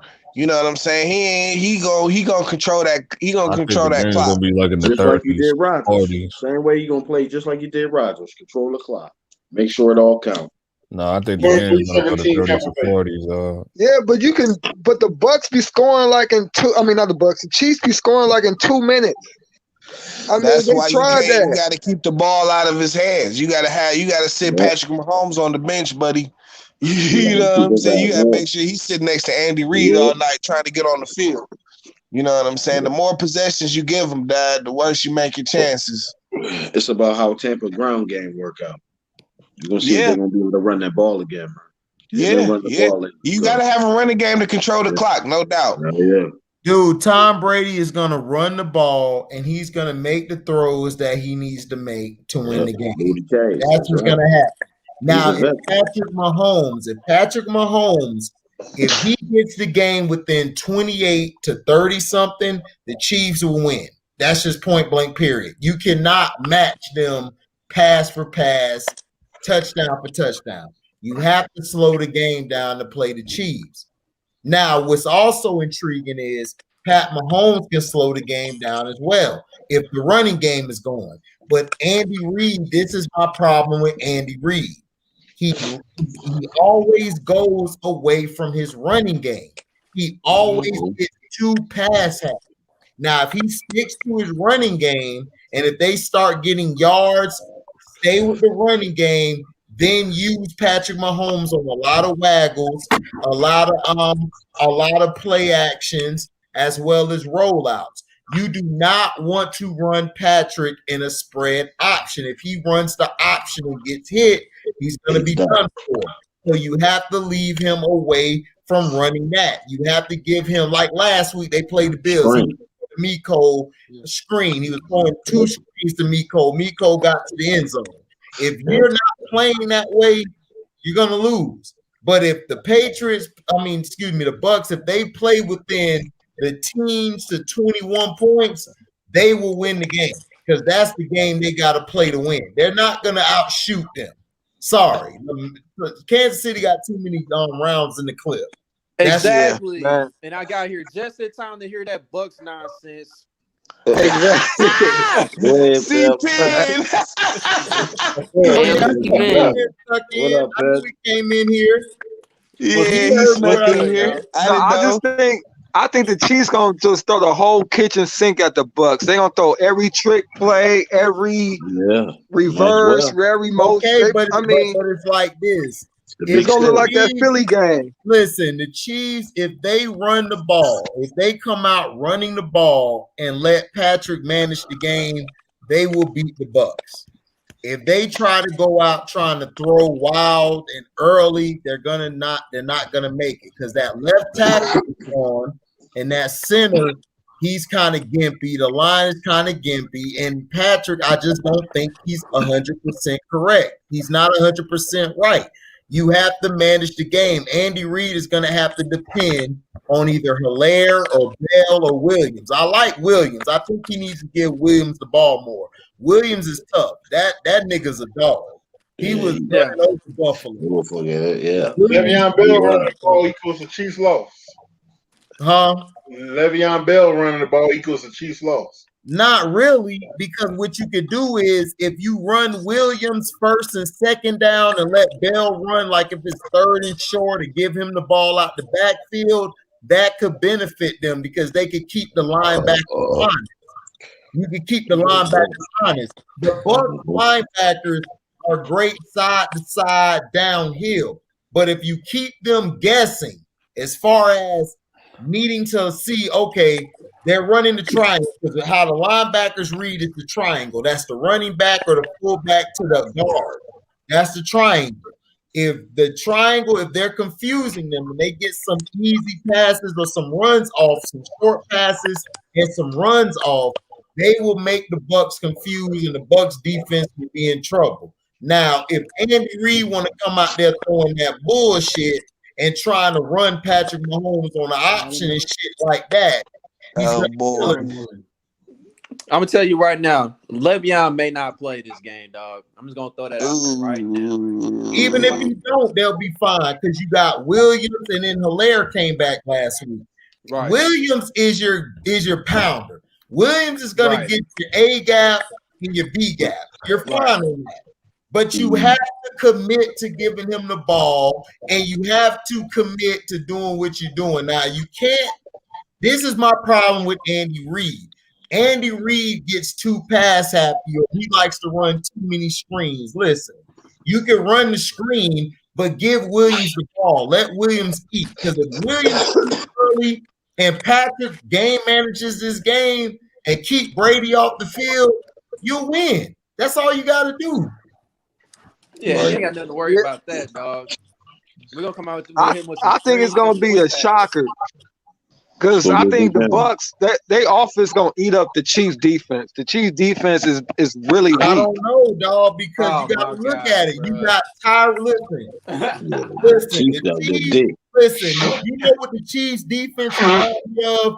They remind me of the Indianapolis Colts when they had Bob Sanders. They sucked during the season, but when the playoffs came, they turned on. Matthew as well as Bob Sanders, they elevated that defense. The whole team. You cannot say they're just gonna run over them. I'm not taking nothing away from the Chiefs. I'm not talking trash to them because I know what they're capable of. They can game manage the game as well as they can run the score up on the ass. Because this year, even though Pat's numbers have been down, Pat has been able to game manage the game. He's been able to control it and not let it get away from him. And that's one thing I put over a lot of quarterbacks that he has. Him, Deshaun Watson, and Tom Brady have this gene. They know how to read what's around them and how the game's going. And they know how to relay that to their coaches. So they're relaying that if they run the ball with Williams a lot, and then they do some screenplays to Mecole. I like Mecole on the screenplays. I like him better on the screens than Tyreek. He's better than Tyreek on those plays. I would have Tyreek running some slants, sometimes some hitches, sometimes some runarounds, like on the end around. You can just give it to him on the end around, and you can keep the defense honest. But if Shaq Barrett and JPP get to Patrick Mahomes early, it's going to be a long day. I'm going to tell you this right now. I'm going to tell you this right now, man. As far as Tampa Bay is concerned, dog, like Tom Brady, he still got to prove to me that he can get the 20 points against Steve Spagnuolo's defense, dog. Mm-hmm. He ain't got the 20 points yet in the bowl against his defense. That's all I'm gonna say. Right, but you also gotta remember, Steve Spagnuolo had a Justin Tuck. Right, he have a Justin Tuck on his team. So he had Brady's kryptonite, man. You gotta remember, he had Justin Tuck. Justin Tuck let Uriah, Strahan, and the next Super Bowl with JPP and Kiwanuka, he let them eat because he pressured up the middle. Now, if Chris Jones does what Tuck does and pressure up the middle, then yes, it would be a long day for Brady. I was just about to say that. If he doesn't get up the middle, if he don't get up the middle, that other D tackle, what's his name? He played beside Chris Jones. I can't think of his name. Yeah, right now it's Derek Nandi. Right, Nandi. If they can't get pressure up, see, that's how you stop Brady. If you pressure up the middle, it's not about your ends. It's about what you do up the middle. If you could pressure him up the middle, you will fluster him. But if you not pressure him up the middle and they're getting a good block on Jones and Noddy or whatever his name is, you're going to be in trouble. And we are very capable because Chris Jones has gotten to Tom Brady's face before. You know, Right. they be talking trash and stuff every game, dog. You know, Right. Chris Jones Listen, the fastest way from point A to point B is always a straight line. You know what I'm saying? So if you got them dudes breathing down your neck, you can't really do nothing. You know what I'm saying? But Tampa's been keeping Brady upright pretty much all year. You know what I'm saying? Like that's one thing they haven't worried about is they line. You know what I'm saying? They've had a running game all year. It's the whole thing. The whole thing to me was their defense. You know what I'm saying? I didn't think they had the defense to even make it to the playoffs, and their defense has clearly stepped up since then. No, the thing with Tampa, their defense is you got to remember, T. A couple of their guys was out with COVID and out with injuries. You're right. The guy in the middle, VA. I can't think of his name. It start with a V. That I like him. Vita Vea? Yeah, the nose. I like him. And basically they didn't have him. They didn't have Davis at the corner. So now they got them back. They're going to be a lot better. You know what I'm saying? But I'm just saying, like, it's going to be a better Super Bowl that we've seen in the past. That's all I want is a good Super Bowl and competitiveness, something the NBA don't show our asses. So, hey, CP, what you think the score going to be? Shit, man, I say it's going to be goddamn. All right. 34-24, dog.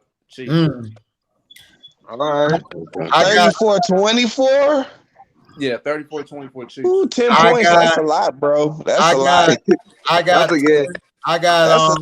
That's basically a blowout. I got 24-21 Tampa by 3. 28. Low scoring game. It's gonna be a low scoring game, 24-21. I got the Bucks 41-38. Damn, 41 is what? I think both offenses gonna get in the rhythm early. Listen, I fuck with Rob B. Rob B be saying some off the wall shit, and I fuck with him, dog, because that's a real. I fuck with Rob B. Rob B stay consistent. He a real. I fuck with my dog. Because I got the ain't consistent. That nigga consistent. I fuck with you, Rob B. I got the Bucks. Straight up. I got the Bucks 28-24. And C-Pen, you better go to the NFL shop. I got Chiefs 43-36. Another shootout. I got the Bucks 28-24. I got the Bucks 24-19. Okay. Listen, I got the Bucks. I got the Bucks 18-15. Oh man, what a winning. Detroit. Listen, guys, like I say, Brady's not trying to mess with these dudes. You know what I'm saying? Hey, hold on. He's not trying to shoot it out with this boy. Hold on. Tennessee got his book of hate. Hold on. I got my book of writing shit down. All right, so I'm gonna go down the line again real quick. Donnie, what's the score you got? 24-19? Yeah, the Bucks. Okay, you got Bucks. All right, now I got Sterling. What you got again? 28-24 Bucks. 28-24. All right, LB, what you got? Chiefs 43-36. Okay. Hey, Neil, what you got? I got 28-21, man. Kansas City. Okay, 28-21. Congratulations, Penn. I see you, boy. Appreciate you, Neil. Appreciate you, man. Y'all had a great season, dog. Y'all had a great season, man. C-Pen, what your score is? 34-24. And Carlton Davis about to be barbecue chicken again. They on double Tyreek. Okay. Barbecue. Rob P, what you said? 41-38 Bucks. All right. Detroit T in the house. What you got? Listen, 18-15, man. Brady, let's get some down the field for a last second field goal, Dad. The captain. Okay. Be easy. Who you got? I got 28-24 Bucks. Okay, I got this Redness Stone, and then I got 24-21 bucks. So I got this stone, all this stone written down. So can't nobody come in here and say, man, I had nigga. I can't see Brady losing to a team in the same season. I can't see him losing twice to a team in the same season. Right. Passing the torch, man. He got to pass the torch, man. Exactly. You got to take young boy sport, man. You gotta have to take Brady it. got to lose. He got to lose. Well, they can pass the torch next year. You know what I'm saying? Shit. You think they go to? Oh, that's your home. Away this year. Man, look, listen. This half-breed walking around too much like he's Steph Curry. This nigga ain't Steph Curry. He is Steph Curry. What are you talking about? The shit remind me of wrestling, man. The Buccaneers got the whole entire. Brady got all the advantages, dog. It's in Tampa Bay. He plays for Tampa Bay. If Mahomes beat him in on the home turf. If Mahomes win in Tampa and he win, I'm going to get a Mahomes jersey. I'm rocking it. I'm going to rock it. I gotta rock it. I gotta rock it. That's being Steve Penn. Like, I gotta rock it for Steve Penn. If he go in there and win it, hey, I gotta rock it. You gotta rock the jersey. I gotta rock the jersey. Either way it goes, take in that this nigga Brady done been to 10 Super Bowls. He has a winning percentage. He has a winning percentage compared to that sum. Exactly. Oh, yeah. It's not even close. Come on. and football is way harder than basketball. But it's the players gonna be up to play. And to do it on another team the next year, that's crazy. Is AB gonna be ready? Is AB in a COVID year with no practices or whatever? I don't think AB gonna be ready, Neil. I think AB will be back. I think he'll be back, but I don't think he's gonna be right, Neil. I don't think he'll be that's right. all right. Scotty Miller's gonna be Scotty Miller, but the boys got to play. I think Scotty Miller to me is better in the slot than Godwin. He is better in the slot. He is. He's better. I don't know why they don't. It's more complicated. It's the Brady effect. I was telling Steve Penn this. I would put Scotty above Godwin in the slot. Like, Scotty is a beast. I'll just put Godwin on the outside, but I'll leave Godwin outside. Like, stay outside. I would put Scotty and AB in the middle in slots. Yeah, dog. Godwin, I'm gonna drop a hella passes. Right. He came up big in the Packers game. I said, oh shit. I said, damn, I ain't smoked a blunt in like 10 months or something. Shit. I thought I was high seeing him catching shit. I was like, this nigga catching. Right. What's going on? Hey, all I gotta say is this, dog. Whoever line up on Breland's side, man, Breland like to hit, dog. So I gotta say. Yeah, Breland like to hit late too with his late hit ass. I would love to coach his late hit ass. That nigga be late hitting, boy. That nigga that be giving a little nudge. Diggs caught that bitch, and he tackled him while Diggs was on the ground. That nigga gave him the little chin music. I said, ooh, I love Breland play on my team any day. I'd be like, nigga, I'll pay your fine, nigga. Hit that nigga with an extra hit. Got you, coach. Easy money. Yeah, That's the DB. See, I'm a defensive guy, man. I love to fuck shit up. Me too. I don't care. I'll fuck parties up. I don't care if the party going good. You know, T over there with a bitch. I'm like, fuck T, bitch. Fuck this shit. I'm throwing everything. Defense, baby. I like receiver, dad. So I was definitely the diva, dad. You know what I'm saying, with the hoes and shit, nigga. Exactly. You got all the hoes and shit. We talk about, man, throw me the ball, nigga. You know what I'm saying? We hated your ass. You used to get all the hoes. We had to get the seconds and thirds and shit. Like, man, fuck that receiver, nigga. Fuck him too. He cool though. I caught 2 touchdowns, nigga. What you want me to say? That's what I wanted to be when I was playing football for a little bit. I wanted to be a wide receiver or quarterback, but they kept putting me as a linebacker. I was like, I don't want to be no linebacker, man. Love playing linebacker, man. Back in the day. Hands of stone, you know what I'm saying? No, I was like I was like a running back guy. I just loved the Oh, you was the running back. I Oh, was okay. juking and running. I fuck with you though. Running backs, I got respect for. C-Pen, what were you? A pretty ass half breed like Patrick Mahomes? No, man. CP was a water boy. Yeah. No, he was a water boy. Stop that, Joe. No, he was that little kid from Grind Game, the water boy. He was. Don't let him get away with that on Super Bowl week, man. Come on, don't let him get away with that. No, I was a wide receiver in the flag football days, dog.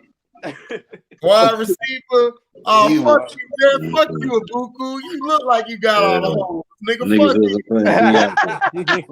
Nigga, fuck you and T. Y'all used to get all the holes. Nigga, fuck y'all. One-handed catches, dog. All right. Y'all over there beckoning hoes and pussy and shit. Like, I paired my game after Isaac Bruce, dog. That's what I paired my game after. Right. Fucking receivers. I walk by y'all. Y'all like this. Oh, sorry, HD. That's my pussy. Thank you. I'll buy you a bottle though. It's all good. You know what I'm saying? Hey, as long as you buy me a bottle, nigga, we cool. Keep it wet and ready. Keep it wet and ready.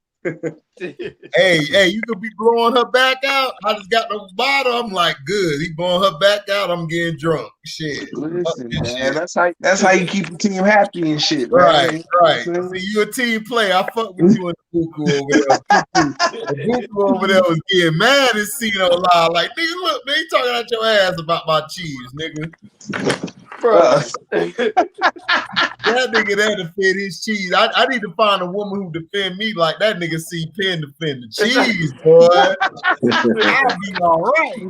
I'll be making money out this bitch. Like, listen, man, C-Pen don't be buying it, dog. He be like, Cino, I ain't even trying to hear that shit, dog.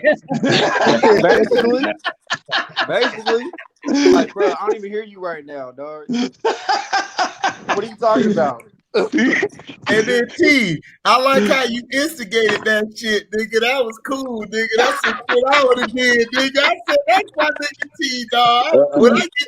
When I come, I'm gonna have a break one week. I'm gonna come up to Detroit and say, T, man, come get me. I'm gonna chill with your ass because I know you be wild. Let's get it.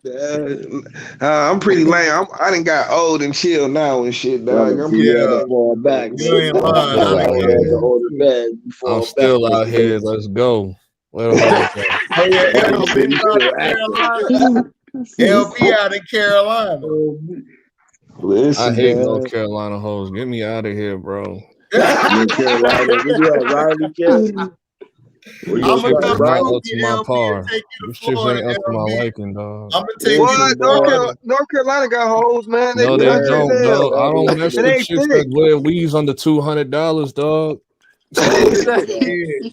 Anytime I see some like bitches like pop up on my timeline from like North Carolina, it'd be like some bro, old white bitches or something down, like some fat white bitches and shit. Like, damn, nigga. I need to move. Like, I thought about moving to Atlanta, but I might move back to New York. Like, once the pandemic arc is over. Jesus, New York look like a hell zone right now. I ain't trying to move to that. And LB said no to hoes with under $200, nigga. Yo, like this last shit that I talked to, like she bought a weave for like $30, bro. I'm like, yo, what is going on? I got it posted for my dog. LB would not mess with you if you were under $200, man. He need high class bitches. We not messing with broke hoes, okay? That is fact. This is from the book of LB. And I ride with LB. You gotta have standards out here, Dad. Well, you can't take an L for the team, man. No, I don't take for the team. I did it one time, and it was with a white chick for my first white chick in 2013. It was my first white chick. I've taken so many L's for the team, Dad. I've retired from taking L's, Dad, for the team. I only did it one time. I said, retired. Been retired, Dad. What's up, Clement? Hey, we've all the been fun there, messenger chick was on me already, but my roommate was hating. My roommate was hating at And the Ray time. Durazo. Go ahead, LB. Nah, I said my roommate was hating. This is at the time I was living in Charlotte and stuff, like 2013 and stuff like that. My roommate was hating the Mexican girls on me, so I got like the low tier white chick. I was like, you know what? I'll take one for the team. It don't matter because I didn't know who they were anyway. They just started hoeing in my apartment. I was like, who are these? Right. Hey, you had to play your position. You got to make sure So I everybody. said, you know what? Right? All right, fine. Can't leave one unhappy. That'll fuck up the whole party. Fuck up the I'm whole like, party. bro, You got to entertain. trash. I was like, I don't want nothing to do with this. Hey, that's facts, Neil. That's facts, For bro. sure. You got to play That's my your first position, last whatever time it is. You got because to make sure even if you don't rock, you know what I mean? You got to entertain so your bands can rock. Shit, they owe and you the one. fine chick been trying to hit on me for months, though, but he kept blocking. I'm like, bro, enjoy yourself. What you saying, Rob? I get pissed off. I don't get the girl I want, man. I ruin for everybody. But that's just the, I'm not I don't care. No, that's not fair. You cop blocker. You can't do that. You just can't ruin somebody's I don't night. care if she ain't down, man. I'm ruining it for everybody. You gonna get extra drunk and shit, dog, and turn the party out. If Rob B don't get the girl he want, he cock block. Got it. We ready. We got the unit out here, dog. We ready. We go to the club. So see, in my situation, anyone else get his bitch, been dog, trying to he get like, at me. that nigga there got SARS, nigga. That nigga there got AIDS. Yeah, the situation with me is that if y'all ain't helping me out, man, I'm doing it for everybody. Like every time she'll come over. Like, oh. He said you ruined it for everybody. Yeah, it was like the thing with me is like the fine chick been trying to hit on me for months, but he just kept blocking like every time she'll come over and stuff like that. I'm like, dog, we had an arrangement. Like that's what she wanted to do. She wanted like switch around and stuff like that. Like, what are you talking about? And I usually don't do that. So it's like I hate that roommate. I said you can have a. I'm done. I don't care, bro. I'll get another chick. With me, I don't care. With me, I just don't like when y'all don't ever when I'm trying to get with a girl and I'm telling you this don't hook up the girl behind my back. I've been through that. I've been through that because who does that? Yeah, homies do that? Yes. Yeah, they ain't your homies. Yeah. Listen, dog, I find out all kind of shit. Like the young niggas just operate differently these days, dog. Like it was a plan. It was a plan. Like, so she was single. She just found out she was single. So I was like, okay, I'm right back. So I told him like, yo, she's single. And I said she's single, about to ask her out. So boom, I went to the bathroom. Then I came back. And she was like, I'm already taken. I'm like, by your ex? She said no. She said no. She said no, by your friend. So I was like, oh, this is what I know he did. He had a girlfriend already. He broke up with his girlfriend and asked my girl out the same day. He's a hater, dog. He was scheming. You still got him around you? That nigga's a hater, dog. Yeah, you gotta cut ties with that type of person. Dog. How you leave your girl, nigga, to take somebody else's girl, nigga? That's when you just ruin it for everybody, bro. That's when you just blow up the whole scene. Sabotage, man. Come on, dad. We better than that. I don't be doing that. I would just leave and go bring me a whole nother set of girls. Yeah, that's what I'm saying, nigga. Word. I've done that. No, cause like I didn't realize. So I was like, this dude like her. This dude like her the whole time, and I didn't figure it out. I didn't even know they. Dude, I'll bring a whole nother set. Oh, you a sorority chick? Oh, I'm a excuse me. You say what? Look what I put. Hold on. Gotta watch for whole ass. Yeah, dad. Listen, nigga, a whole ass nigga will get you killed, bro. Yeah.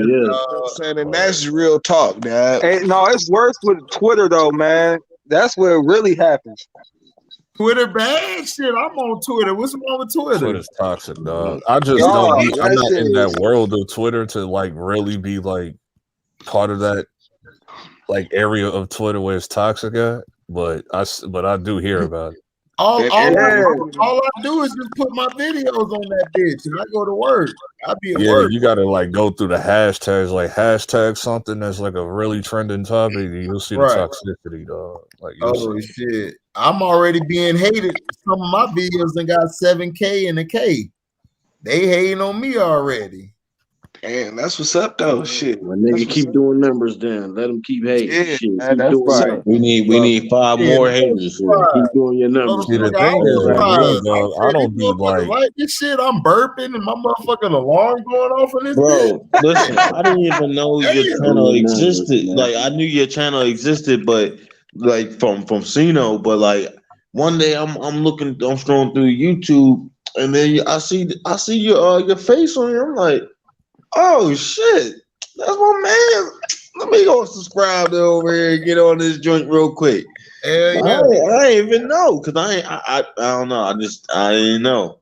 I got the boy Reginald, the motherfucking subscribe to the shit. The motherfucker who was talking about Kobe's a complimentary player. Dog. Now he's a fan. Tell you, boy. Like I said, dog, fuck that. I want to let that shit slide. When Cito said, okay, we off for the live, I said, look here, motherfucker. You gotta get off of that shit. I start cussing his ass out. Like, look, nigga, we're gonna go at it. I ain't letting you get off the hook. We gonna that shit. Barbecue that nigga, man. Yeah, like no, I'm like, nigga. I said, nigga. I'm glad you came on because it was like that. You wasn't there, I wasn't there, Frank wasn't there, dog. And this nigga was just like having his way and shit. Dog. Like, hold up, dog. What was this? Yeah. Kobe Bryant. I was like, no. Then I was like, dude, stop focusing on that. I said, stop focusing on that damn computer. Look at me.